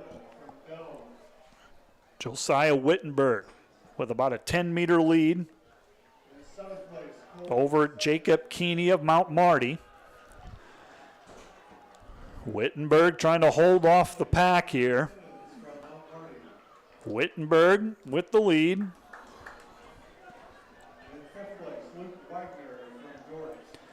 And Wittenberg has the lead with 200 meters left to go. Josiah Wittenberg at the scoreboard, just over 100 meters left, has the lead. And it's Wittenberg with the lead, trying to hold off. Wire to wire, Josiah Wittenberg with a great closing 200, 250 or so. He is going to win it, goes wire to wire. Now it's a battle for time. 157 or thereabouts for Josiah Wittenberg, the freshman. He will win this first section for the Dort men, and he'll put a time out there. 157.7 is the time to beat. Keeney was second, 159.2. They'll move right away into the second section. Luke Swanson for Dort in lane 1, Sam May for Dort in 2, Duncan Blankenship from Doane in lane 3, Jordan Tassler from Doane in lane 4. Robert Amaro, a returner to the field. He's from Briarcliff and in lane 5. Tyler Jansen from Morningside, a returner. He's in lane 6. Tyler Salter of Hastings in 7. And Trace Ebert, a returner to the field from Doane, is in lane 8.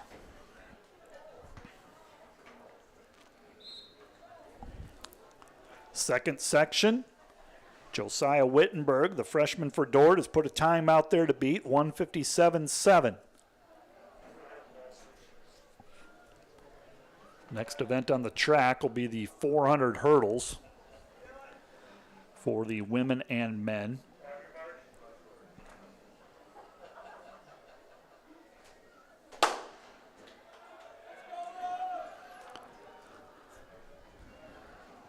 Record in this event, 150.6, set by Monty Larson, set back in 2011.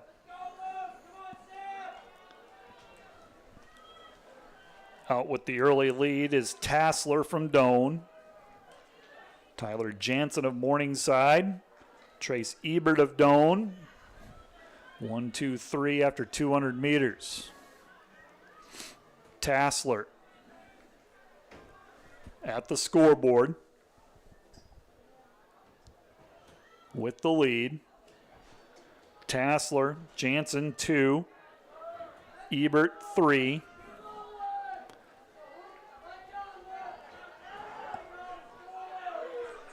It is Jordan Tassler. He will have the lead at the bell lap. Tassler with the lead. Jordan Tassler, Tyler Jansen running second. You got Trace Ebert, Duncan Blankenship also up there for Doane. 3 Doane runners in the top 4, joining Tyler Jansen from Morningside. Robert Amaro for Briarcliff. Luke Swanson for Dort. And a battle for first between Tassler and Jansen right now. Those have been the 2 front runners for most of this race. And it is Tassler still with the lead for Doane. Tyler Jansen to his right. Stride for stride. Now Jansen using that long stride. Moves into the lead. 10 meters left to go. Tyler Jansen, Morningside, will win that second section. Tyler Jansen, new time 1:58. It is still Josiah Wittenberg, though, with the time to beat from that first section. Wittenberg with that 1:57.7 still sits in first place. Heading into the third and final section. This is the third section of the 8. Lane 1, Trey Engelman. He was 4th a year ago, sophomore from Northwestern. Lane 2, Kingdom Hawes, 7th place a year ago, junior from Doane. Trey Engen, 3rd a year ago. He's from Dort. In lane 3, Peyton Malden, 2nd a year ago. He has the number 1 time in the NAIA. He's in lane 4, Peyton Malden. Henry Stockerman from Midland is in lane 5. He was 8th a year ago. Cole Zavenbergen is the returning GPAC champion. He's in lane 6 from Dort. Lucas Hortjar from Midland in lane 7. Hunter Shanks from Dakota Wesleyan in lane 8. Peyton Malden with an NAI leading time of 1:49.07. Your record, your championship record, set by Monty Larson from 2011, 150. So yes, folks, we are on a record watch. Peyton Malden for Dort, lane 4. Here we go. Malden, Engen, and Zavenbergen for Dort. Engelman for Northwestern. Stockerman from Midland. Shanks from Dakota Wesleyan. Hortjar from Midland. And then you have Kingdom Hawes from Doane. And it is right now, it is Stockerman for Midland with the lead. Zavenbergen and Malden running 2-3 for the defenders. Hortjar for Midland running 4th. It's Stockerman from Midland with the lead right now. Henry Stockerman. Zavenbergen on his right shoulder in 2nd. Malden hanging back a bit in 3rd right now. Really a tight pack, though. Stockerman, Zavenbergen, Malden, Hortjar. Bell lap sounds. It's Stockerman and Zavenbergen run 1-2. Malden in 3rd. Split under 60 seconds on that first lap. Stockerman, Zavenbergen, Malden running 1-2-3. Here comes Peyton Malden. He's going to make a move to the front. Malden and Zavenbergen now going. Malden in 1st, Zavenbergen 2nd with just over 200 meters left to go. This duo ran 1-2 last year. Zavenbergen won it. Malden 2nd. Malden with the lead. Peyton Malden. Peyton Malden with the lead. Malden, 100 meters left, has the lead. Peyton Malden, Cole Zavenbergen running 1-2. Trey Engen for Dort making a push. He'll overtake Stockerman. It's got 3 Dort jerseys running 1-2-3. Malden, Zavenbergen, Engen. And it is 1-2-3. Dort goes. Peyton Malden wins it.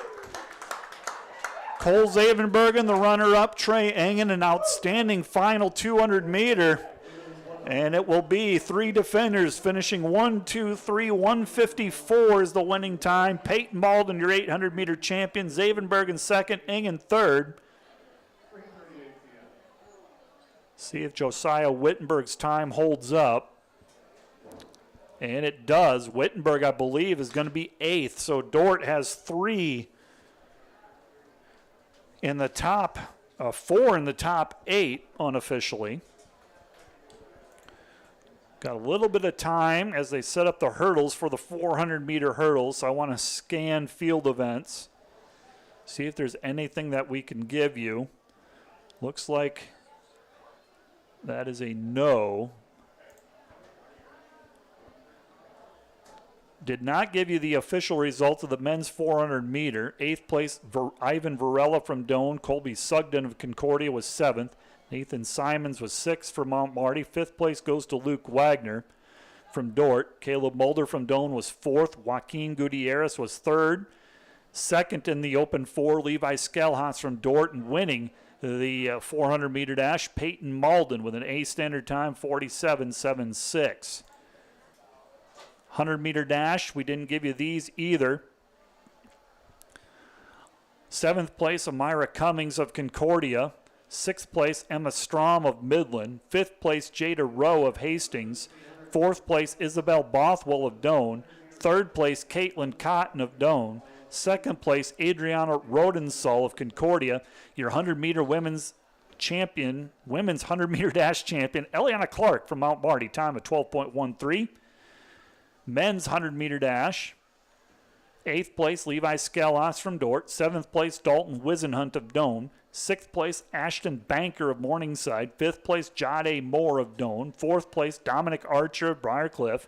3rd place, Logan Franken from Dort. 2nd place, Mark Cook from Concordia. And your repeat champion in the men's 100-meter dash was Marcus Genofin from Mount Marty, a repeat champion. So now you're up to date with all of the results that we didn't have final.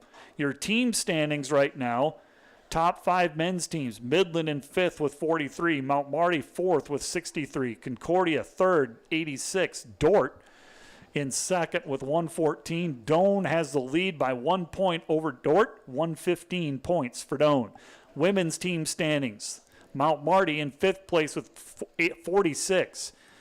Hastings and Dort are now tied for 3rd with 89. Doane 2nd at 92, and running away with the team title on the women's side is Concordia, 197.5 points. Over a 100-point lead right now for the Concordia women. We'll head into the women's 400-meter dash, 400-meter hurdle final. We'll take a very quick break, and then we'll set the stage in this 400-meter hurdles.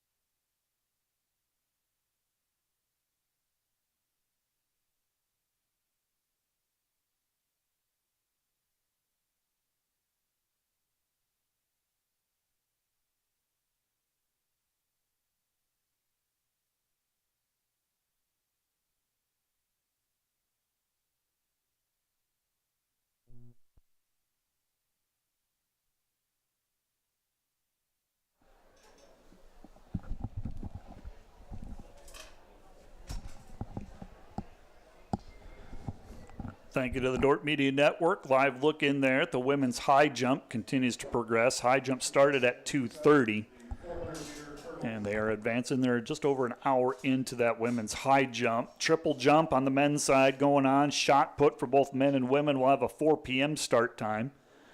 Those are the field events that are still going along with the men's discus. We head into the 400-meter hurdles for the women. 21 athletes qualified, and we'll divide them up into 3 sections. You have 2 all-conference athletes returning from last year. The top returner is Abigail Clark from Northwestern. She was 4th a year ago. Anne-Marie Stoit was 6th a year ago. She's a senior from Dort. Stoit, a 3-time all-conference honoree in the 400-meter hurdles. A previous GPAC champion. She won it back in 2019 before COVID. First section will have 5 athletes compete. Give you the record here. The 400-meter hurdle record in this conference championship. Jordan Kepke from Concordia set last year. 59.9 is that record.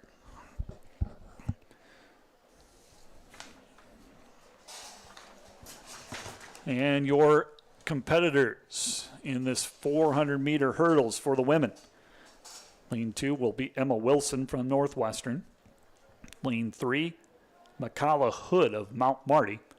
Lane 4, Allie Plock from Doane. Lane 5, Lydia Herman from Dort.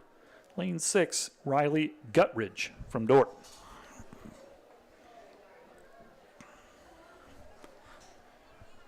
Number 1 time belongs to Jada Rowe, the freshman from Hastings. She sits 12th nationally, just shy of the auto mark.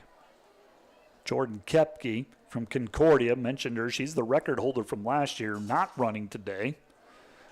But she is automatically qualified for nationals on basis of her time, set back in April 1.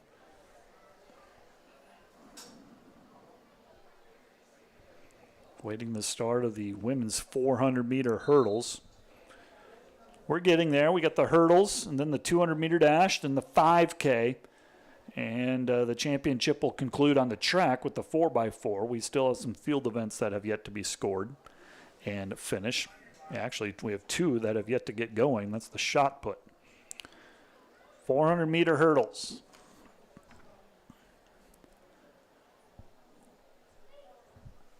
Five athletes.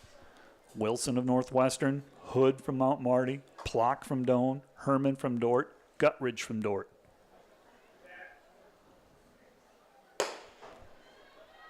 And they are off one time around. Lydia Herman for Dort, off to a good start out in lane number 5. Here are the awards for the women's 800. It is Doane Allie Plock in the lead as they approach the back straightaway. Allie Plock, the sophomore for the Doane Tigers, with the lead. Plock approaching the 200-meter mark will have the lead. 200 meters left to go. Herman running second for the defenders. Makala Hood. But it's Plock from Doane out in lane number 4. She has the fastest time in this section. Allie Plock heading into the home straightaway. Plock has the lead.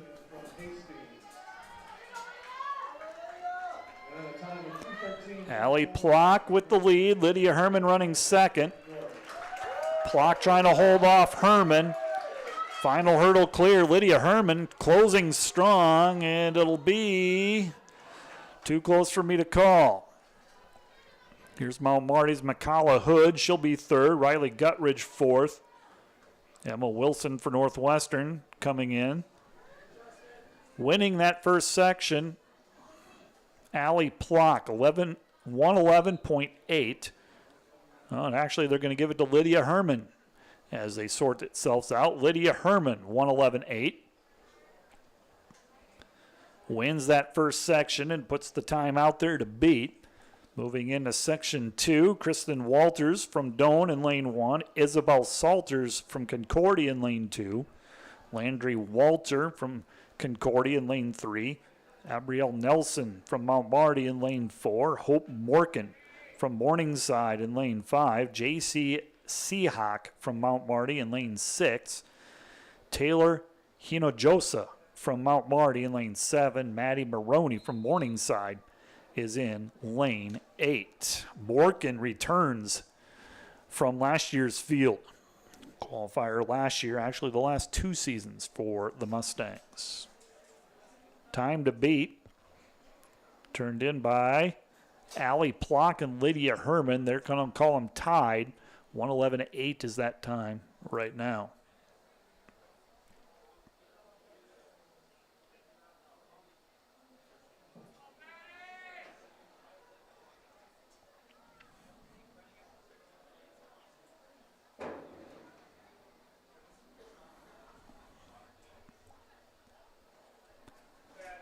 And our second section, 111.8 is the time to beat. Here are the finalists for the 100-meter for the women. Right on the inside, Taylor Hinojosa out in lane 7 running well, as is Hope Morgan from Morningside. She's in lane 5. Looks like Morgan from Morningside.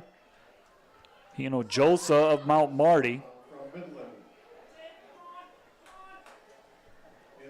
Morgan for Morningside. Also running well in lane 4, Abrielle Nelson for the Mustangs. It'll be Nelson with the lead coming around the turn in lane 4. Nelson leading. Heading into this final straightaway, they will have 2 more hurdles to clear. Abrielle Nelson in lane 4 has the lead. Morgan from Morningside running second. It's Nelson right now with the lead. Cleared the final hurdle. And 1:07, I believe, is the time. That was Abrielle Nelson, the freshman from Mount Marty. New time to beat, 1:07.2. Morgan of Morningside, 1:08.3. Seahawk of Mount Marty, 1:09.7. Along with Maroney at 1:09.7.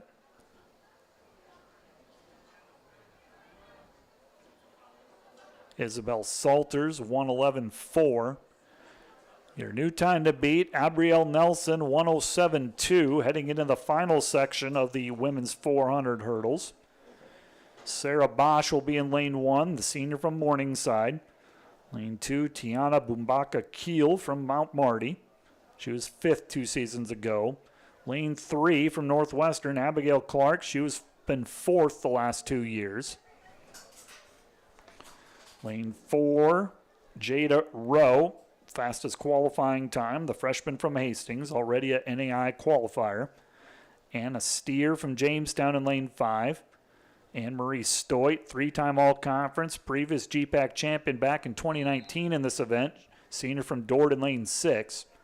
Riley Rice in lane 7, a qualifier last year. She's a junior from Doane in lane 7. Jordan Tolliver from Jamestown. Final section of the 400-meter hurdles.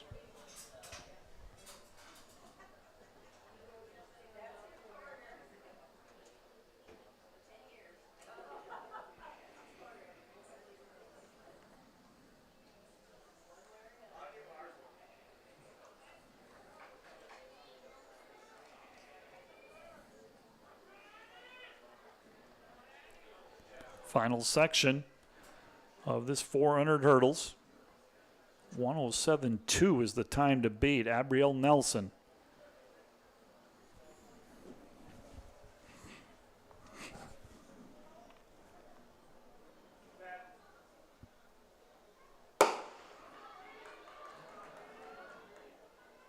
Here are the awards for the men's 100-meter finals.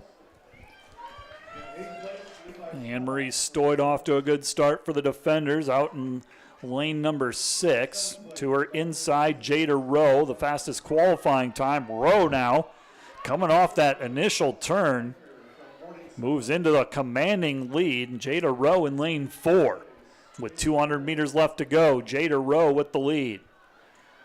Rowe, the freshman from Hastings. Fastest qualifying time, 1:03.3 for Rowe coming in. Jada Rowe trying to hit the A standard, 1:03.3 even, 1:03.32 is her qualifying time. Rowe has the lead. Jada Rowe, one more hurdle to clear. Here comes Anne-Marie Stoit out in lane 6, moves into second. Rowe trying to hold on, and Rowe will win it. Anne-Marie Stoit will be second for the defenders. Jada Rowe, 1:02.3, that wins it and hits the A standard. Jada Rowe is your GPAC champion in the women's 400 hurdles. Anne-Marie Stoit second, 1:03.5. That hits the B standard for the defenders. So Stoit, a 4-time all-conference honoree in this 400 hurdle. She's finished first, second, third, and sixth. Your champion, Jada Rowe, the freshman from Hastings. And we will head into the next race as the Dordt Media Network crew will show the high jump as we briefly get ready for the next race, which will be the men's 400-meter hurdle finals.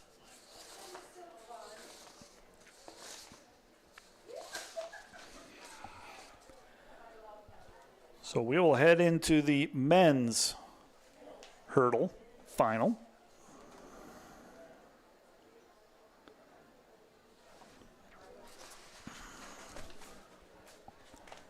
Women's high jump going on as well.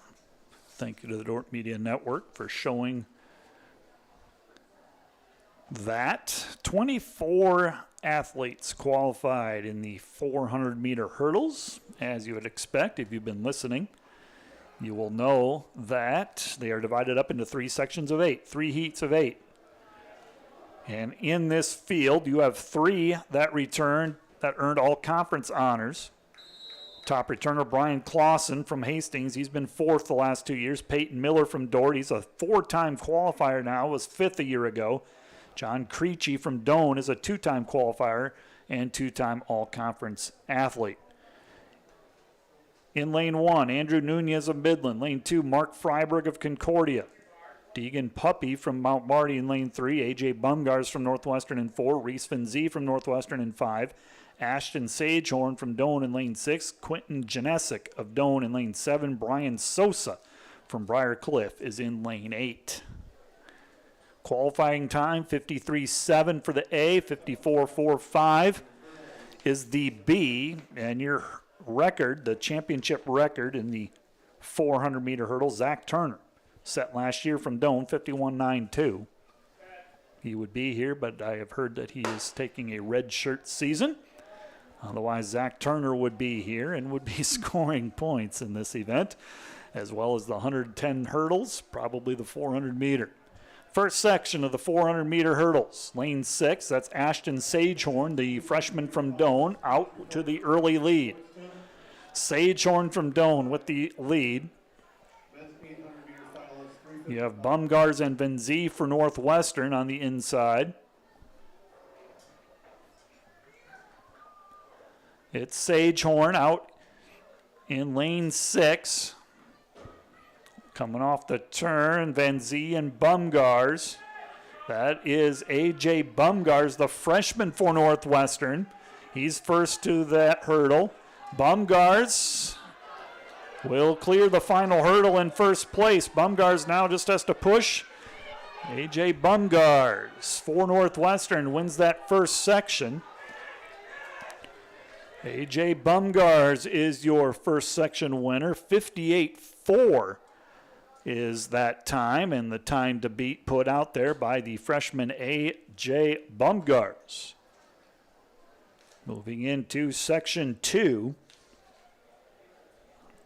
58.4 for Bumgars. Reese Van Zee, minute .4. Section 2, 8 more runners. Barrett Nielsen in lane 1 from Dakota Wesleyan. Tegan Meyer returns to the field. He's in lane 2. He's sophomore from Concordia. Lane 3, a newcomer to the field, Dawson Tooney, sophomore from Dort. Lane 4, Devin Boss, a newcomer to the field, a junior from Dort. Lane 5, Dayton Brunsting, a returner to the field. He's a sophomore from Dort. Defenders occupying lanes 3, 4, and 5. Concordia, Gage Fries in lane 6. Lane 7 is Cameron Farmer, a junior from Concordia. And lane 8, Gunnar Vargas from Northwestern. Section 2, 400-meter hurdle final. 58.4 time to beat, turned in by A.J. Bumgars.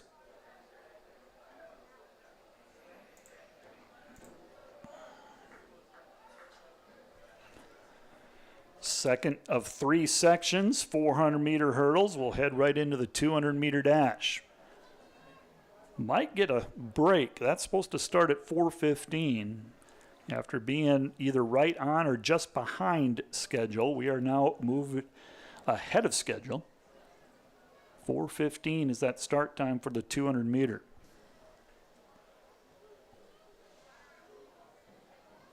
Looks like lane 6, Freeze from Concordia, is vacant.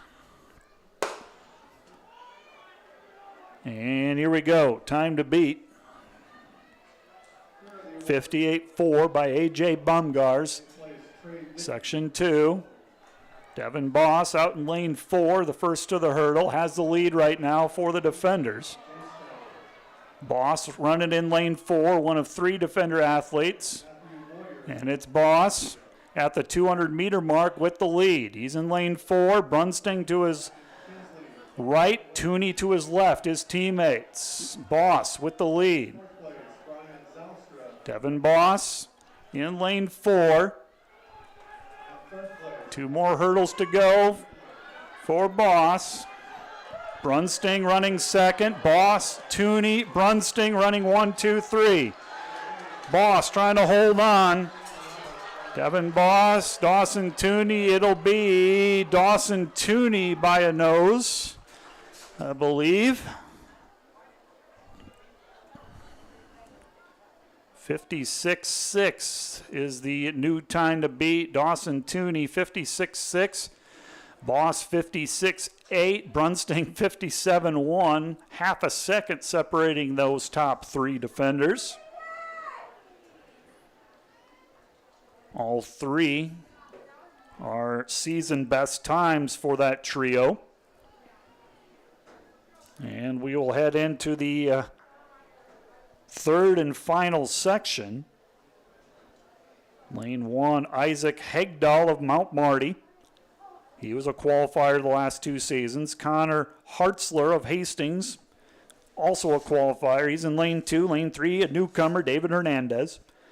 Lane 4, Peyton Miller, 4-time qualifier now. 5th place a year ago. He is the number 1 seed coming in. He's a senior from Dort. Lane 5, Austin Freiberg from Morningside. Lane 6, Brian Clausen. He's been 4th the last 2 seasons ago. He's a senior from Hastings. Lane 7, John Creechy, 2-time All-Conference. He was 8th a year ago. He's in lane 7, a junior from Doane. Lane 8, Braden Knutson, 2-time qualifier, 8th 2 seasons ago for the Broncos. Time to beat Dawson Tooney, 56.6.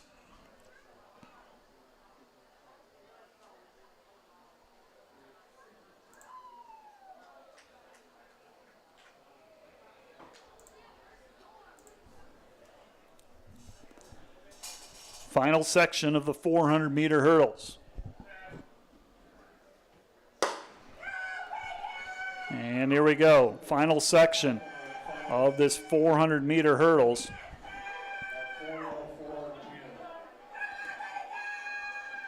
Keep an eye on Peyton Miller. Has the number 1 seed and a B standard time.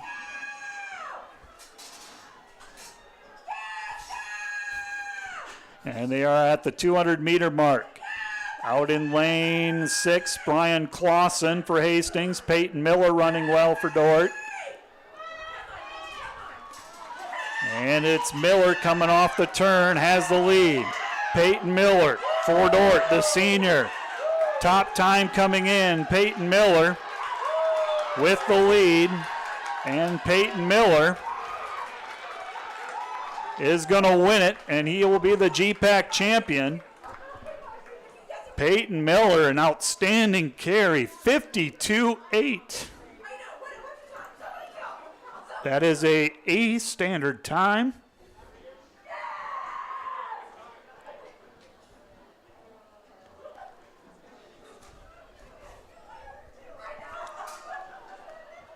Peyton Miller, 52.8, checking the record.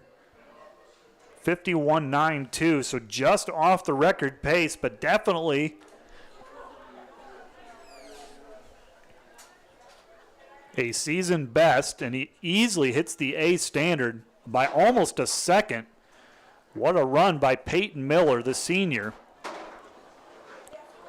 Peyton Miller scores 10 more points for the defenders.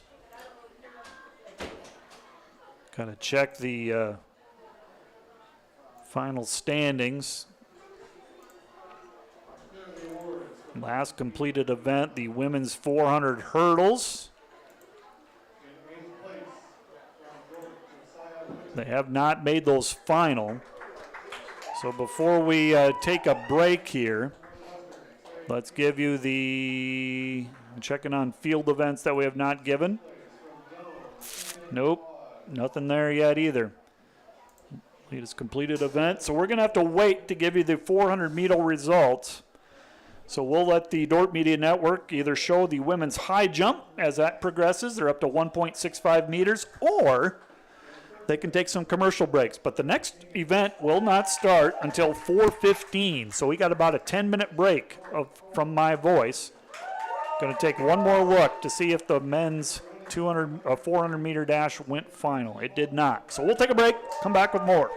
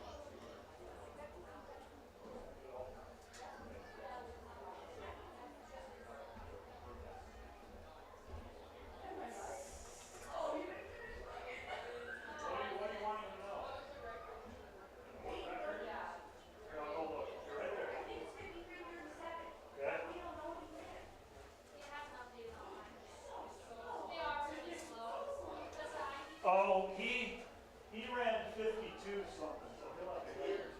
Oh my gosh. Yeah.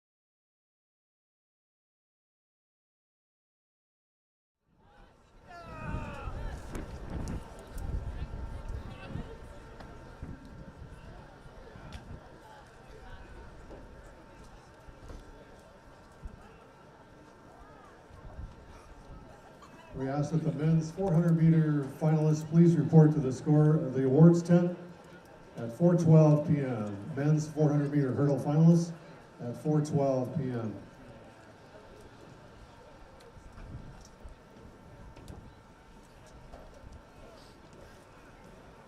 And final call for the 400-meter hurdle finalists to please report to the scorer's tent at this time. Women's 400-meter hurdle finalists.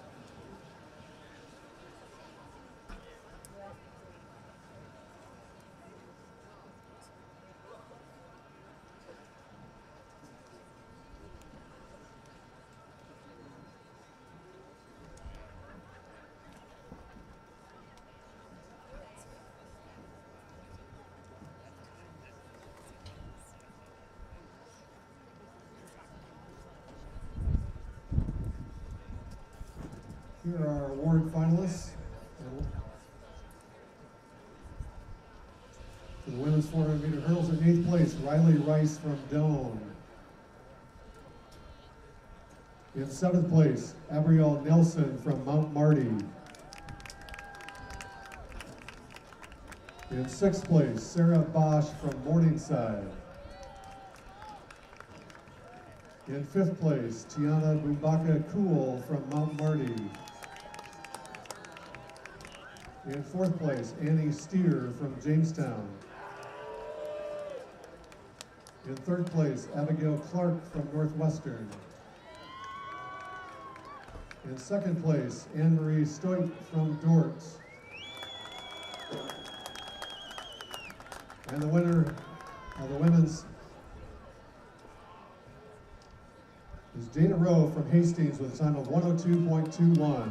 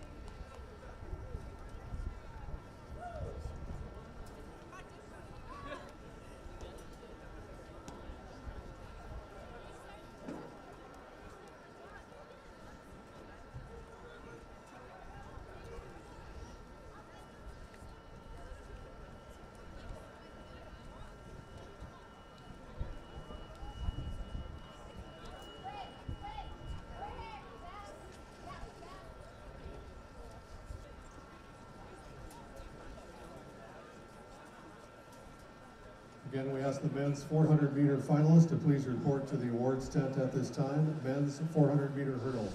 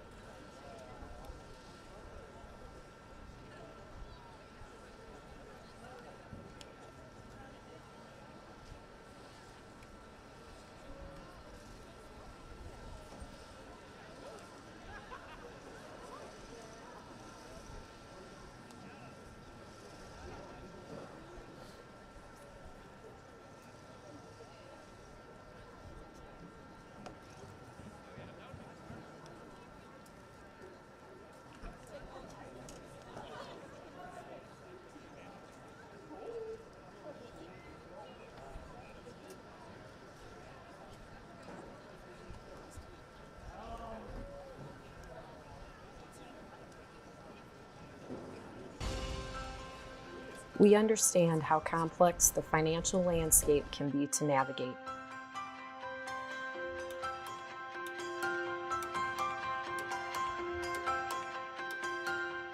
Our goal is to free up your hands so that you can focus on what is most important in life.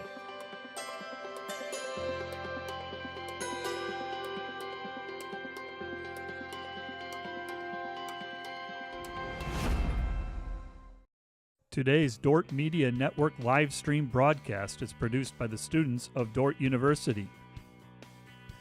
And brought to you by Pizza Ranch, buffet, carry out, or delivery. And brought to you by Furniture Mart. Find furniture, mattresses, flooring, paint, window treatments at your local Furniture Mart, family owned and located downtown Sioux Center.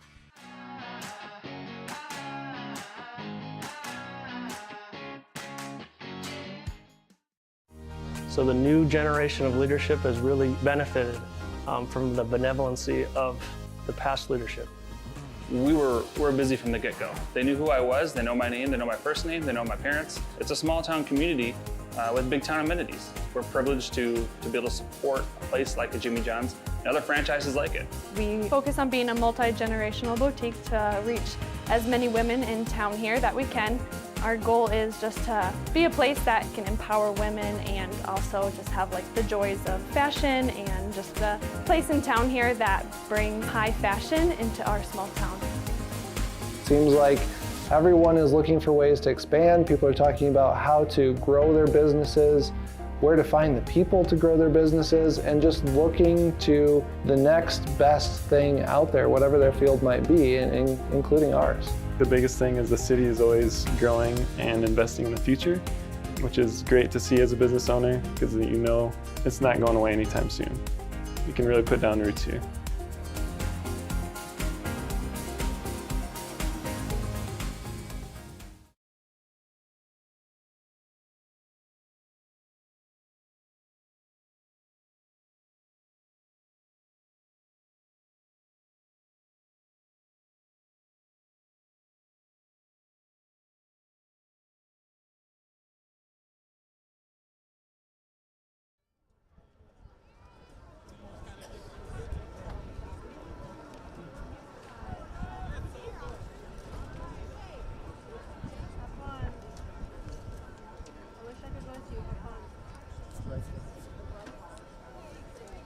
Next on the track is the women's 200-meter dash.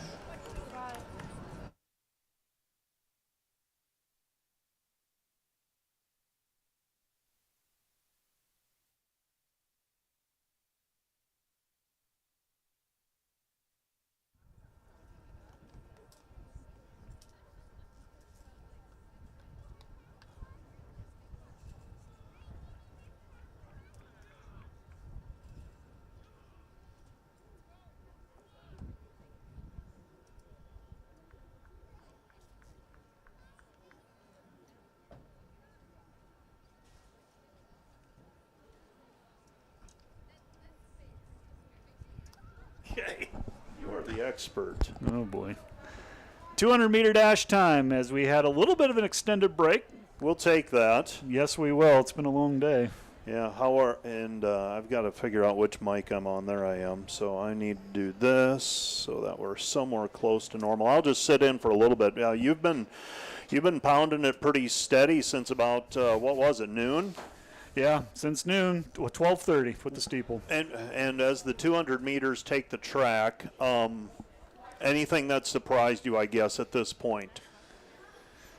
Well, one of the races there, Peyton Miller, that was I think that's a school record for Peyton as well, and that's been a surprise. Overall, in terms of the men's high jump, Shandon Reitzel for Midland, he was a three-time champion in the event. He didn't win it. A guy, Creech from Hastings, he was the upset there. Shannon Reitzel from Midland was second, and all of those guys, Grant Brower included from Dort, all went out on the same heat, so it was the same height, I should say. But another surprise is just the sheer fact that we are this far. and no delays. Well, I talked to you. You saw me. I was talking to some folks from Rock Valley that were here, and I said, hey, you're enjoying a great day. I mean, the sun is out now. When we went to bed last night, I was not this optimistic, and you went to bed later than I did, I think. But I checked the weather forecast one last time, and I thought, oh, this could be one of those start and stop days. We had committed that we are going to plug through this as best we can. And if we have to start and stop and move people into the dome for lightning, we were going to do that. And we're willing to stay here all night if we have to get this in, because the next week doesn't look good. And lo and behold, we woke up this morning. I was up around 6:15, and the rain had come and had worked through. The clouds were clear. The skies were clearing, and it's been a great day. It has been a great day, and the sun comes out. It's a little bit on the warm side, but just the sheer fact that we're here, there are no delays, and we're on schedule. This is the first of 4 sections of the 200-meter dash. We'll have 6 athletes. Anna Herman, the fastest time in this section. She's a junior from Dort. She is out in lane 5, and we're reversing it. We're running it in reverse from south to north because of the wind factor. And it looks like lane 4, that is Taylor Meyer for Concordia by a nose. Herman and another Concordia gal battling for that second spot, but it will look like Taylor Meyer wins it. You know, Mike, on the women's side of things, Concordia, they're as good as advertised. They're just running away. They just pile up point after point after point. And it's every event. They don't miss any events either. And they just, okay, pole vault, very specialized event, and they 25 points. I mean, they invest in that. They're going to score points. Between that and the multi-event, they just grab so many points, and they, as you said, they do it in so many different events. The running event's not as heavy, but the field events, it's just like wave after wave, and they just keep getting points on you. And very rarely, I don't know if there is an event where they don't score. I mean, they score in about every event. They score something. How big is their coach? I mean, and this is just, we're talking out loud here. Sure. And this is not, how many coaches do you think they have? I would say probably double digits. Right. And I mean, every event. The 2 programs combined, men and women. 220 athletes, do you think? I think so. I mean, they have basically said, we are going to be good at this consistently. Yes. And they have been. I mean, this is this would be what, their 4th the 4th team championship in a row for the women. 4th, or I think it's the 5th. 5th, yeah. 5th. Dating back to pre-COVID. Yep. And they have kind of turned into what the Doane men are on the women's side. Definitely. It's just sheer dominance, and they do it at the national level too. Right, and that I was commenting on my stream, which focused on the jumps, was the fact that we have had so many individual athletes that have won national titles, but not only that, team titles have come back in the NAI as well for the GPAC from a couple different programs, and it raises the level of everybody in the conference. Definitely. And in doing some of the research as well, you know, Concordia is way out there, and then you got Hastings and Hastings, Doane, and Dort are the next teams. But then there's kind of a lull, you know. So and Concordia just takes advantage of it, and they score. Yeah, and we can speak for Dort because obviously, full disclosure, that's where we work, and we're in the athletic department there. But you have to commit to, your coaching staff has to commit to a game plan of what you're going to do and how you're going to score points at this level and the next level if you want to be competitive. Definitely. It's not just about simply finding good athletes. There is a game plan to scoring points. Definitely. You have to map it out. Okay, what are we losing? What do we need to bring in? As the second section of the 200-meter, looks like on the inside lane 5, Kelly Rhodes of Concordia, Emily Lesky of Concordia. They go 1-2 in that second section of the 200-meter dash. We'll have 2 more sections of this 200-meter. The 200-meter and then the 5K and then the 4x4, and we're done on the track.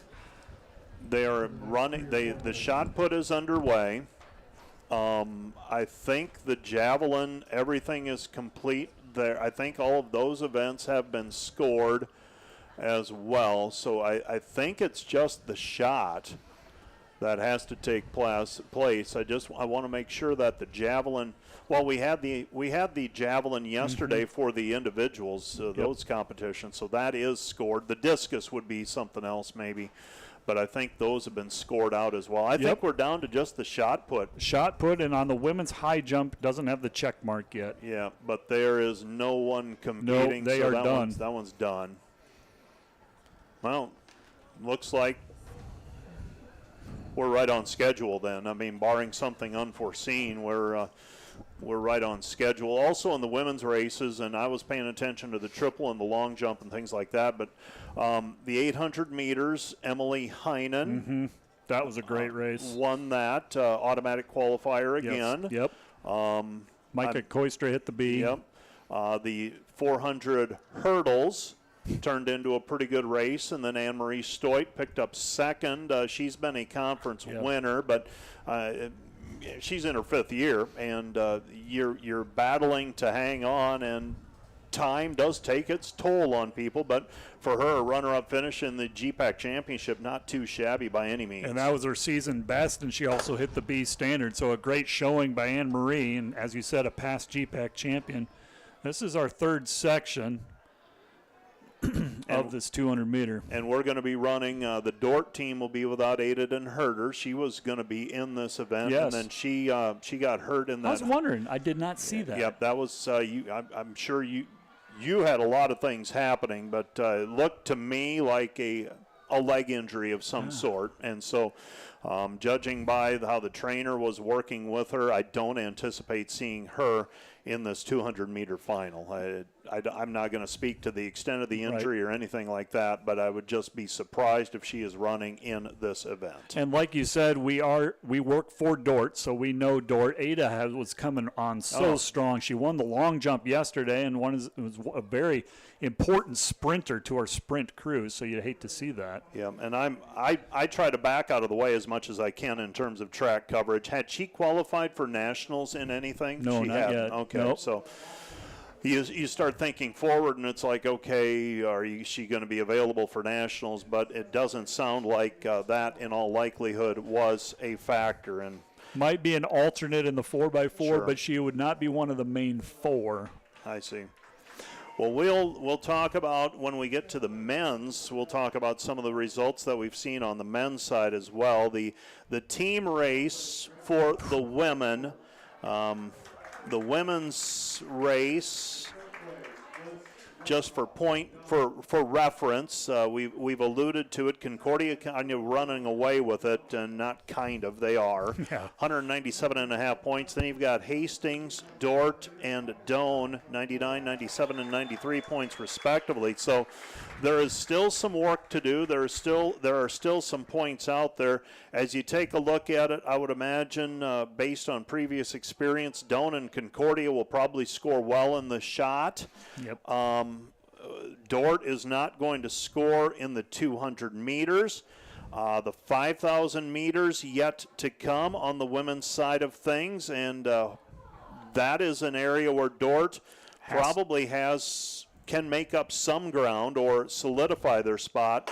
And then the 4x4, the thing about the 4x4 is there are only 10 points available. It's not like you can score multiple times. And we've got a false start on the 200 meters here in the final heat. Looking at the 5K, which is coming up, Dort has the number 2 first and second time. And if you throw Lucy Borkowski in there, they have 3 of the top 5 times. Lucy coming off the 10K win late last night, so not sure what she has left. That's a brutal double, Mike. Yeah, it is. And you're hoping to get some points out of her. Jessica Campman ran a pretty good 1,500 earlier today. Christine Hanemichael, will this be Christine's first and only race of the weekend? I believe so. Yeah, so obviously you would think that she will have something left to give. And,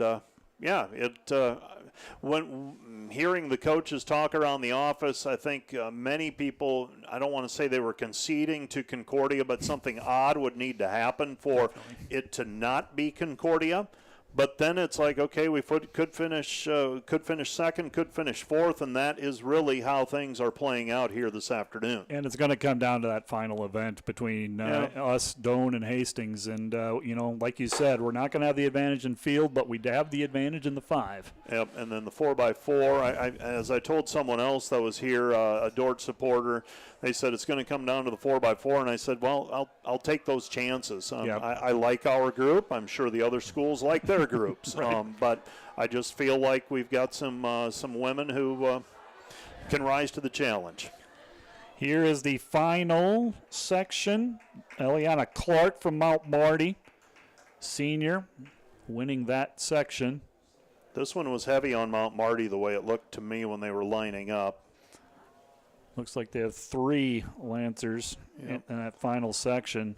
They're an up-and-coming team. They sit in a solid 5th place on the women's standings, and they're very good in the sprints, Mount Marty. Both men and women. The men, that's where they began to make their mark about 3 or 4 years ago. Paul. How could I forget?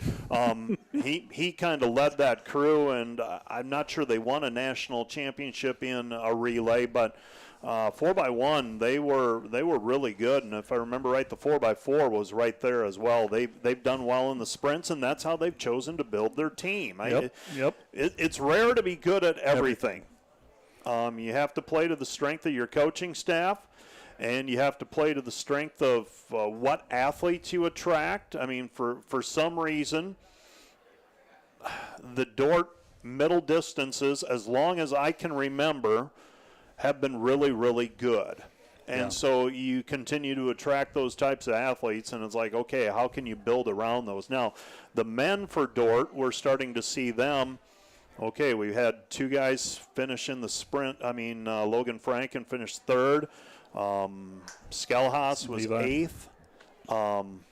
Now you're starting to see the expansion of the program just a little bit. You had a runner-up in the javelin last night. The throws has some room for improvement, and it's like, okay, can you maintain what you're good at and build a little bit more around them? Yeah, Dort is so strong in the middle distance and the distance, and that's tough to sustain. But on the other hand, our throwers, the field events seem to be picking up, and it all balances out. Yeah, it's obviously we're taking advantage of a great group coming through that won a national championship in the 5,000, or pardon me, in the cross country this fall, and those runners can go a variety of different ways in terms of what events they run.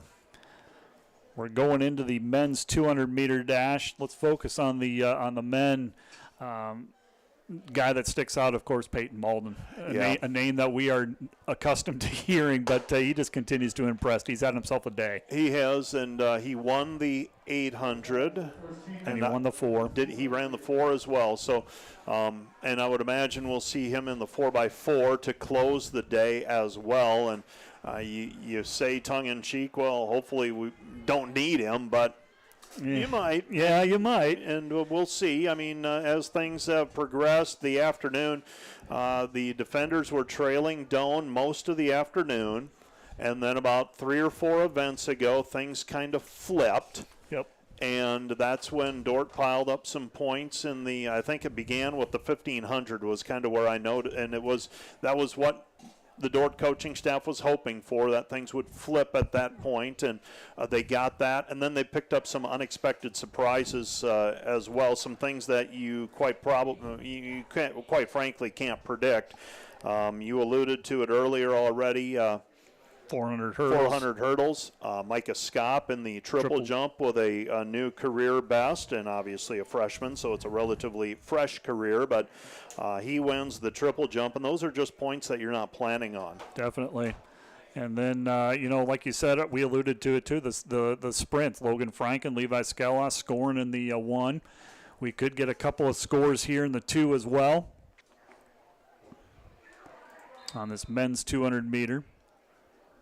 Levi Skelhaas scheduled to run in lane 6 here, but Levi in the 100 in the final, I mean, he looked pretty gassed when he's coming off the 400. We expect these athletes to do, it's quite something. Yeah, and he is lined up. He is in lane 6, and we'll see what he has. Coach is very excited about how he's come along, especially here in the outdoor season. One of them said right now one race, just one. Yep. In the 1, 2, or 4, they'd take him against anyone. Now, that's not saying that he'd win, but you feel confident that he would compete well in one race of those distances. We're asking him to run in 3 here this afternoon. And short turnaround. And one of those Mount Marty guys, Marcus Janofin, he was the 100-meter champion. He's also in this heat, so this will be fun. Well, right now, Levi. Skelly has come off the corner, but here comes Marty. Yeah, but Skelly's going to run that runner. Wow. Made it look pretty easy. That's a convincing win in a race like the 200 right there. Yep, so now it matters. I mean, the heats, the time is what matters. Yep. It's not the placing in the heat. There are no finals in this, so you're running against time, but, oh, boy, he was scooting. Yeah, he was scooting. I'm going to quick scan for a qualifier just to see what that is. Well, we saw him in high school. I saw him in high school at the state meet. I think that was 2 years ago. And he beat some people in the 400. I mean, he might have had the best time in the 400 meters all class that year.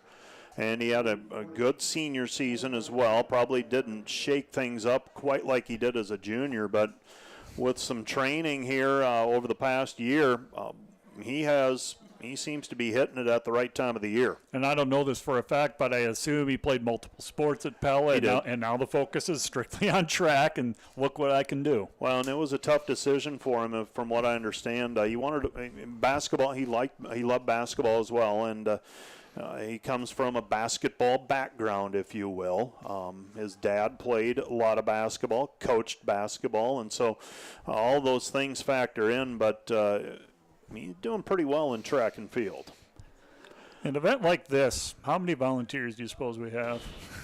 That was the other thing I wanted to make sure that I got on and talked with you about. I talked about it on the other stream as well. It's got to be 50 and 50-ish. Yeah. I mean, for us, and ours aren't volunteer, we employ student employees. But I just look at, okay, on the triple jump, for instance, we had some teams that were working. Yep. But you still have 3 people who know the event, who are organizing it. Here we've got a couple of clerks on the track, and that's just the visible people. And then you've got the people that have to get the blocks on and off the track. You've got the award stand where Coach Heinen leans pretty heavily on his family.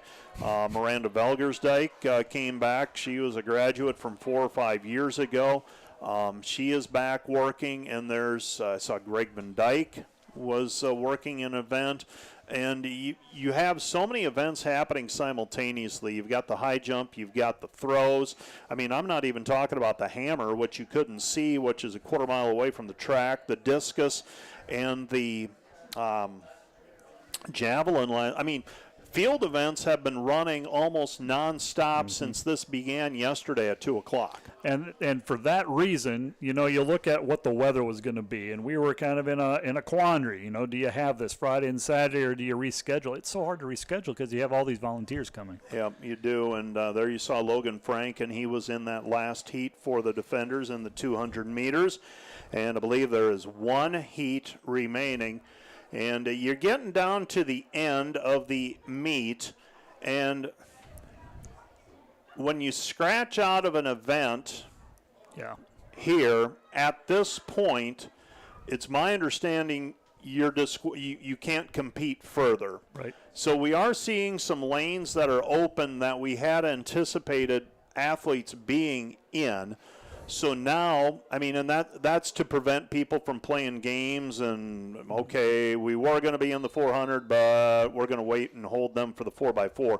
You have to go out and give an effort, and that is becoming a factor here as well in this in the latter stages, where we do not have lanes full by any means, or as full as we had planned on. And the heat might be dictating that just a little bit, because we're not used to the spring we've had. We're not used to competing here. And it's probably 70-ish. Yeah. And the track holds its heat. It takes a little bit. I mean, you walk down there in the turf, a little bit warmer as well. After this, we've got the 5,000 meters coming up, so the 2,000 meters. I am waiting for the day, Matt, when we are able to get the field events, the results of that as it progresses as well. I think that's the next step. We see it on the track and the running events. I'm just wondering, okay, when is the next step where we're recording those results on an iPad, for instance, and those are going directly up, and we're able to follow along with the field events as they happen. That time is coming. I think the Drake Relays, they have a system where they can update it per attempt, and boy, is that nice. Oh, it's wonderful, and it would be, I mean, it's not about us by any means, but we're trying to present this as best we can, and for those field events, if we can get to that point, for the next people who need to host this event, that is the next thing, in my opinion. That's where we're headed. And I look at how different it was 10 years ago when we hosted this event and where we're at now 10 years later, and where it could be in another 10 years if the GPAC is still in existence, whatever. But I just think, what's it going to look like in 10 years? Are there going to be 2 bubbles over there? I bet there will be. Maybe a tennis court or 2. Who knows? Man. It's something. It's the appetite is insatiable, it seems. So that bubble over there has been put to good use this spring. It's been busy. Yep, there's no doubt about it. So, and anybody who's listening and saying we just said there's a second bubble going up, no. We're just talking out loud. We're thinking out loud. It's tongue in cheek. Yeah, don't give us a call. This is the final section of the 2. Levi Skelhaus for Dort has the fastest time with one more section, 21.7, but you do have the guy with the number 1 time, Braden John from Northwestern. Okay.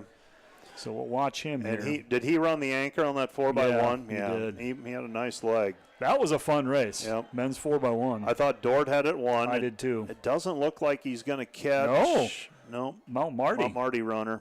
Number 7. So Dort's going to score well here, probably. Got Logan Franken tied for second as well. Could have a couple of point getters for the defenders. Oh, really? Logan had a second. Oh, good for him. 21.9. That's his race, though. I mean, the 100 is just a little too short for me. It takes him a little longer to get that gait going, that longer stride. Well, that's great if, selfishly putting the Dort T-shirt on there. That's great. If Levi's going to do Donovan Breckenridge from Mount Marty. Yeah, the guy that just won that heat. Yep. Yeah. So, Levi second. Those are still valuable points. Women's standings. Dort's in 4th with 97, Doane 98, Hastings 102. So those 3 are separated by 5 points, and then Concordia doubling up on the field, 207.5. And that's is that including high jump? It's with 19 events scored. So high jump is now in there. Nope, they're not. I'm kind of confused. So that still needs to get cleared, and I know they get busy in the truck with tabulating, getting some of those because they have to key those in by hand. That's the other part of it. I mean, it doesn't populate. They've got to tabulate the athlete and the mark for the full results, and so that does take a little bit of time, and that's always the one thing that at the end of the day we have to make certain of is all of the events are in before we declare champions with that announcement, and that'll happen somewhere around 5:30, 6 o'clock this evening. And we might have to wait for our field event. We might have to wait for the shot put. That could be the final one. Well, I just saw a Doane athlete with the shot put. And in those field events, there's always prelims. There's 2 sections, and then they will throw it off again, and the 8 finalists. So 9 finalists. I found that out this year too. There are 9 finalists. Okay. So just because you make finals doesn't mean you're going to make all conference. I get it. Keeps it competitive. Yeah. Yep. So we have the awards right now, and this must be, I'm guessing, the 200-meter women. Yes. Yep, it is. 200 meter. That's a nice touch, too. I don't know if Doane did that last because we were there. I don't remember a medal stand. But I didn't expect this, and this has been a nice touch. Yeah, I'm trying to remember. I don't think so. That's every institution has the opportunity to put their own touch on things, and every idea. There are no original ideas out there. We steal from each other regularly, and this, I would imagine this is something like, okay, you've got the space for it. You've got, it's nice that the camps are set up on the perimeter, and you don't have to deal with that traffic, and it's just a good centralized location for both the clerking of the event, checking in, but also with the final awards, and this is something similar to what they do at nationals from what I can recall. Yep, it's definitely, they do it at indoor, and then I believe they've done it at outdoor at Gulf Shores as well. Speaking of nationals, it's not at Gulf Shores anymore. It's Indiana Wesleyan, Marion, Indiana. And that's a return. They've had it there before. Right. It's been a few years. It has. Because it's been at Gulf Shores for pretty significant amount of time now. Yep. Indiana Wesleyan, I think, has renovated their facilities, and I haven't been there, but I hear good things about it. The nice thing about Indiana Wesleyan and having it there, they're going to keep them all on campus. The athletes are going to be in kind of the dormitories, and their food service is going to feed them, if you will, and so the logistics are taken out of it for the coaches, and it's just going to be a good experience, I believe. So explain. And you've been there, we've got the 5,000 lining up, but explain what you mean by the logistics. I have an understanding, but from what I know and I can recall, you might have to drive a little ways to get to the facility to compete. Yes, so let's take Gulf Shores, for example. Last year, the Defenders, we flew into New Orleans, which is 3.5 hours. So then you rent vehicles from there, drive to Gulf Shores. And Gulf Shores, it's a beautiful place. It's right on the Gulf of Mexico. Yep. It's kind of a random, it's a nice facility, but there are no motels. You stay probably 20 to 30 minutes away from the track. And, you know, you talk to one of our GAs, Chris Ellens, his full-time job was shuttling athletes back and forth because it's hot. You don't want them sitting out in the sun. So he was playing full-time taxi, if you will. And it just takes that away from hosting it at an institution like Indiana Wesleyan. And we do see that. We don't feel it quite as much because it's the trade-off of athletes are sleeping in their home their beds that they're used to. With the indoor nationals at Brookings, it's 2 hours away. You're very choosy on when athletes go. You can afford to send to vehicles at different times of the day, but that is a big deal, especially I think for track and field. People sitting in a car for an extended period of time is not normally a recipe for success for track and field athletes. No, it's definitely not. They're going to tighten up, and they did, So, Indiana Wesleyan. I know Coach Heinen. You know, he knows his athletes love the experience of Gulf Shores. Yeah. I mean, being Midwest, we don't see a beach every day, but for the logistics, it'll be good. And you and I both know that there was a push. I think Omaha put in a bid for it. I think Des Moines may have even at a point been a player in the bidding process. But you talk about Drake Stadium, and while that would be awesome, Drake Stadium's kind of in demand for some pretty high-profile events. Yeah, they host some pro-ams, if you will, and some Olympic qualifiers. So it would have been cool to be on the Blue Oval. So this is the 5,000 meter, one heat of this, I'm going to assume. So. Yes, it is one heat, I believe. Yeah, 24. And so the staggered start. And they'll be bunched up for a while. So the question, someone asked me last night about the 10,000. They said, man, it looked like Aiden Vorster. He got stronger as the race went on. And I said, well, you've got to understand from what I get for strategy is it becomes a sit and kick race where you're just, nobody's going to go out in front and challenge and run away from the pack.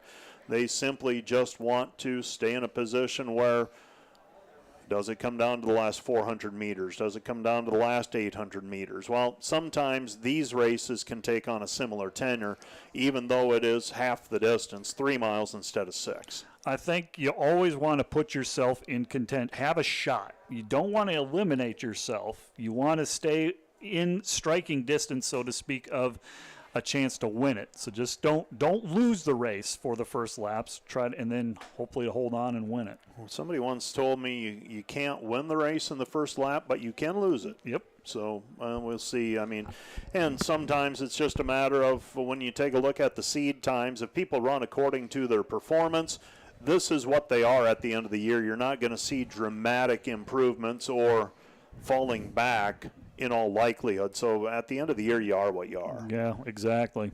Jessica Campman, Christine Hanna-Michael, 2 defender runners out there, running 1-2. Looking at the field, Lucy Borkowski, we mentioned her. She was the 10K champion. I don't see Lucy out there. Is that her right there? Right in between the packs? That's Jessica. Okay, Jessica sorry. Opfer, freshman for us. Well, in all honesty, for Lucy Borkowski, I mean, 10,000-meter run, maybe you say the die is cast, if you will. I mean, we're going to have to do it on the strength of these athletes and see if we can pick up second place. And going to have to do it with these athletes in the 4x4. Yeah. Makes what that Doan Kaylin Dockweiler did all the steeplechase, and then what was it, the 1500? Yes. Well, and then that, but then I thought a little bit later, Trey Angen winning the 1500 and probably has to be close to a personal best. Yep. And he turns around, and in the 800, I thought around the 500-meter mark, it's like, I don't know, Trey. And then all of a sudden, he starts working his way up, and he ends up third. I mean, as they go 1, 2, 3 in the 800 meters. Obviously, a senior who is making the most of his last competition locally, and I thought that was a tremendous performance by him. Yeah.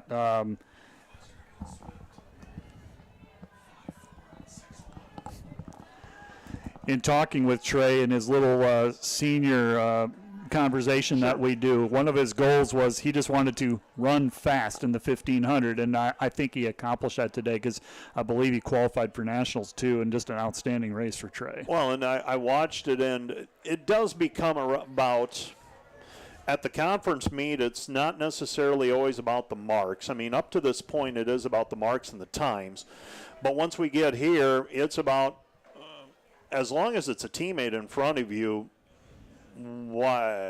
second place is just fine, because is Joe running the 5,000 as well? I believe he is. Yeah. So I mean, leave something in the tank for the 3-mile race after you run the 1-mile race. That, as long as you go 1-2, what does it matter? Exactly. It's points for the defenders. Is that Trey running up? He is. Warming up for the – is he running the 5K as well? I can't imagine, Mike, that he would be doing that. No, I don't see him on the list, so. He wouldn't be doing a 4x4 either. I think he's just probably cooling down. Yeah, nice, easy 5-mile run to cool down. Yeah, on a job well done for Mr. Trey Angen. Well, I'm going to be ducking out of here soon, because I think one of our student photographers needs to vacate. There is a band concert on campus again. The end of the year, we've got kind of the culmination of everything. Choir was last night. Band is tonight. We work around the students' schedules, but the student employees. So I'll be ducking out of here to help out with some photography here shortly.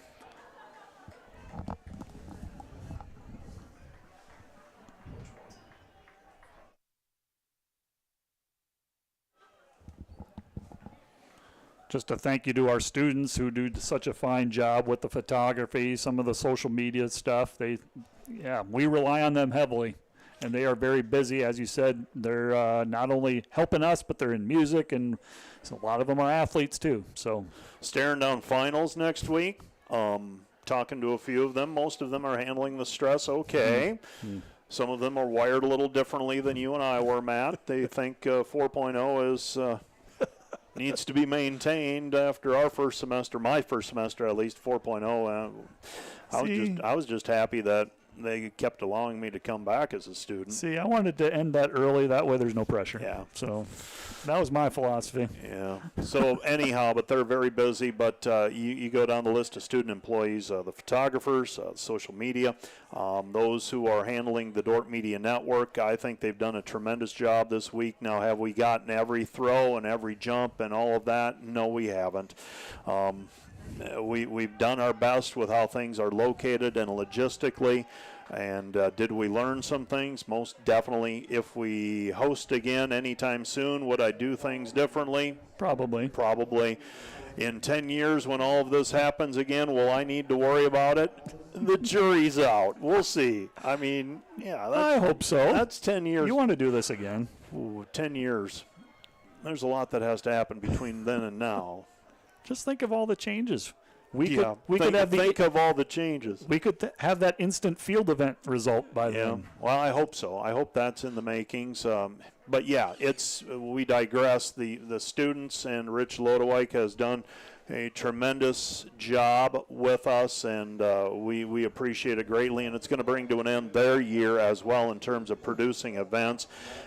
And over 200 or so events that they have produced, and I think we had trouble with one stream going dead, maybe two. Wow. I'll take those percentages. Yeah.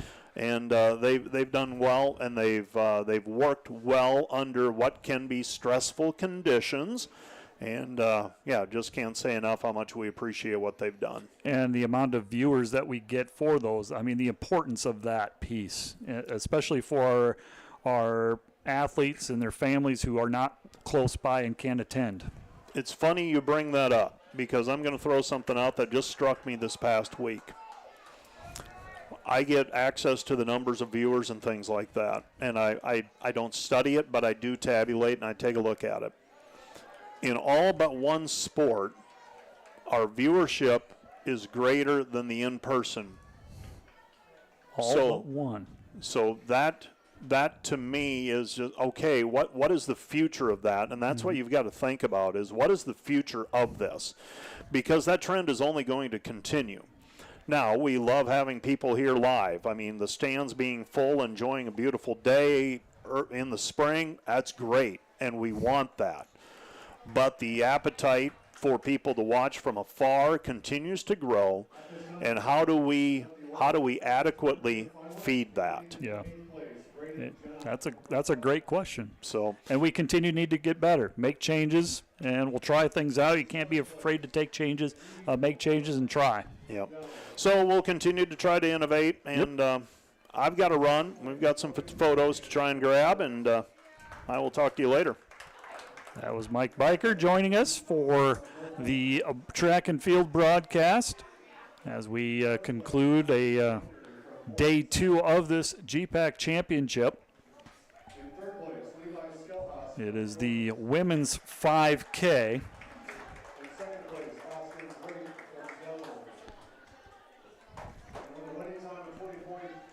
This is the final individual running event for the women, the women's 5K, and it's originally a field of 24, and they are all in one section. We're going to run them together, try to save some time. Your defending champion is Christine Hanemichael. She won the title last year for Morningside, and she is now a graduate transfer for Dordt University. Kylene Freiberg from Concordia was third a year ago. Allie Binder from Doane, second a year ago. Annika Homan for the Defenders is a two-time all-conference athlete in this women's 5K. Jessica Campman for the Defenders comes in with the top time. 17:29 is the qualifying time in this women's 5K. And we are 10 minutes gone by in this event. 5K, 3.1 miles, so just over 12 laps.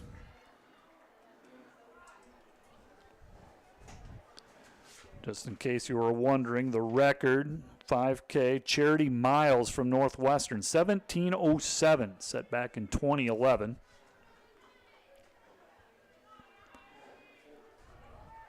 We will continue to monitor the team standings as we get closer and closer to the finish of this. 11 minutes gone by. And your lead group there, Jessica Campman, Christine Hanemichael, the two defenders, followed closely by Concordia, Kylan Freiberg. Keegan Beisel also in the mix. Those are your fastest 4 qualifier times.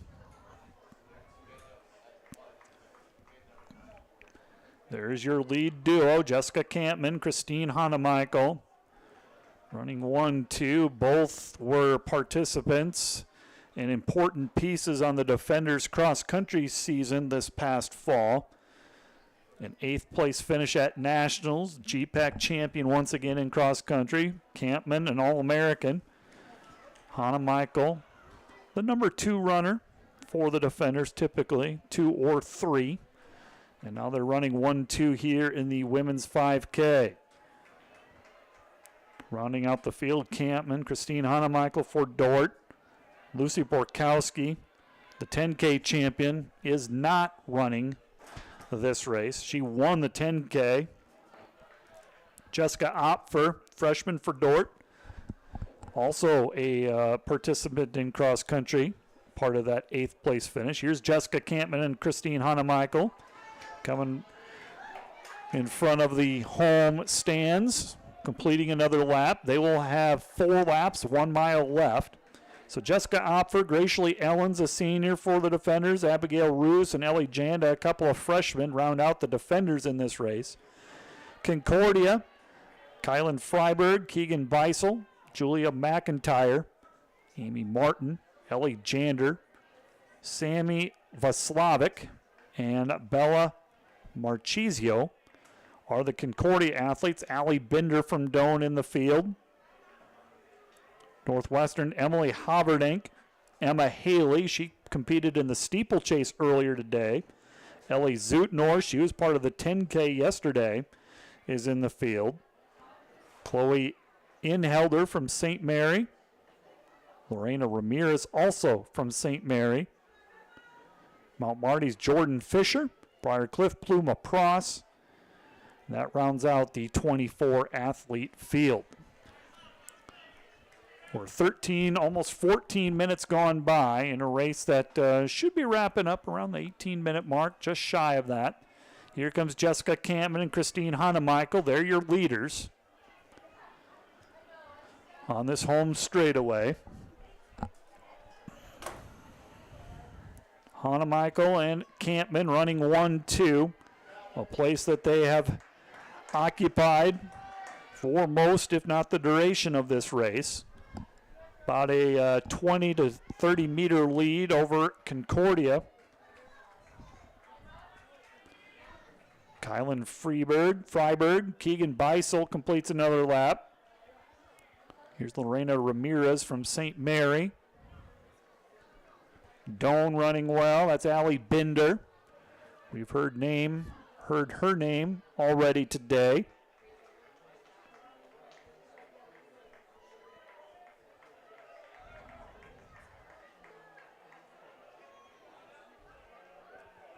I'd like to thank the Dordt Media Network again.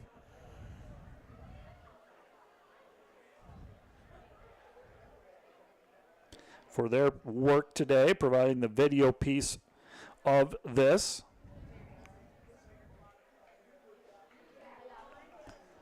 Jessica Opfer for the Defenders completes another lap.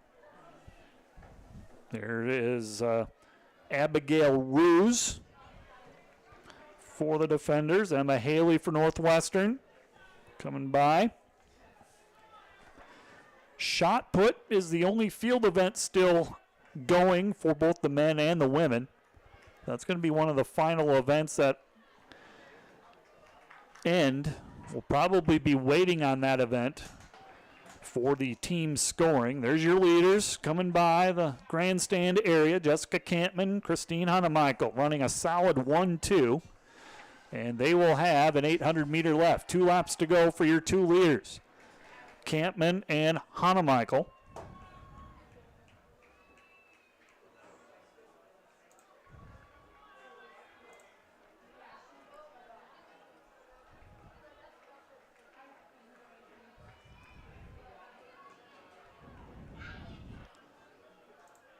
$800 left for the leaders.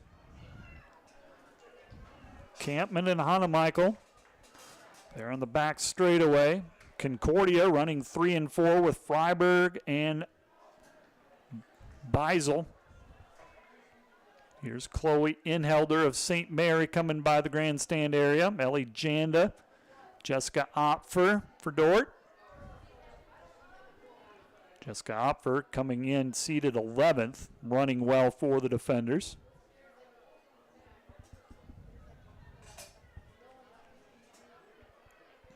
Emma Haley for Northwestern.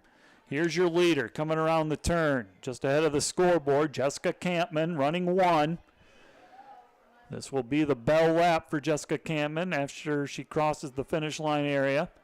Campman, Hanemichael running 1-2 for the defenders. Jessica Campman, your leader, 17-13 right now. 1 more lap to go, 400 meters for Campman. Also for Christine Hanemichael. Here's Freiberg and Beisel. They also will have 1 lap to go. They're in 3rd and 4th. Here's Doan, Allie Binder. She'll have 1 lap to go.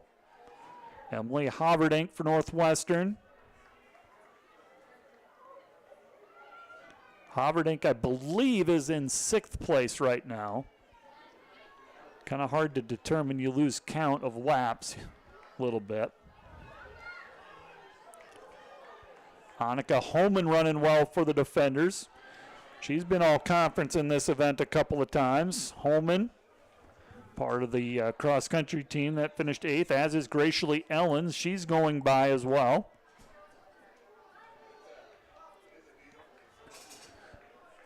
Jessica Opfer completes another lap. And your leader, Jessica Campman, approaching the home straightaway here, 100 meters away from winning the 5K here at the GPAC Outdoor Championship. Jessica Campman for the defenders will take it on home. Final 50 meters for Jessica Campman. Christine Hanemichael right behind in 2nd place. Dort goes 1-2. Here comes Concordia. Concordia will go 3 and 4. That was Freiberg. There's Beisel. She's 4th. Dort goes 1-2. Concordia 3-4. Here comes Doan, Allie Binder. She will be 5th in this 5K. Binder for Doan. Here comes Emily Haverdink for Northwestern. She will finish 6th. Morningside's Taylor Spoor, a junior. She will be 7th. There's 1 more place and 1 more point out there. Annika Holman for the defenders. Believe that she will be done.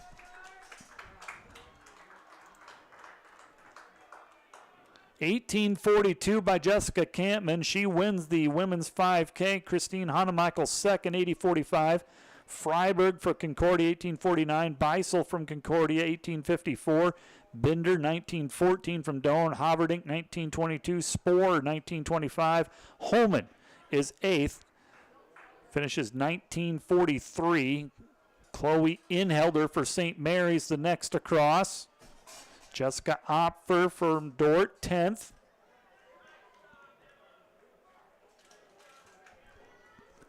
Here comes Emma Haley for Northwestern.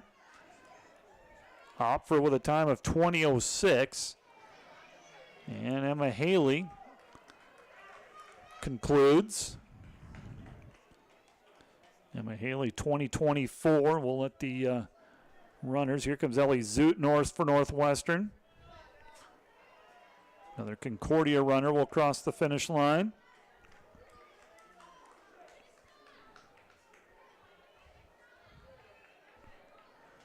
Jordan Fisher of Mount Marty, Amy Martin of Concordia.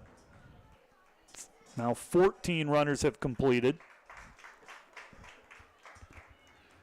Fisher, time of 20:40. Ellie Zutnor's 14th, 20:47. Sammy Voslavic, 20:57. So 15 runners have come across. We'll let the Dordt Media Network and the video stream finish this up, and we'll get ready to start the men's 5K here momentarily.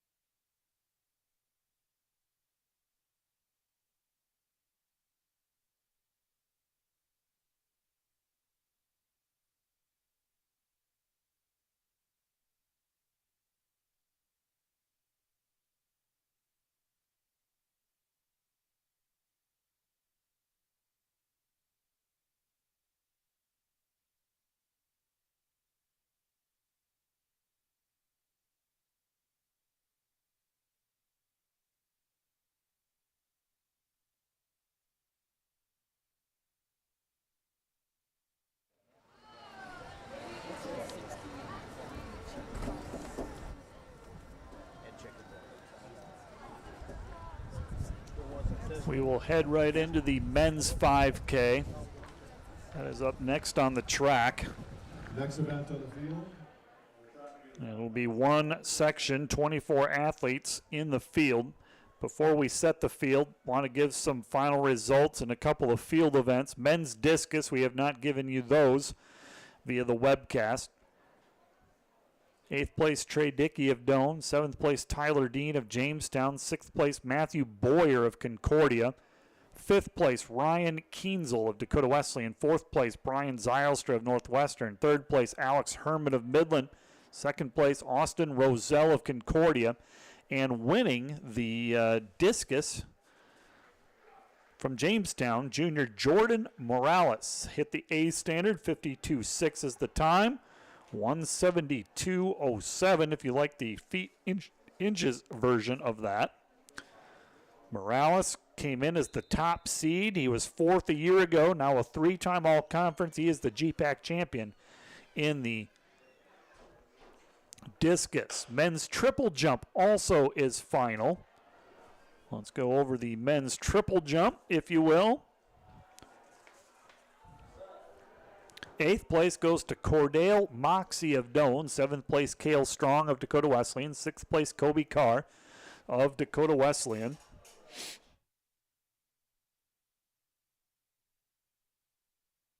Fifth place, Ethan Burnett of Mount Marty. 4th place, Grant Brower from Dordt. 3rd place, Vince Lauenroth from Doane. 2nd place, Trevor Malone of Doane, and winning the triple jump from Dordt, freshman Micah Scott, 13.99 meters, 45.10 and 3/4. Picks up the champion in triple jump. So we'll give you the team standings. here in a moment. We'll let the results compile. Looking to see if women's high jump, if those have now been scored. For some reason, they are not. So those do not factor in the standings yet. Neither does the 5K. So 3 women's events have to be scored and 3 men. So with 3 events left, the men's team standings, Dort is your new leader with 176. Doane in second with 148. Concordia third, 97. Mount Marty fourth with 77. Northwestern and Midland are tied for fifth with 53. Women's standings with 3 events to be scored. Fifth place is Mount Marty with 73. Dort in fourth at 97. Doane third, 98. Hastings 102. They're in second. Concordia running away with the title at 207.5.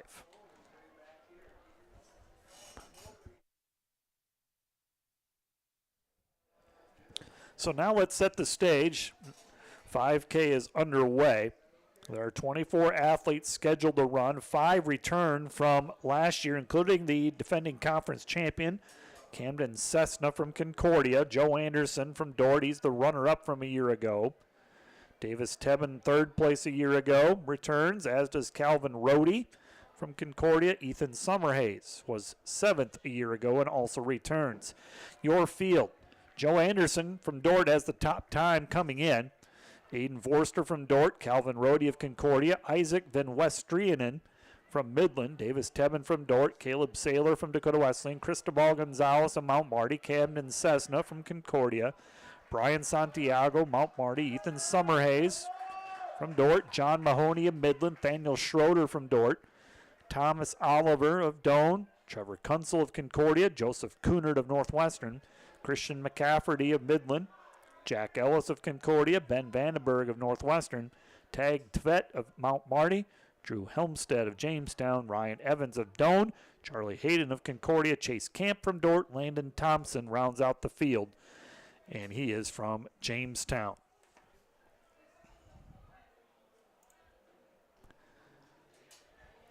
This is the men's 5K, and you have a trio of Dort runners led by Davis Tebben, Joe Anderson, Aiden Vorster. Vorster ran last night. He is the 10K champion. And he is out here running the 5K as well.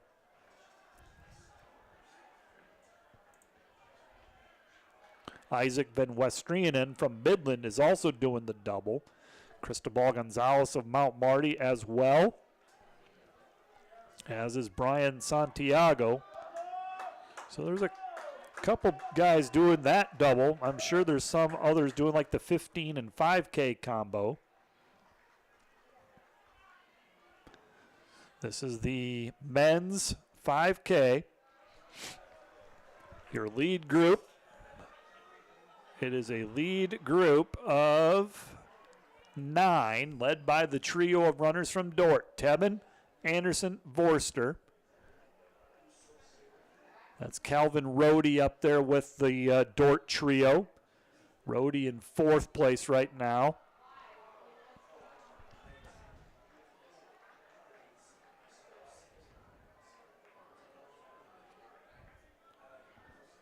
Just under 5 minutes gone by in this men's 5K. Van Westrianen of Midland also in the top group. Caleb Saylor of Dakota Wesleyan, Brian Santiago of Mount Marty. There is that lead pack. It's 9 runners currently. Coming down the straightaway. Also up there, Camden Cessna. He's your defending champion. Cristobal Gonzalez, Brian Santiago. That is the lead pack of 9 right now in this men's 5K.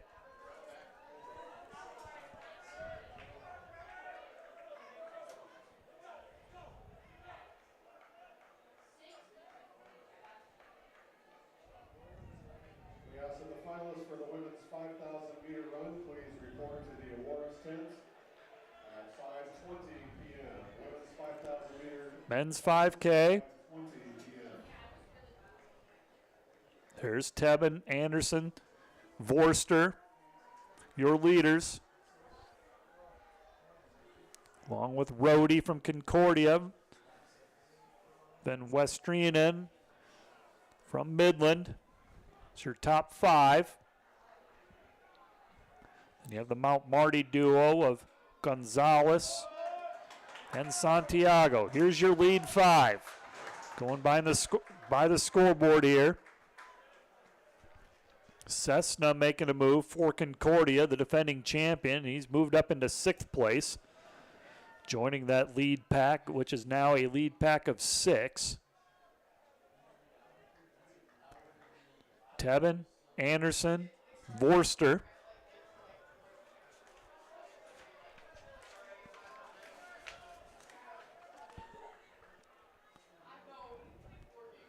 Record in this event, Dana Schmidt from Concordia, 14:53. If you look at that,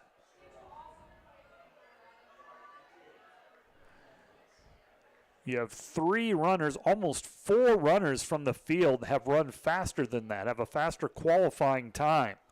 So we might have a record broke here. Tebben, Anderson, Vorster, Calvin Rhodey. Running 1, 2, 3, and 4. Then Westrianen from Midland. And then your defending champion, Camden Cessna, has moved into that top group as well. You're just under 8 minutes gone by.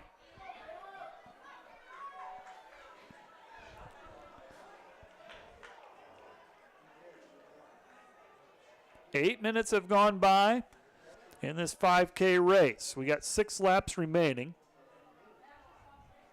on what has turned out to be a beautiful day. Weather has not been a factor in terms of the storms that were predicted. Thomas Oliver, Chase Camp, another Midland run, Christian McCafferty, all completing another lap.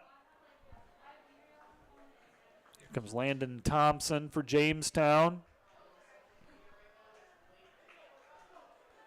Tage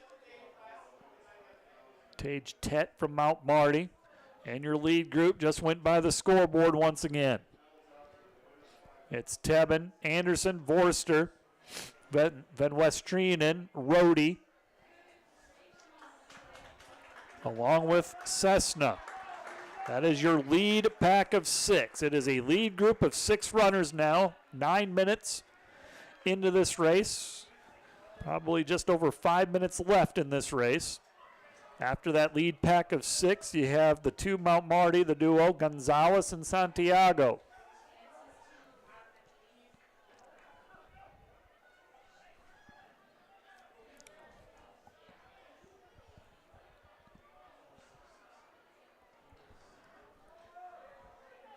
Here's Ben Vandenberg from Northwestern. Chase Camp coming along the home straightaway here, along with Thomas Oliver of Doane, McCafferty of Midland.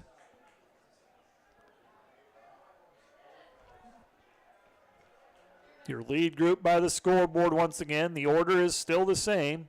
Tebben, Anderson, Vorster, Van Westrianen of Midland, Calvin Rhodey,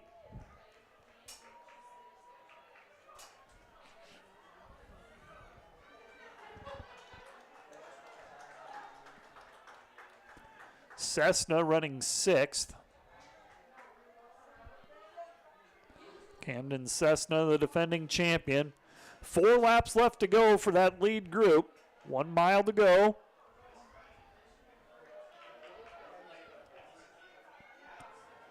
Tebben, Anderson, and Vorster, teammates, running strong together. Extending the lead a little bit is those 3 over Van Westrianen from Midland and Rhodey from Concordia.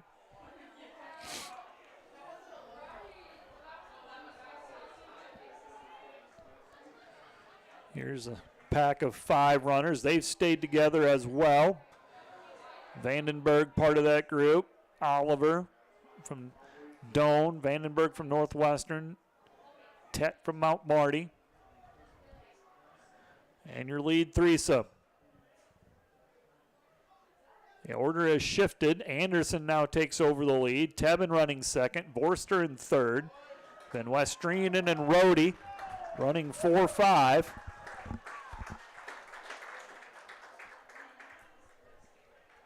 Here are the awards for our women's 5,000 meter run. And going to the award stand right now is the women's 5K. Call it to the award stand. Here's Gonzalez for Mount Marty. Santiago coming down the home straightaway and completing another lap. Dakota Wesleyan, Caleb Saylor, part of the lead group for a while. Just shy of 12 minutes have gone by in this men's 5,000. Your leaders, when they complete this lap, will have 2 laps to go. Jessica Campman from Dort being announced as the winner of the 5,000 meter for the women. Her teammate Christine Hunnemichael second. And here's Anderson for Dort. He is your leader. Vorster second, Tebben third. That is the order. And that trio of runners have pulled away from Rhodey and Van Westrianen. That top group of 3, 800 meters left to go. Joe Anderson, second place a year ago. He was the national runner-up in the 3K during the indoor season.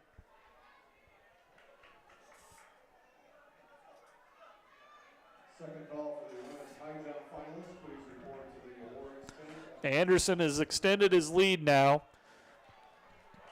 Joe Anderson running strong. Tebben back into second place. Wearing the matching yellow shoes, the yellow spikes.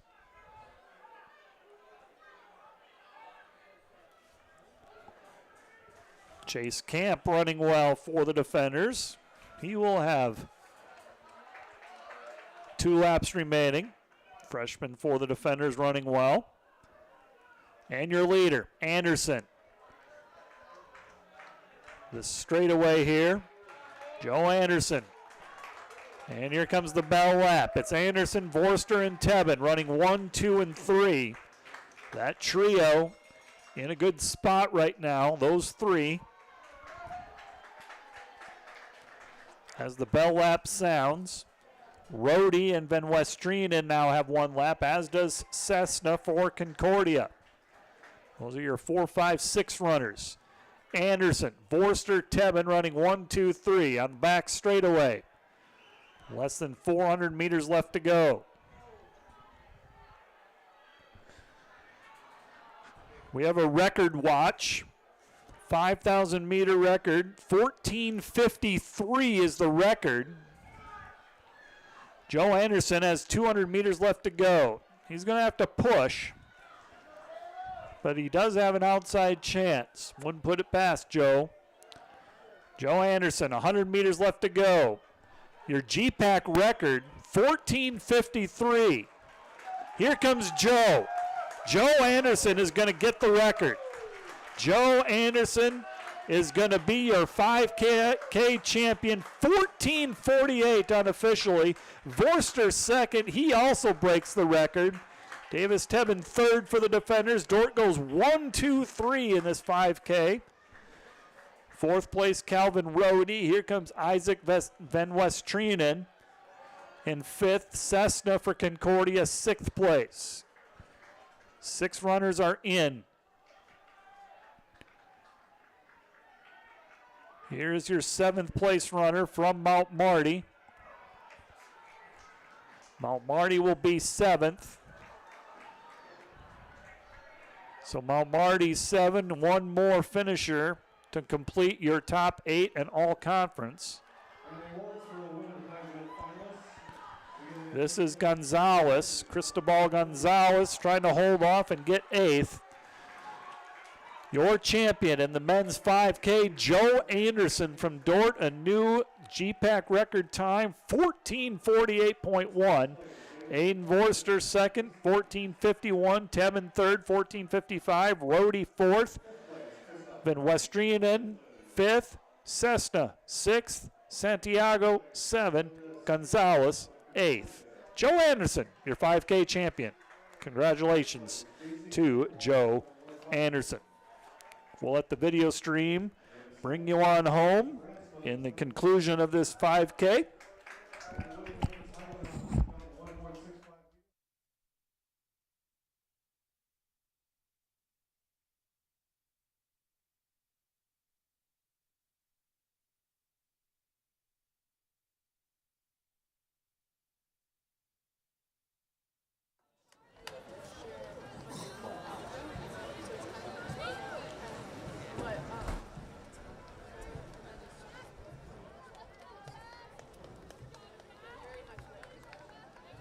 Got defined shoulders, bro.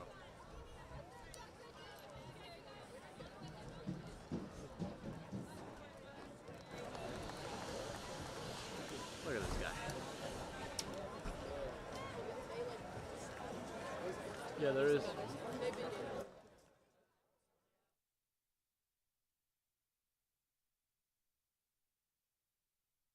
There you go, baby. Let's go.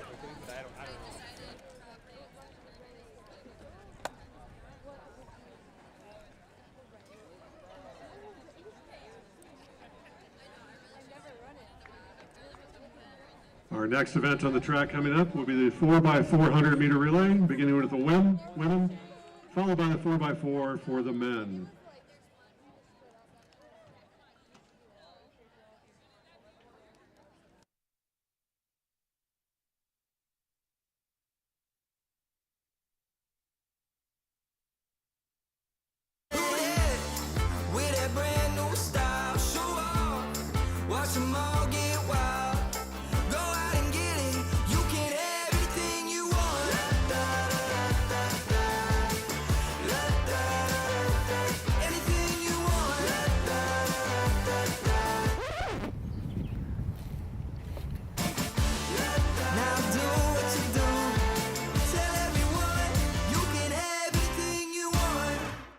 Today's Dort Media Network live stream broadcast is produced by the students of Dort University.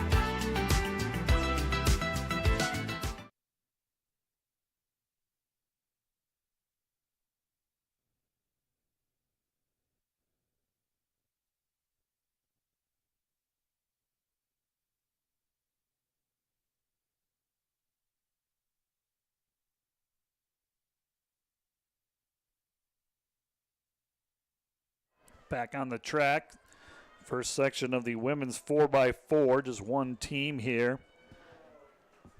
Dakota Wesleyan, and this is Avani Long running for Dakota Wesleyan. Women's 4x4 field has 9 teams. Coming in, Concordia has the fastest time. Both Concordia and Dort have hit the A standard in this event in the 4x4.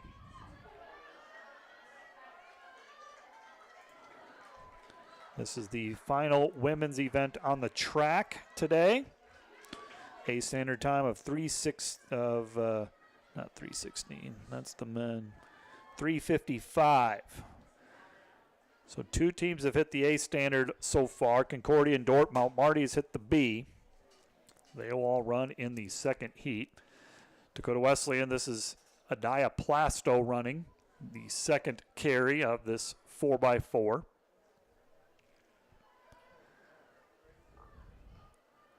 Plasto, sophomore for Dakota Wesleyan. She'll hand it off to Erin Gerlach. Women's high jump results have been compiled and they are in the system, so we'll give you the updated standings here in between the women's and men's races. Here's Dakota Wesleyan. That's Plasto, the sophomore, with 100 meters left to go. Plasto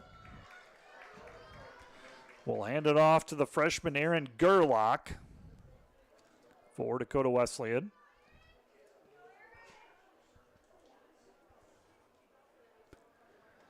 Gerlach, a freshman, will hand it off to Ashton Evans. Dakota Wesleyan comes in with the 9th fastest time, 4:39.73 is their qualifying time for conference. Carry number 3. We ask that the men's 5,000 meter top 8 finishers please report to the awards tent at 5:40 p.m. 5:40, men's 5,000.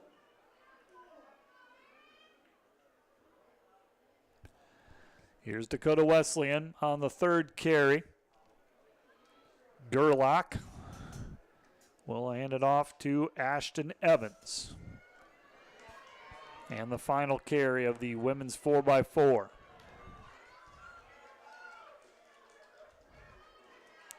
And here's Gerlach as she closes out her carry. And Ashton Evans will have the baton, the anchor in this women's 4x4.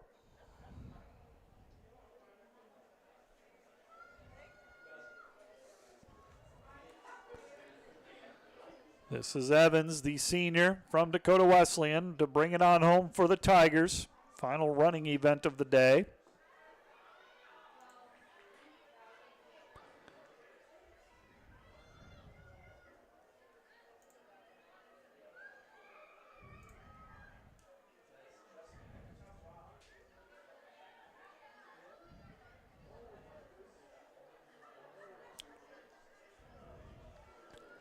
And Dakota Wesleyan, 100 meters left to go on this opening heat of the women's 4x4 final.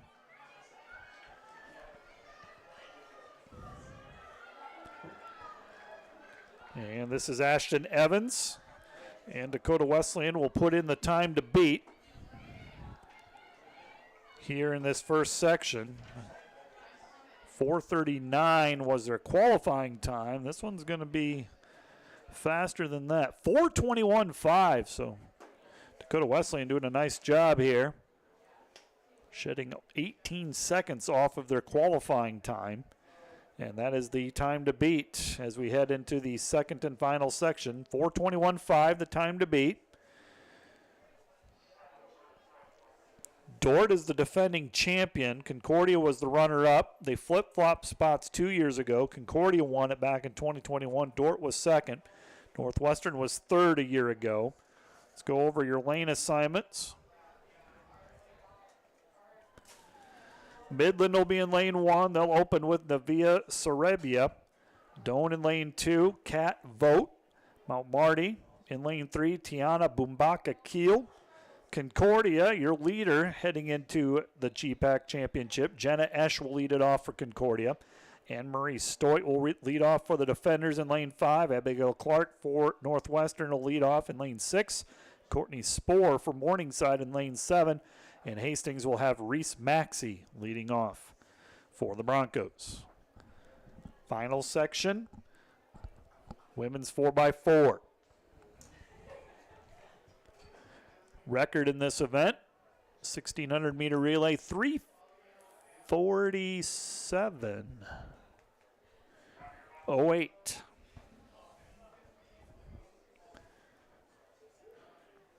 Which is pretty quick. 3:47.08 set by Nebraska Wesleyan back in 2016.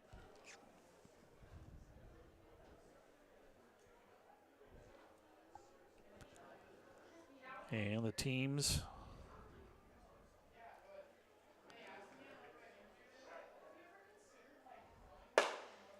are ready to go. Here we go. First carry of the women's 4x4. Concordia in lane 4. They have the fastest time coming into the championship. And it's Concordia. That's Jenna Esch off to a fast start. Anne-Marie Stoit for the defenders. Concordia and Dort in this 4x4. Nice little friendly rivalry. They go back and forth. They competed against one another down at Drake last weekend and both turned in fantastic times. Both A qualifier times, both season bests. And they're used to dueling it out. There's Concordia, Jenna Esch with the lead. Anne-Marie Stoit for the defenders running second. Northwestern with Abigail Clark running third. It'll be Esch and Stoit side by side. Handing it off, Concordia. This will be Kayla Kirchner. And for Dort, it's Shelby Buwalda, the freshman. Helped lead the defenders to the 4x8 title. Buwalda off to a fast start, and these athletes have now hit in the cut-in mark. There's a set of cones over there, 100 meters into the second carry. So now teams will be in lane one the rest of the way. Buwalda has put the defenders out with the lead. 200 meters left to go. Shelby Buwalda with the lead. Concordia running second with Kirchner. This is far from over, ladies and gentlemen. These two teams, they battle it out. Buwalda with the lead, holding off Kirchner and Concordia. Buwalda will hand it off to Micah Koistra. Oh my goodness, folks. Trinity Tulls will run for Concordia.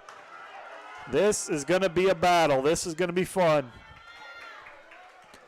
Koistra, Tulls, Dort Concordia on the third carry out to the big lead. It is Koistra with the lead. About a 5-meter lead. Tulls closing the gap. 200 meters left to go on this carry. Koistra and Tulls. Dort Concordia running 1-2. Concordia has made a charge. Koistra has held off that charge now. Here's Micah Koistra running strong for the defenders. Koistra with the lead. Koistra holds off the charge by Concordia. Northwestern in third, Mount Marty 4. Northwestern getting a carry from Emma Bloom, Mount Marty, Abrielle Nelson. Here is your anchor. It's Emily Heinen, and for Concordia, who else but Rachel Battershell. Battershell and Heinen anchoring for their respective teams as once again Dort and Concordia are going to battle it out. 4x4 title on the line. Concordia and Dort. It's Heinen and Battershell. With 200 meters left to go, Emily Heinen for the defenders has the lead, trying to hold off the two-time national champion in the 400, Rachel Battershell, the senior. Emily Heinen and Battershell, and the crowd is on its feet, folks. This is awesome. It's Heinen, it's Battershell, Heinen, and it's going to be Concordia with Rachel Battershell overtaking Heinen. Final 100 meters. Kennedy Kramer for Northwestern will be third. Mount Marty with fourth. Concordia will win this 4x4. 3:49.3 is that time. Concordia, a season best. Dort, 3:49.7. That is also a season best. What a race between those two outstanding teams, two outstanding programs. As Concordia wins it, 3:49.3. Dort second, 3:49.7. Those times ranked 5th and 6th respectively in the nation. Something tells me those two teams are going to battle it out at nationals in a couple of weeks. Let's move into the men's 4x4 here. Let's give you the high jump results before we do that. The women's high jump results, it is a final.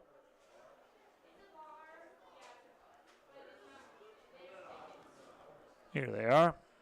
Top 8 are all conference. Amy Rickard of Concordia, 8th place. Paige Earhart of Jamestown, 7th.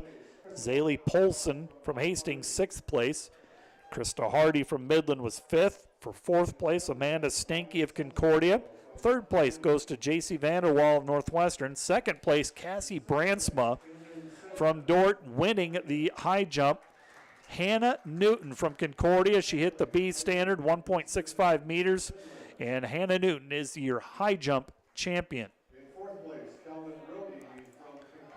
Also a final, women's shot put has gone final. 8th place, Alexis Mock from Doane.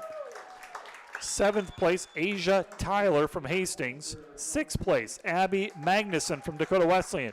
5th place, Lila Gronseth from Dakota Wesleyan. 4th place, Hope Wagner from Briar Cliff. 3rd place, Kiara Anderson from Hastings. 2nd place, Claire Casperson from St. Mary. And winning the shot put, Olivia Bockham from Doane. Came in with the top mark coming in, and she is your GPAC champion in the shot put. 14.22 meters, hits the A standard, as did Casperson from St. Mary. And 5 ladies hit the B, Anderson, Wagner, Gronseth, Magnuson, and Tyler. What a day for the women's shot put. 7 of the 8 finalists hit one of the standards at the NAI level.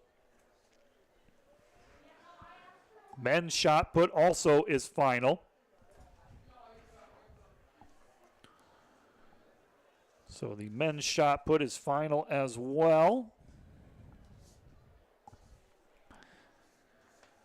And we will get to that here. Trying to figure out where my notes are on the old shot put. Top 8 finishers. 8th place, Carson Verholfer from Concordia. 7th place, Brian Zylstra of Northwestern. 6th place, Zachary Steeb of Doane. 5th place, Andrew Schmitz from Doane. 4th place, Luke Retadal from Mount Marty. 3rd place, Darian Semedo of Concordia. 2nd place, Alex Herman from Midland. And winning the shot put once again, Dylan Kuchera from Midland. He was the hammer throw champion, now wins the shot put. And he broke his own championship record.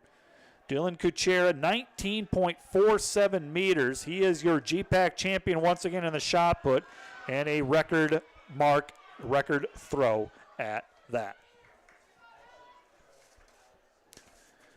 We are right into the final race, the final event of the day. It is the men's 4x4. We'll have 2 sections as well.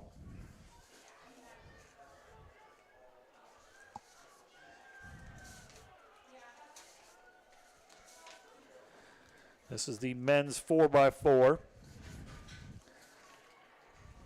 Already on the second carry.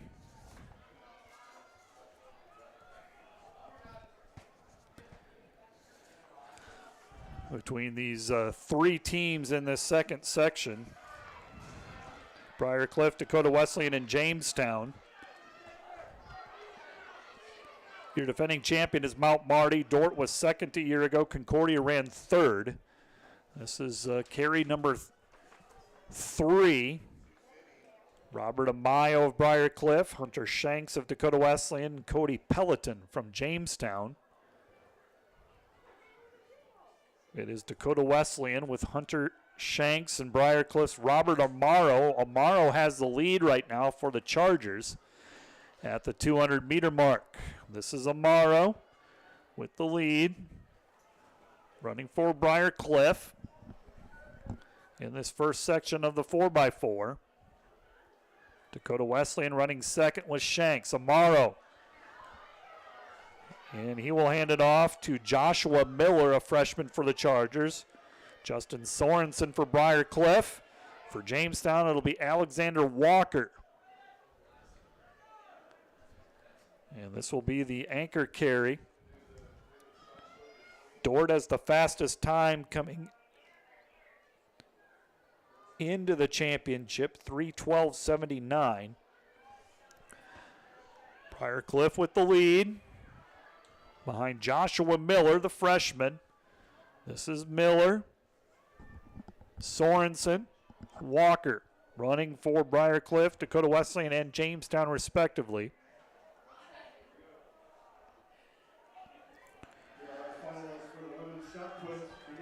And it is Briarcliff with Miller. Dakota Wesleyan running second. And Briarcliff wins that first section. Briarcliff time 3:24.6. Dakota Wesleyan 3:27.3. Jamestown 3:30. All of those faster than what they qualified with, as the times continue to be awesome today on this championship Saturday. Here comes the second and final section, the final race on the track. Lane 1 will be Midland. Leading off will be Adrian Patagny. Lane 2, Morningside with Ashton Banker. Lane 3, Kingdom Hawes from Doane. Lane 4 will be Dort. Came in with the fastest qualifying time. Peyton Miller to lead things off for the defenders, the 400-meter hurdle champion. Northwestern in lane 5. This is Braden John, finalist in the 200-meter dash. Mount Marty will run in lane 6 with Nathaniel Kropinski. Lane 7, Hastings Connor Hartzler. And lane 8, Mark Cook, one of the place winners in the 100-meter dash.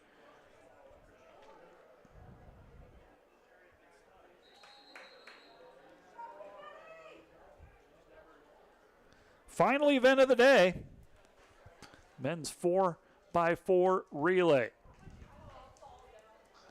Congratulations to Dylan Kuchera, who once again won the shot put championship, capping off an outstanding career.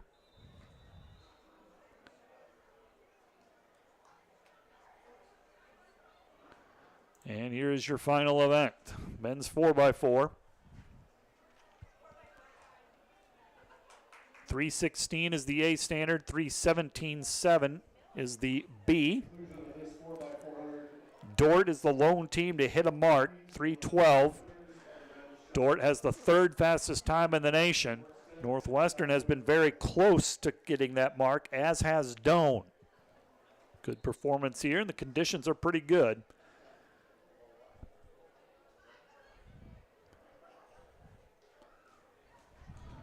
Men's 4x4 final coming up.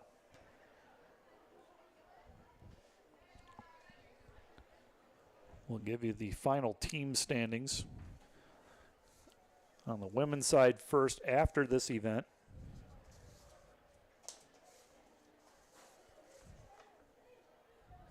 Dylan Kuchera, 3-time shot put champion.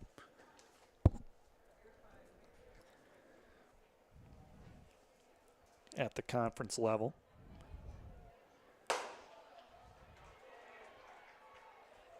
And here we go, 4x4. Midland, Morningside, Doane, Dort, Northwestern, Mount Marty, Hastings, and Concordia. Peyton Miller running in lane 4. Dort is the fastest qualifying time. Miller running well. That's John for Northwestern. Miller moves his team into the lead, heading into the scoreboard area in the final turn. It'll be Peyton Miller with the lead. On the outside, Mount Marty. No, that's Concordia. Mark Cook running well. Here comes Braden John back into it for Northwestern. Miller will hand it off to John DeHaan, Northwestern. This will be Cody Post. Second carry of the men's 4x4. Cody Post for Northwestern as they reach the cut-in mark, 100 meters into the second carry. It's Northwestern with the lead. Then Dort. Here comes John DeHaan. He was second place in the javelin earlier in this championship. That was last night. Northwestern with the lead, second carry. 200 meters left to go on this second carry. It's Northwestern with the lead. Northwestern with Cody Post, DeHaan. That's Concordia running in second with Liam Fagan. And it is Northwestern with the lead. Doan has moved into second. What a great close by Austin Drake. Northwestern 1, Doan 2, Concordia 3. Dort will have Zavenbergen. Doan with Caleb Mulder. Northwestern with Mitchell Ostra. Concordia with Greg Fries. It's Zavenbergen making a move for Dort. Zavenbergen into third place. Northwestern with the lead with Ostra. Doan running second. Doan running second with Mulder. Northwestern, Doan, Dort. Running 1, 2, 3, heading into the final carry. For Northwestern, they will hand it off to Trey Engelman. Doan, they'll anchor Joaquin Gutierrez, and Dort, of course, Peyton Malden. Hold on to your hats, ladies and gentlemen. It is Northwestern with the lead. Northwestern has the lead with Engelman. Here comes Peyton Malden. Malden, the junior for Dort. He runs by Gutierrez for Doan. Malden instantly moves into the lead. He has the lead with 200 meters left to go. This just in, Peyton Malden might be pretty fast. Peyton Malden with the lead for Dort. Malden, 100 meters left to go. Northwestern trying to hold on to second. Malden, 100 meters left from the title. Malden's going to bring it home for the defenders. Doan has moved into second place. It'll be Peyton Malden who puts an emphasis on this GPAC championship. Dort wins the 4x4 title.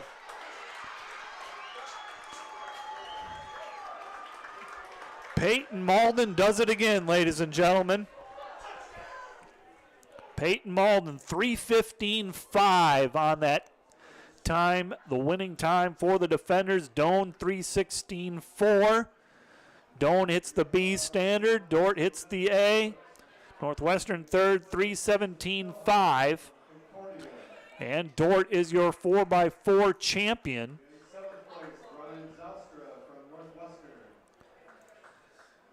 And we will see if all results are in.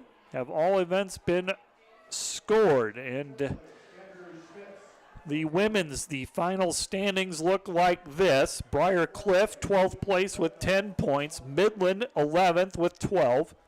10th place, Dakota Wesleyan with 17. Tie for 8th between Jamestown and St. Mary with 18 points. Morningside, 7th at 40. Northwestern finishes 6th with 54.5. Mount Marty 5th with 78. Hastings finishes 4th with 116. Doan 3rd in the women's standings with 117. Dort is your runner-up with 132 points for the women. And your women's champion with 244.5 points, Concordia, as they win their 6th consecutive women's GPAC title. Congratulations to the Bulldogs. Men's team standings. We're going to let them update here a minute. And fans, stay tuned for the award ceremony as well. Top teams will be recognized out on near the award stand at the 50-yard line, as has been the case. 11th place, Briar Cliff with 5. These are the final men's standings. Hastings, 10th with 30. 9th place goes to Jamestown with 31. 8th place, Morningside with 34. 7th place, Dakota Wesleyan with 41. 6th place, Northwestern with 61. 5th place, Midland with 78. 4th place, Mount Marty with 86. 3rd place, Concordia with 112. 2nd place, Doan with 163. And winning the men's team championship for the outdoor season, the Dort Defenders with 210 points. Dort sweeps not only the track titles, the indoor and outdoor, they were also the conference champion in cross country. So congratulations to the Dort University Defenders on winning the men's team title. Concordia with the women's title, Dort with the men's title. We're going to turn it over to the award stand here and show that. I'd like to thank you, the listener, for tuning in and to the Dort Media Network. What an outstanding job. Not an easy event to cover. There are lots of things happening, multiple couple cameras and multiple events to set up, but they did an outstanding job, captained by Rich Lodewijk and the Dorp Media Network. It's been a pleasure to bring you championship track here via the Dorp Media Network. This is Matt, the SID for the Dorp Media Network, and we'll sign off and might have the awards here at the 50-yard line on the video stream. We'll see.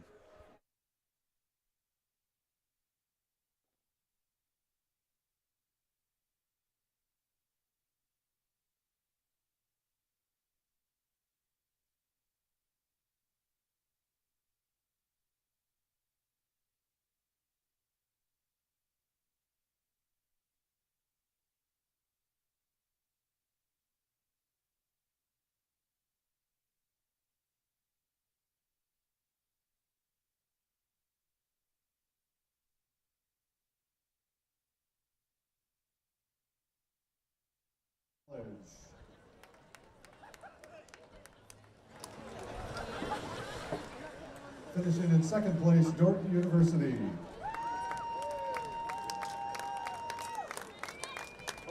And with a time of 3:49.24, Concordia University, Jenna Esch, Kayla Kirchner, Trinity Tulls, and Rachel Battershell. Your GPAC champion 4x4 meter relay.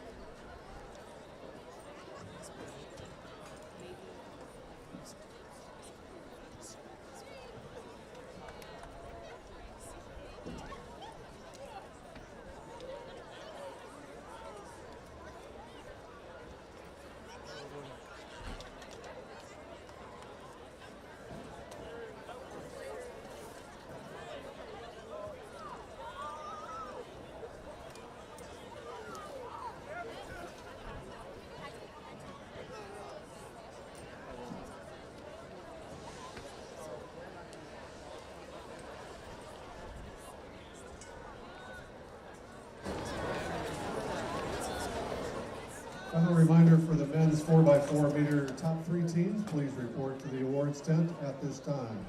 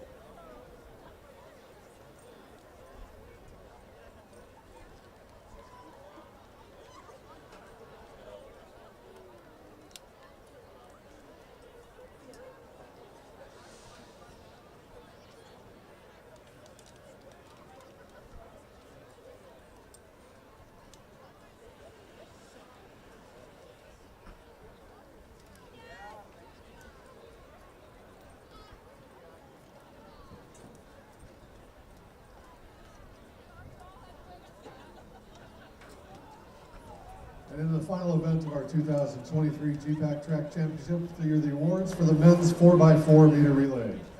In third place, Northwestern College. In second place, Doane University.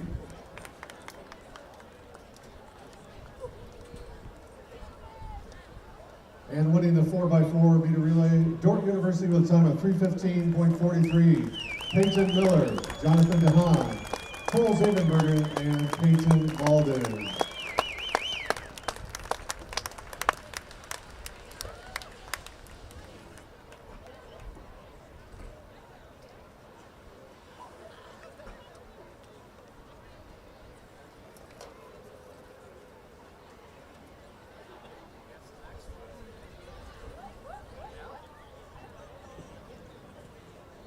We do have the final results already tabulated, so we can jump right into the awards as we complete the photos at the award stand.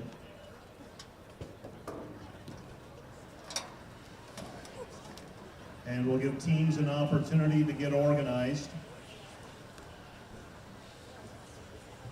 Presenting the awards this afternoon will be Dordt Director of Athletics, Ross Dalma, and we are located near midfield. We will begin. Welcome to the awards presentation for the 2023 GPAC Outdoor Track and Field Championships. Congratulations to all you student athletes on a great 2 days of track and field here in Sioux Center at Dordt University. It's been a pleasure to host you in this GPAC Championship meet. We will begin with the GPAC female athlete of the meet over the last 2 days. This person scored the most points individually for her team in the meet, scoring 24.5 points from Concordia. Congratulations to Adriana Rodenkall.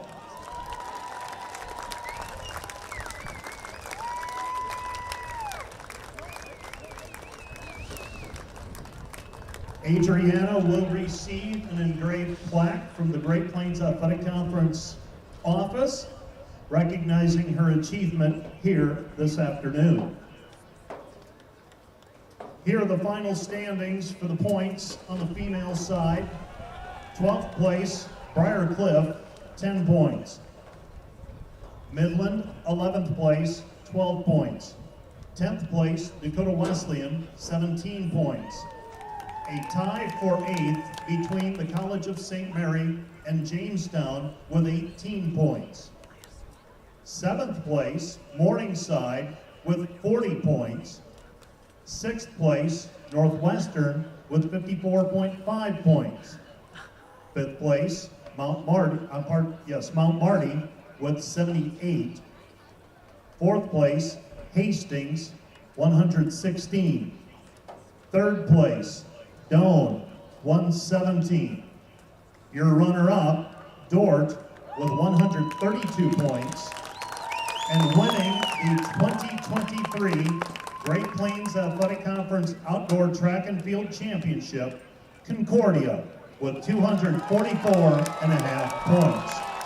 Come forward to accept your trophy and championship banner.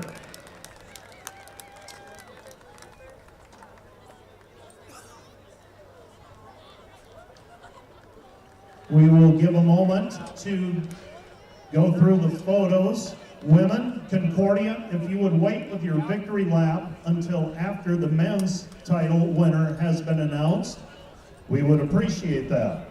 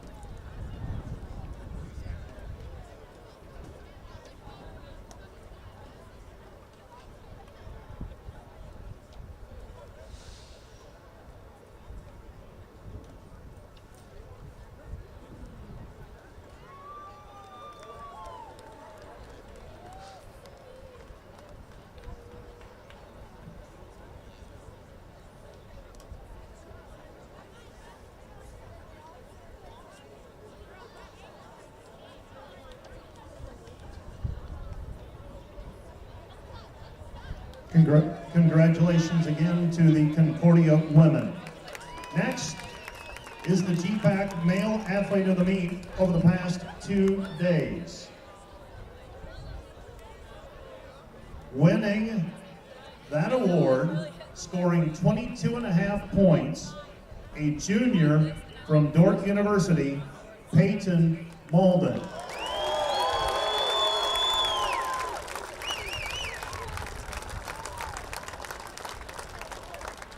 Peyton will receive an engraved plaque commemorating this achievement from the Great Plains Athletic Conference.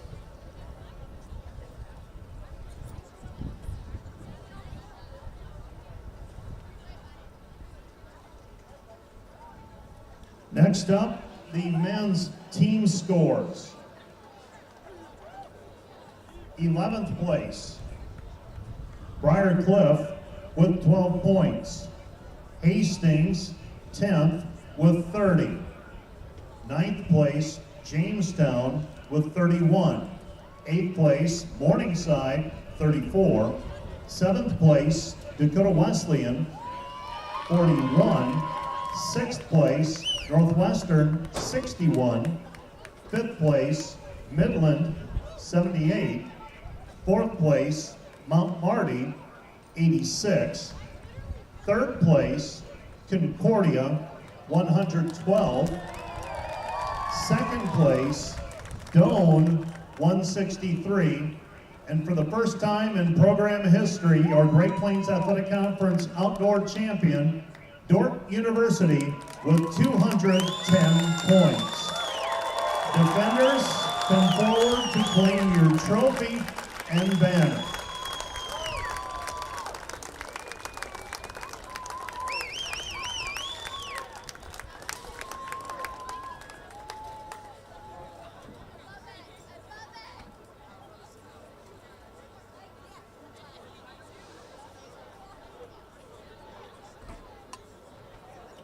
Coaches and athletes, a reminder that performance of the meet and the coaching staffs of the year will be announced next week by the GPAC office.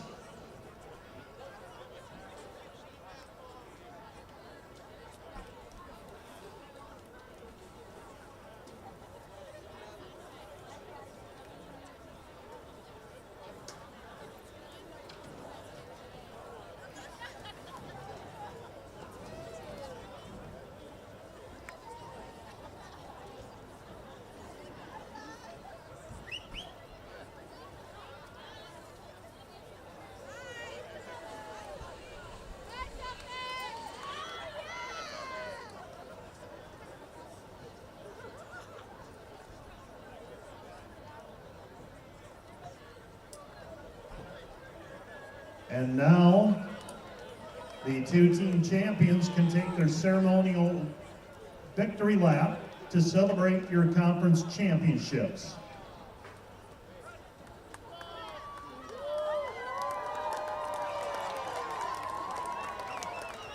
This concludes our awards ceremony. Results of the meet are on Dakota Timing and at www.gpacsports.com. Best wishes to all our student athletes who qualify for the NAI National Championships in Indiana later this month. Thank you for your attendance. Please drive home safely.